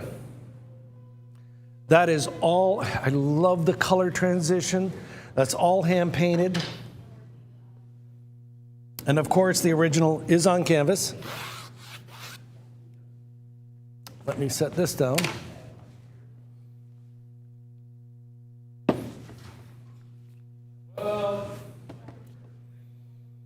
Signed on the back and front.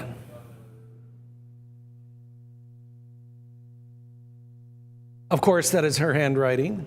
We do get that question from time to time. Oy. You're getting the pair. So now we're at the prices of the two frames. 800, 300, 400. It's 400 now. Everything's gone up. Oh, I did say signed on the front and back. We looked at this signature on the back. Here's the signature on the front, bottom right. There we go. I try to follow up, and I still feel bad about Adam Batko. I put in Barco. Now, let's go to the certificate. As you know, you're getting the original acrylic painting at $12,000. The winning bidder shall also receive the print. A jig clay of archival pigment on wove paper, about $2,500. Because it's an artist proof. With frame, $2,500. You're getting a 5-figure original for free. What a world.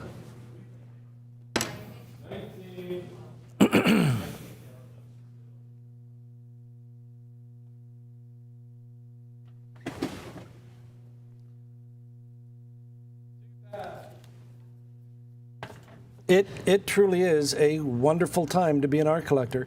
And I know I repeat myself on that, but I don't want you to take it for granted. Because as an art dealer, I have lived in a time that I thought would never end.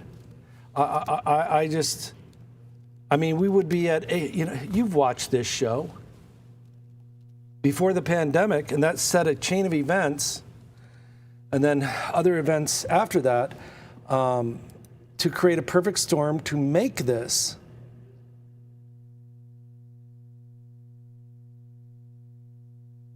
The perfect storm to be an art collector. It's amazing.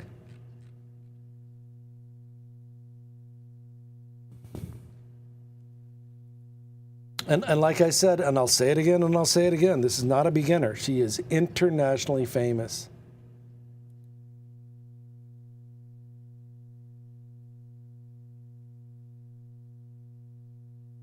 No, she used to have paintings for sale on her website. They're all sold. I've never seen that before. Every single thing is sold.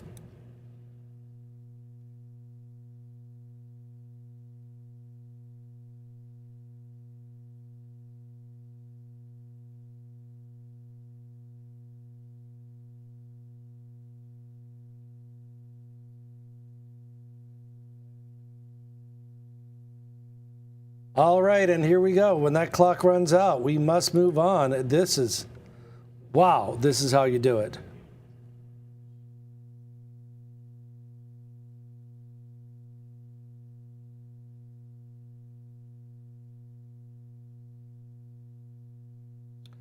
All right, and here we go.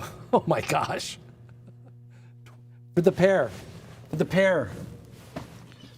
You know what happened? For all of this year, I was showing her original paintings on her website, $10,000 to $12,000, $10,000 to $12,000, $10,000 to $12,000. Then a month ago, I showed one on the air. The new price was $25,000. I looked today, and they're all gone. We've had a lot of famous artists come on this show and give us a shot. You know, you think, oh, Ray, you know, they're giving that artist a lucky break. No, in this case, she's giving us a lucky break. She's giving you a lucky break. $2,100. Oh my goodness. All right, and here we go. All right, let's go.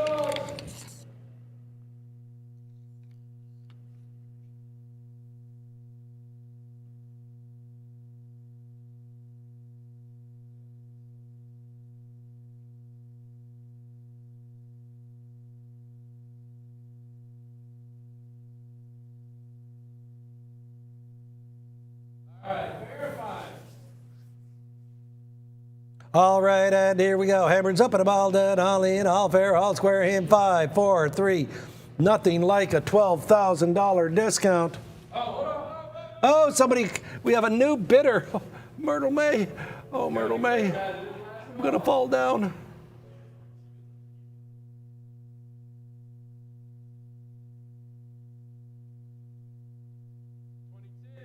I've got 22. Now remember, that's for the pair. That's for the pair. We're at the price of a print. You are getting the large, full-size original. You're getting both. You're getting the large original on the right, on canvas, signed front and back.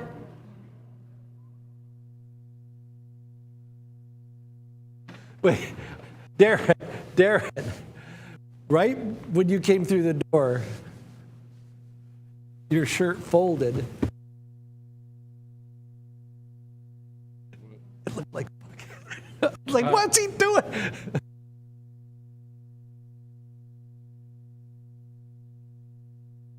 I was like, why is he wearing this shirt to work? I've got 25 now, it's going to be at 6. I got 25 now, it's going to be at 6. Way under the money, way under the money.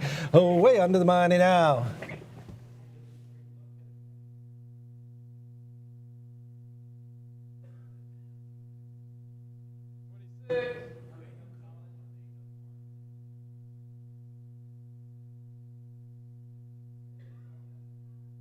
You know, and again, when you look at art in a historic perspective, I just want you to remember these days. I was there. I saw. Going once, going twice. Any further advance? Sold.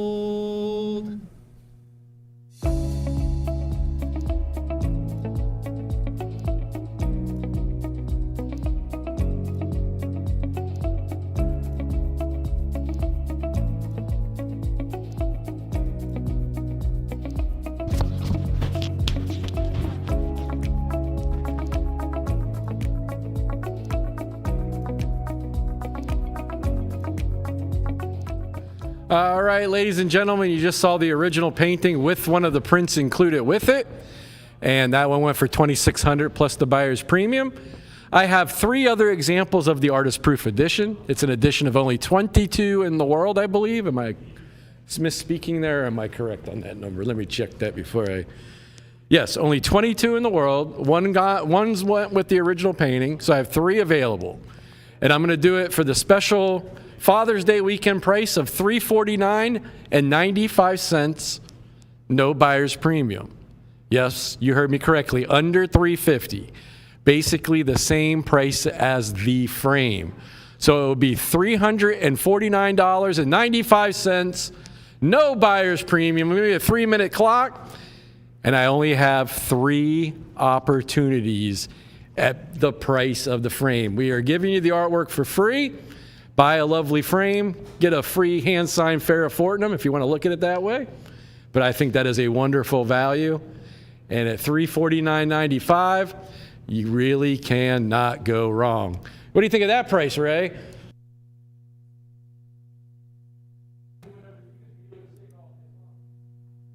You know, and there's just, and I've said it before and I'll say it again, there are just so many artists, so many art galleries that buy from us and stock their gallery. And it's amazing.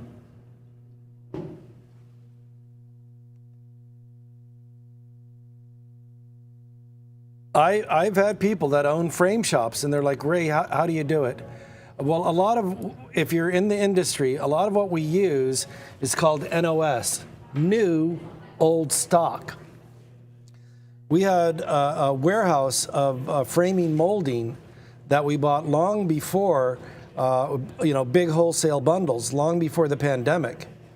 Then after the pandemic, we had tariffs, the price of molding went up. And then we had a war, and then the price of everything went up. And but we have NOS, new old stock, brand new, still in the wrapper, and so we use it for our framing. But that's going to come to an end too. I'm telling you, you're in a perfect window of opportunity, the perfect storm, if you will. 19th of June, 2026. I would say is, I hope, the very perigee of the art market.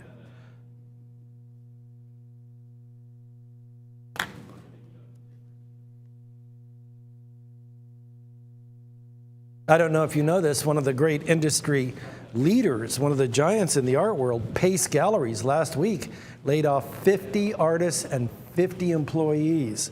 Pace Galleries, they're a mainstay. It's not so good to be an art dealer right now, but it's very, very good to be an art collector. Another reason I keep saying that, because I shop, I buy. I had to buy a car tire, $250. It's a tire. And how much are your tires? I don't know, about 5 something. Tony's tires are $500. They're like wide. Dude, just 2 front brake pads for my car was $1,300. What is going on? That's installed, but still. My pickup truck needs a catalytic converter, $5,400. Well, sir, you have these 6-pin high performance brake pads on your car. Well then, say no more. It's a brake pad. Yeah, that'll be $650 each. Now ask me how my car needed a new brake pads at only 15,000 miles. I don't know. Well, it's obvious. You got to quit using the brakes. Yeah. That's your problem right there, pal. I'll just put some tires around like a boat. Well, you got to open the door and like use a stick, you know. All right, now 1 minute. I still got 2 left, guys. 1 minute, 2 left. 1 minute, 2 left.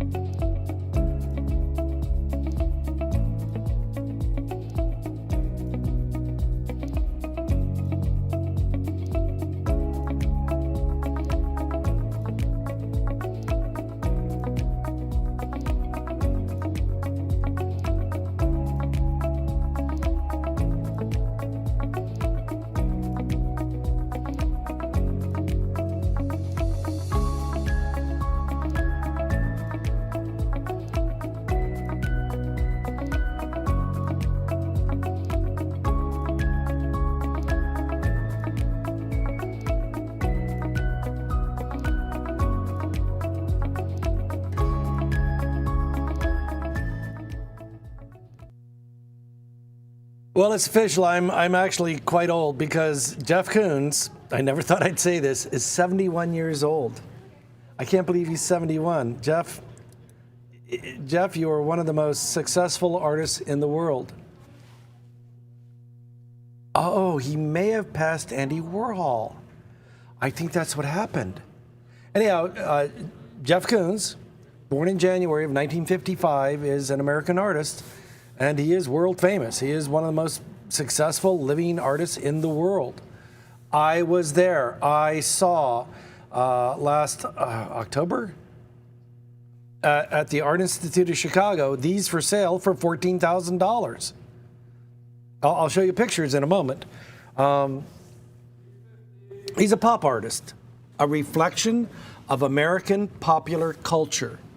And he does everyday objects, balloon animals, Popeye, a rabbit, a balloon dog. You're not going to believe it, but I'm going to show you. Go to my computer. There's Jeffrey. Are you ready?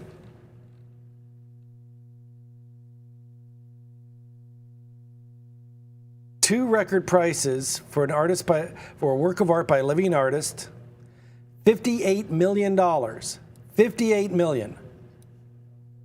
For the balloon dog in orange, $91 million for his rabbit. Wow. Wow. I'm going to enlarge it some more. It's going to jump.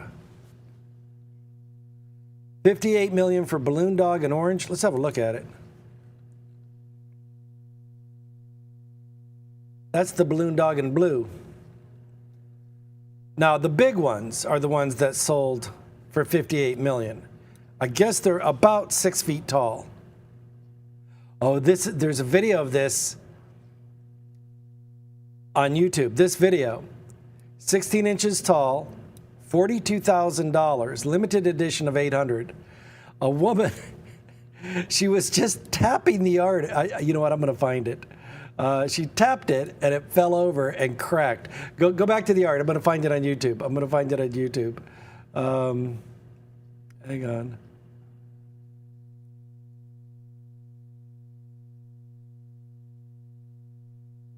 Let me see if I can do this real quick, because the video of her breaking it.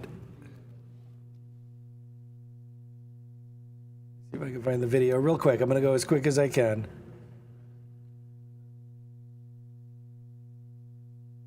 All right, go to my computer. Let's see if it works. No, not yet. I have to do the ad. They're giving me an ad. Everything is ads. Everything is ads. And the whole world went. All right, go to my computer. The costly accident in Miami, Florida. And the whole world went, don't! A woman accidentally kicked a podium, tipping over one of the famous balloon dog sculptures. There it was. Jeff Koons, this is his creation. This happened at an art gallery last Thursday. Now, this sculpture is valued at $42,000. And it was smashed into dozens of pieces on the floor. The woman who kicked the podium and then knocked over the sculpture was an art collector herself, and reportedly very sorry. I suppose so. I'm sorry. The cost of the piece is covered, of course, by insurance. Right, good for her. Very sorry. So embarrassing. But why would you have an opportunity to kick the podium? Right. I have to say, if I was just a spectator here, I would be wondering, is this set up and part of the art, like people's reaction in a very Banksy? All right, let's go back to the art.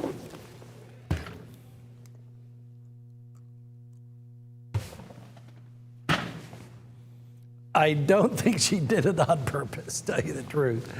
The one that sold at $42,000 was 16 inches tall. What's it say right there? That's about 16 inches tall. And I've got a $300 bid on a fully authenticated Jeff Koons balloon dog in blue. Let's go to the certificate. Balloon dog in blue, born in 1955. The cold cast resin sculpture is after the original, engraved on the bottom. The original sold for $58 million. an edition of 500. Now he did an edition, I believe, of 700 in porcelain with Limoges. And we know that the asking price on that was $42,000. I want to be accurate.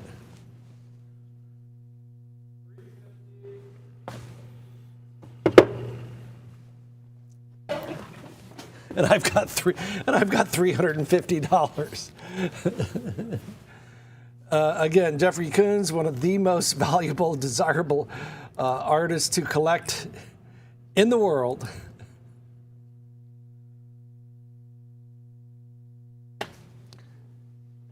Now, you never know. His father was a furniture dealer, interior decorator. His mom was a seamstress.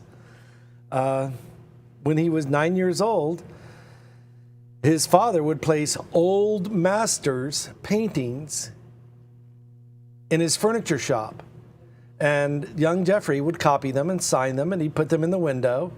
And so funny, when he was a little boy, he went door to door after school to selling gift wrapping paper. He'd also sell candy. When I was a little boy in Phoenixville, Pennsylvania, I went to door selling Grit magazine, and people would smile when they saw me. Grit magazine. And he did something I would do. When he was a teenager, he loved Salvador Dali so much that he went to visit him at the St. Regis Hotel. Yeah. He went back home. He studied painting at the Maryland Institute of College of Art in Baltimore. He transferred, are you ready, to the Art Institute of Chicago. They have an art college. It's called here, I'll show you. Go to my computer. This is where he studied. And now we're going to go full circle because I was just there. Let's go back to the art.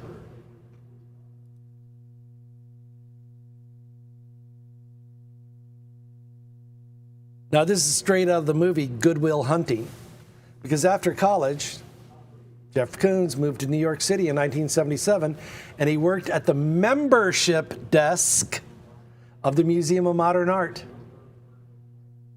And that is why he was working to be an artist.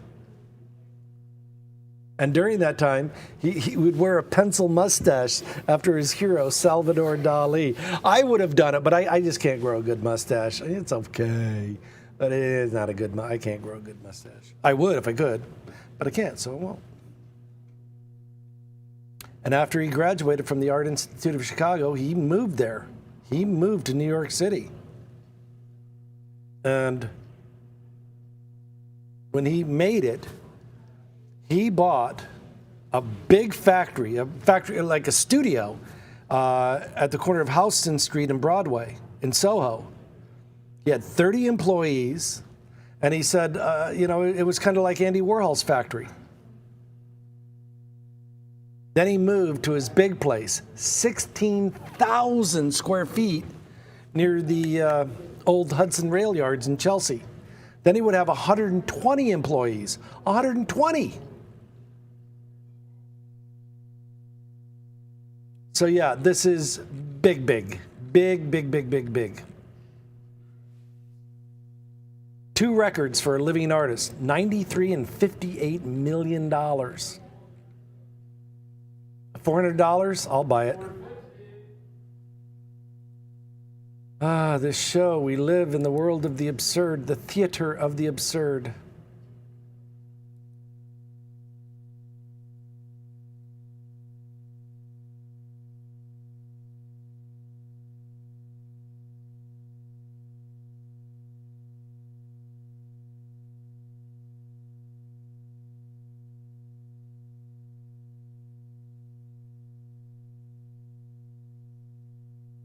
Okay, go to my computer. We're going to do it. Vacation photos. There's Ray in 6 months ago in Chicago. Yep, that really is Chicago. Uh-oh, I think I started too early. I'm sorry, too many. There's the fountain. Oh, gosh, I'm so dumb. There's the bean. Okay, go back to the art. I gotta get to the part where I'm actually in the museum. I don't want to show you 100 pictures of the bean. I took a lot of pictures of the bean.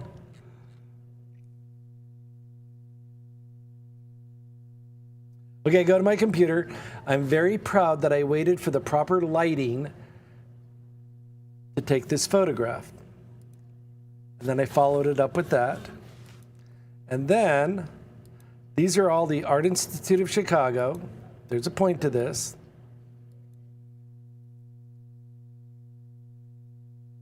There is Rodin's Adam, of Adam and Eve, of, behind it is one of the burghers of Calais, The Drinkers. And if you ever get a chance to see a Vincent van Gogh painting up close, do it. Go back to the art. I'm going to have to go to the proper. I'm taking too much time. There it is, right there. Go to my computer. If I had only gone one more picture, these were $14,000. $14,000 at the gift shop of the Art Institute of Chicago. I was there. I saw. I looked at that painting up close. He was a genius. Let's go back to the art. I've got 4.5 now. It's going to bid 75. I've got 4.5 now going once. I've got 4.5 now going to. Can I bid? I'll buy it. You will never see one this low. You'll never see one under 5,000. $50 bid could win it. I don't bid for you. I'm not going to do it. Going once, going twice.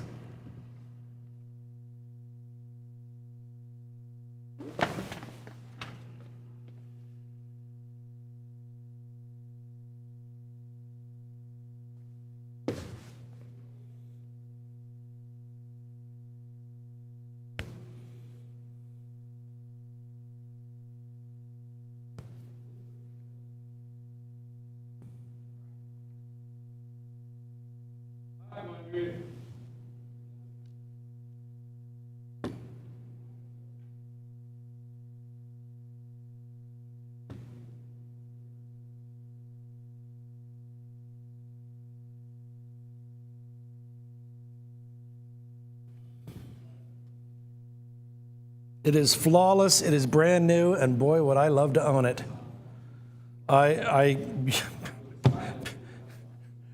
You live to be 100, you'll never see one at this price. This might be our last Jeffrey Coons, but my goodness. 16 inches tall. Art Institute of Chicago is $14,000. That art gallery in Miami for the Limoges porcelain, $42,000. This is the newest release in the cold cast resin by Jeff Koons.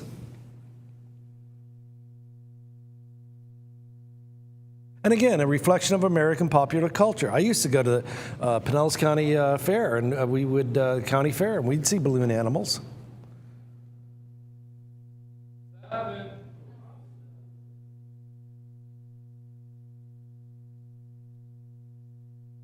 I think it's safe to say I don't think you'll ever be able to buy one for $5,000. This show is unique. I mean, it was founded on a very noble premise when the art market was going great. Now, not so much.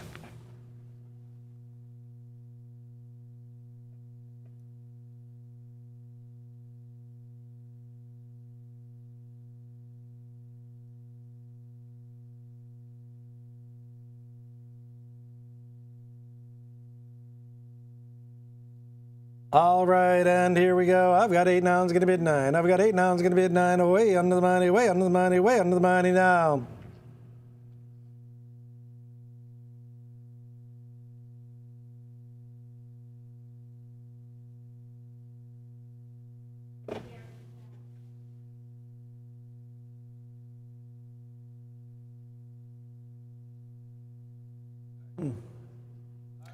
Go to my computer. This is from an earlier edition that was done back in 2002, but it's the one on the plate. I have a friend named Tommy who bought one of these. He didn't pay $18,000. All right, let's go back to the art. I have to. Wow, it's a great time in history to be an art collector.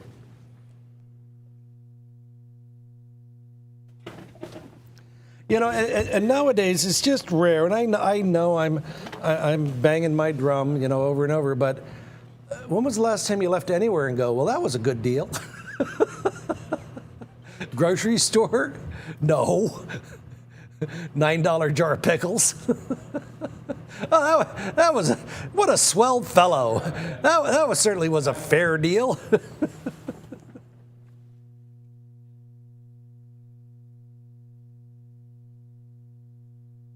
Yes, let's go. Leave a grocery store. I got these 2 little bags. I'm like, that was $100? What did I buy?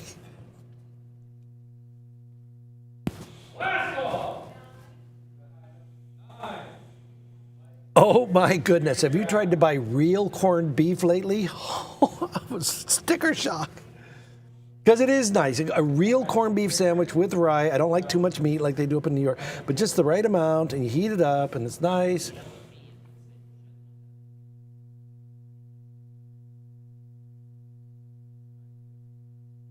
And I'm a weirdo. I like them a little on the dry side. Not too much mustard, a little bit. French fries on the side. Don't season the fries. You don't need it with the corned beef. And people wonder if there's a script for this show. Not so much.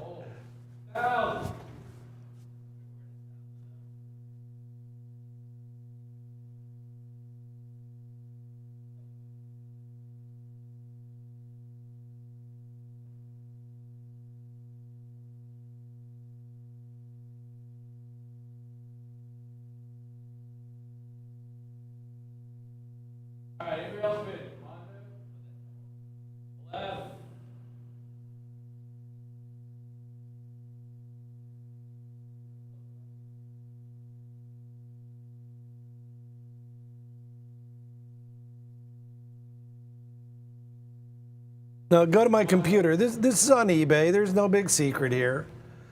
Now this was done back in 2002, but it's approximately the same size. And it was a first limited edition run in blue in 2002. Now that was, of course, 24 years ago. But I don't think you're going to be able to find one of those for $3,000. Now, this is the newest release. And that one did come with a plate. So you can hang it on the wall. There's a little hook. There's like a little hook thing on the back. Let's go back to the art. You're fine. You're not overbidding.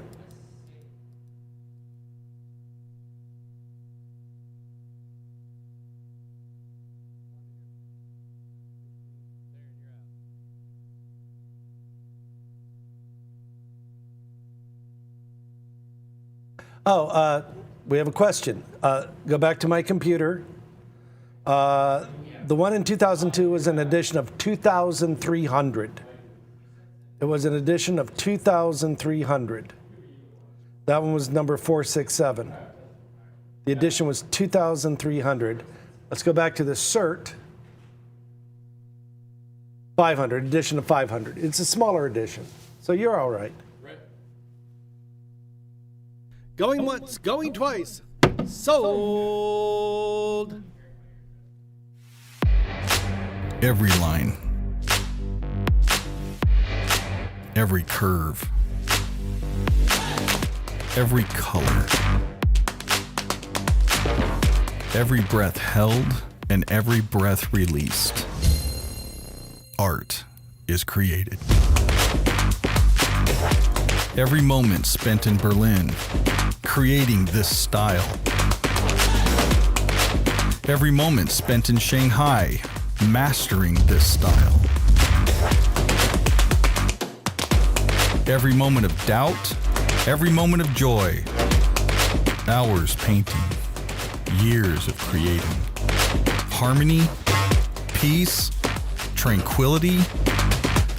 With every collaboration, with every exhibition, his name grows. Sold. Sold! California! Sold it under the map. Sold. Sold at $41,000. Sold! Sold at 63. With every hammer drop and every piece sold, now is the time for cash.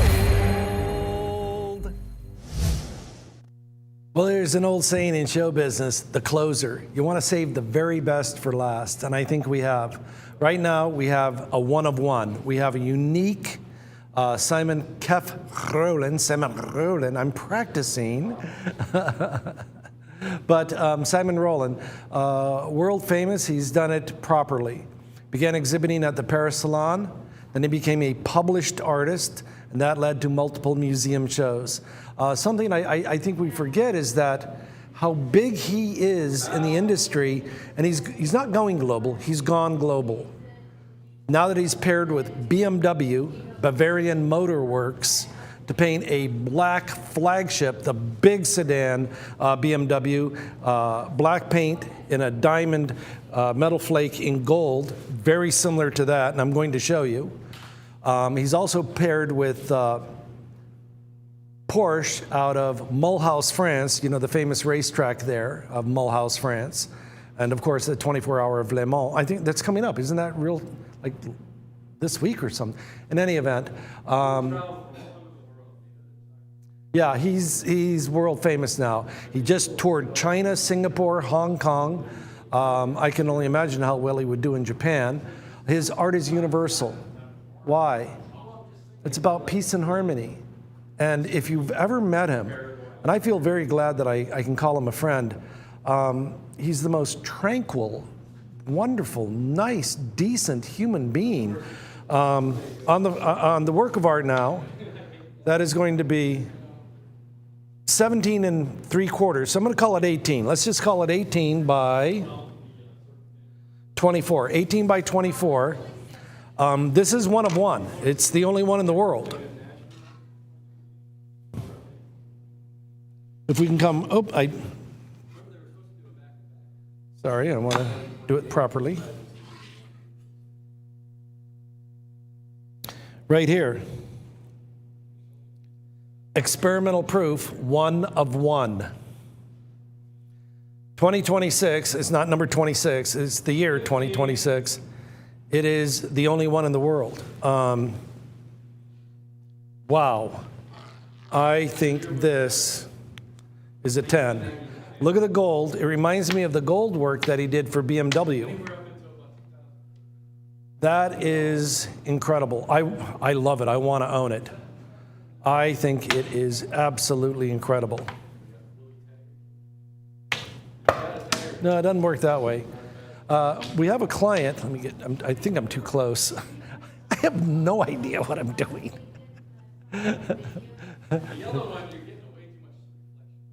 Yeah, it's too bright. It's too reflective. Well, it's like gold.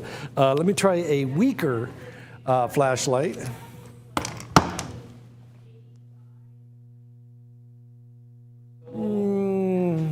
That's not working. That's too weak. But I wanted to remind everybody that as an artist, he's on the right career path. Yeah.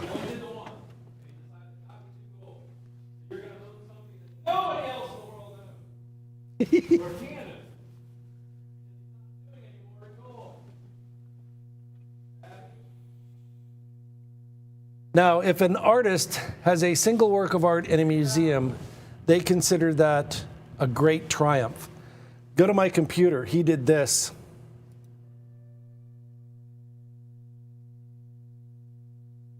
An entire museum. The entire museum dedicated to him.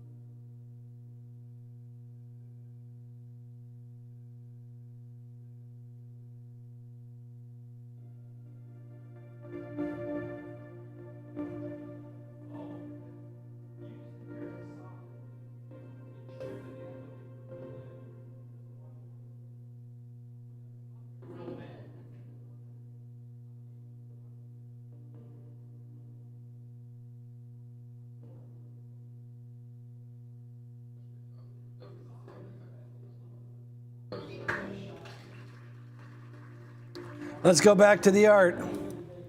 Ladies and gentlemen, at $12,000, I don't think you're going to go wrong.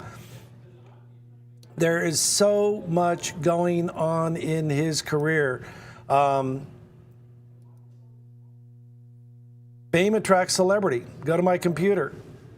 He just did a charity auction in England for the Cancer Awareness Trust, a charity with Robert Plant of Led Zeppelin. Oh my goodness. Everything is pop-up ads. You can't even, my goodness. And here it is right here. Andy Taylor, founder of Duran Duran, Robert Plant, State of Awareness, Venue Magazine. And there it is right there. This painting, here is the actual painting, right there. That sold at auction for $61,000. Oops. Sorry, I didn't know that was there. Let's go back to the art. There's so much going on in his career. Go to my computer. We all know that 4 years ago, Argentina, did you see Lionel Messi score? He's been in 26 years. Anyhow, 4 years ago in Qatar, Argentina won, led by Lionel Messi, of course. And how many people watched? 5 billion. The Super Bowl brings in about 450 million. Why do I mention it? Because he designed the art goalpost. He was one of 8 official artists of World Cup soccer.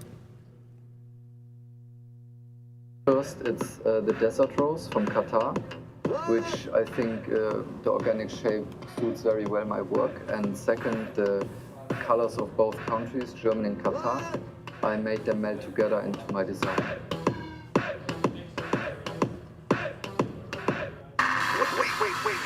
Wait. What? That's the goalpost that was seen by 5 billion with a B. Now, his career's on the upswing. Let's go back to the art. That is a one of one. That is a one of one. At $12,500. We go off the air in about 9 minutes. Why? Why? What's the correct? They're looking for about 25. Oh. It's a one up. It's 25,000. Okay, then we're that's no addition here. This is the one up. There is only one in the world. Guys, I don't think you're getting the point that you saw me when Kef was here. I asked him, I said, have you decided if you're going to do any more in the red? Remember we had a red one, a blue one. Now we have this gold one. He's not doing any of those colors. The experimental proof is the one and only one in these colors you'll ever see. He decided to go a different direction. So this is a one of one. That is a big deal. Okay, so I'm looking for 25,000, and it's a little bit easier to see, but it's in a beautiful gold. I know I'm going to stand way back. Because of the TV cameras, the gold is actually quite beautiful. Even the base is gold.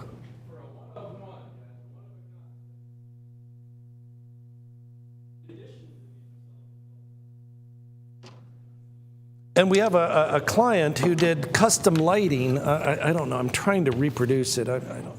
32. We have a client that made what he called a light bar, and he said it was beautiful. And if he's watching, send us a video. I'm trying to replicate it in the studio. I'm not doing a good job. All right. Well, you get the idea. 35. It is unique, and if you want the very best, at $25,000, and you know what? I was looking at the Jeff Koons balloon dog at $18,000, then another one at $42,000. What will this be in 10 years? I've said it before, and I'll say it again. When you buy art, you think in terms of decades, not in weeks, months, years. 10 years. Let me know.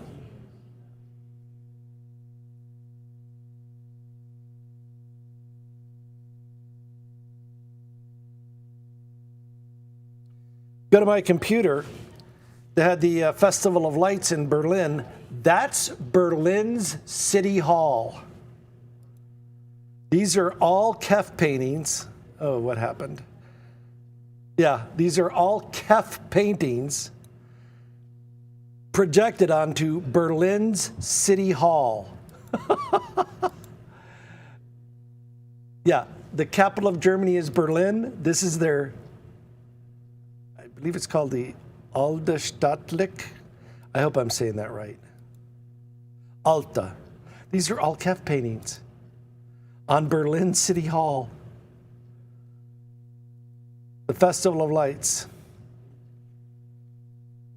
Yeah, I think he's doing well. Let's go back to the art.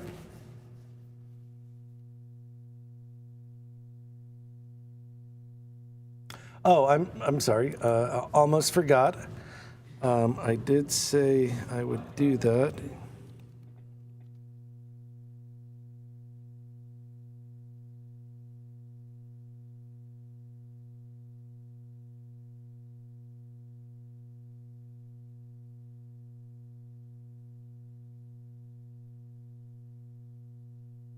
I'll go to my computer.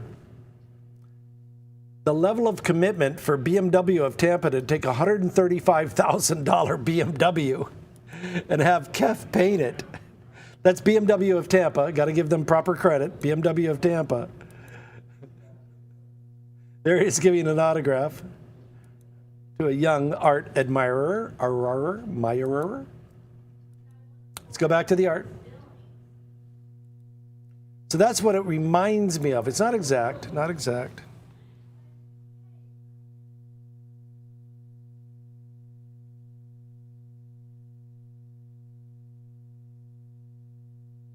What's it? All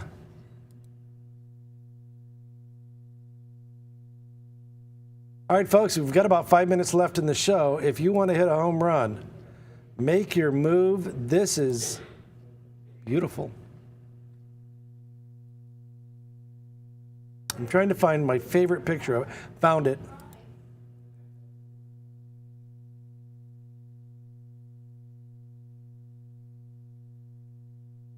Go to my computer. A black metal flake diamond BMW painted in gold by Samuel Roland. I wonder how much it sold for. BMW of Tampa had it. I don't know where it is. I haven't been to Tampa in a few years. Let's go back to the art. Is that the best? That's the best. So he's paired with Porsche. He's paired with, oh, they want to see the Porsche? All right. Let me find it.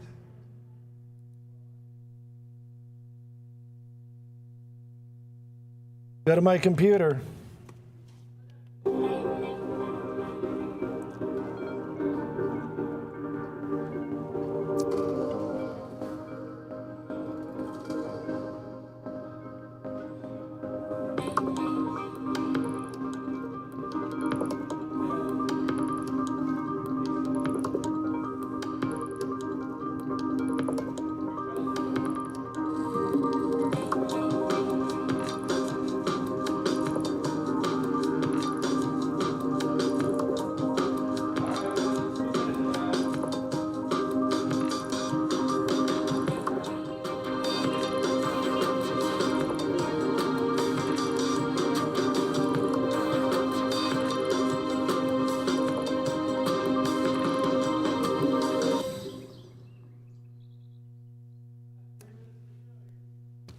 All right, we're approaching the 2-minute mark. 2-minute mark.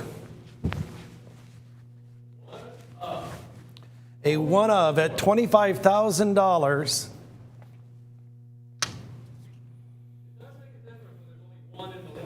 It does make a difference when there's only one in the world, and it's the first one I've ever seen. Every other Kef sculpture I've seen has been in a series. I do know that early Kef paintings, originals, have sold for $61,000. I sold one right here for $41,000. Richard English has the record. Here he did bring the blue and the red one, which were also one of. Oh, okay. We did sell the red one for like $8,000. The blue one sold for like $8,500. But once again, they're experimental for a reason. He's trying to decide if he was going to continue that, but he decided to go against these colors. So he only did one goal. There's only one goal in the world. All right, in less than 2 minutes, we go off the air. We go off the air.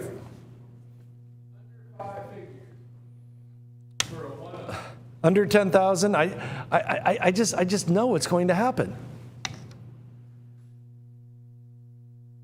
He is going to get globally crazy famous. BMW, Porsche. I don't think a Porsche dealer would take a brand new 7 Series, 135, 150 grand. Yeah, here you go, kid. Why don't you paint it with one of your fancy squiggles? No. Ay, ay, ay, down to the final minute. Down to the final minute, and we are underbid by easily 15,000. Underbid, underbid, underbid. What a great time to be an art collector.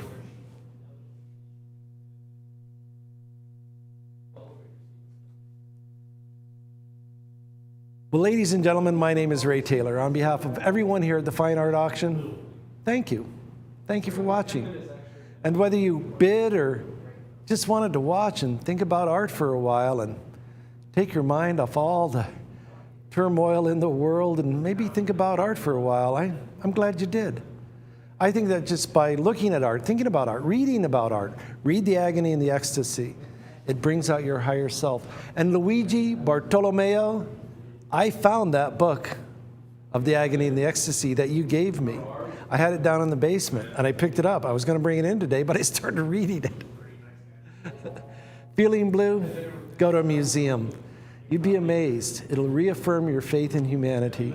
We broadcast every Friday, Saturday, Sunday, and Monday. Oh, Sunday we're doing jewelry. But I'll be back soon. No, Saturday. And I'll see you at the auction. Tough night.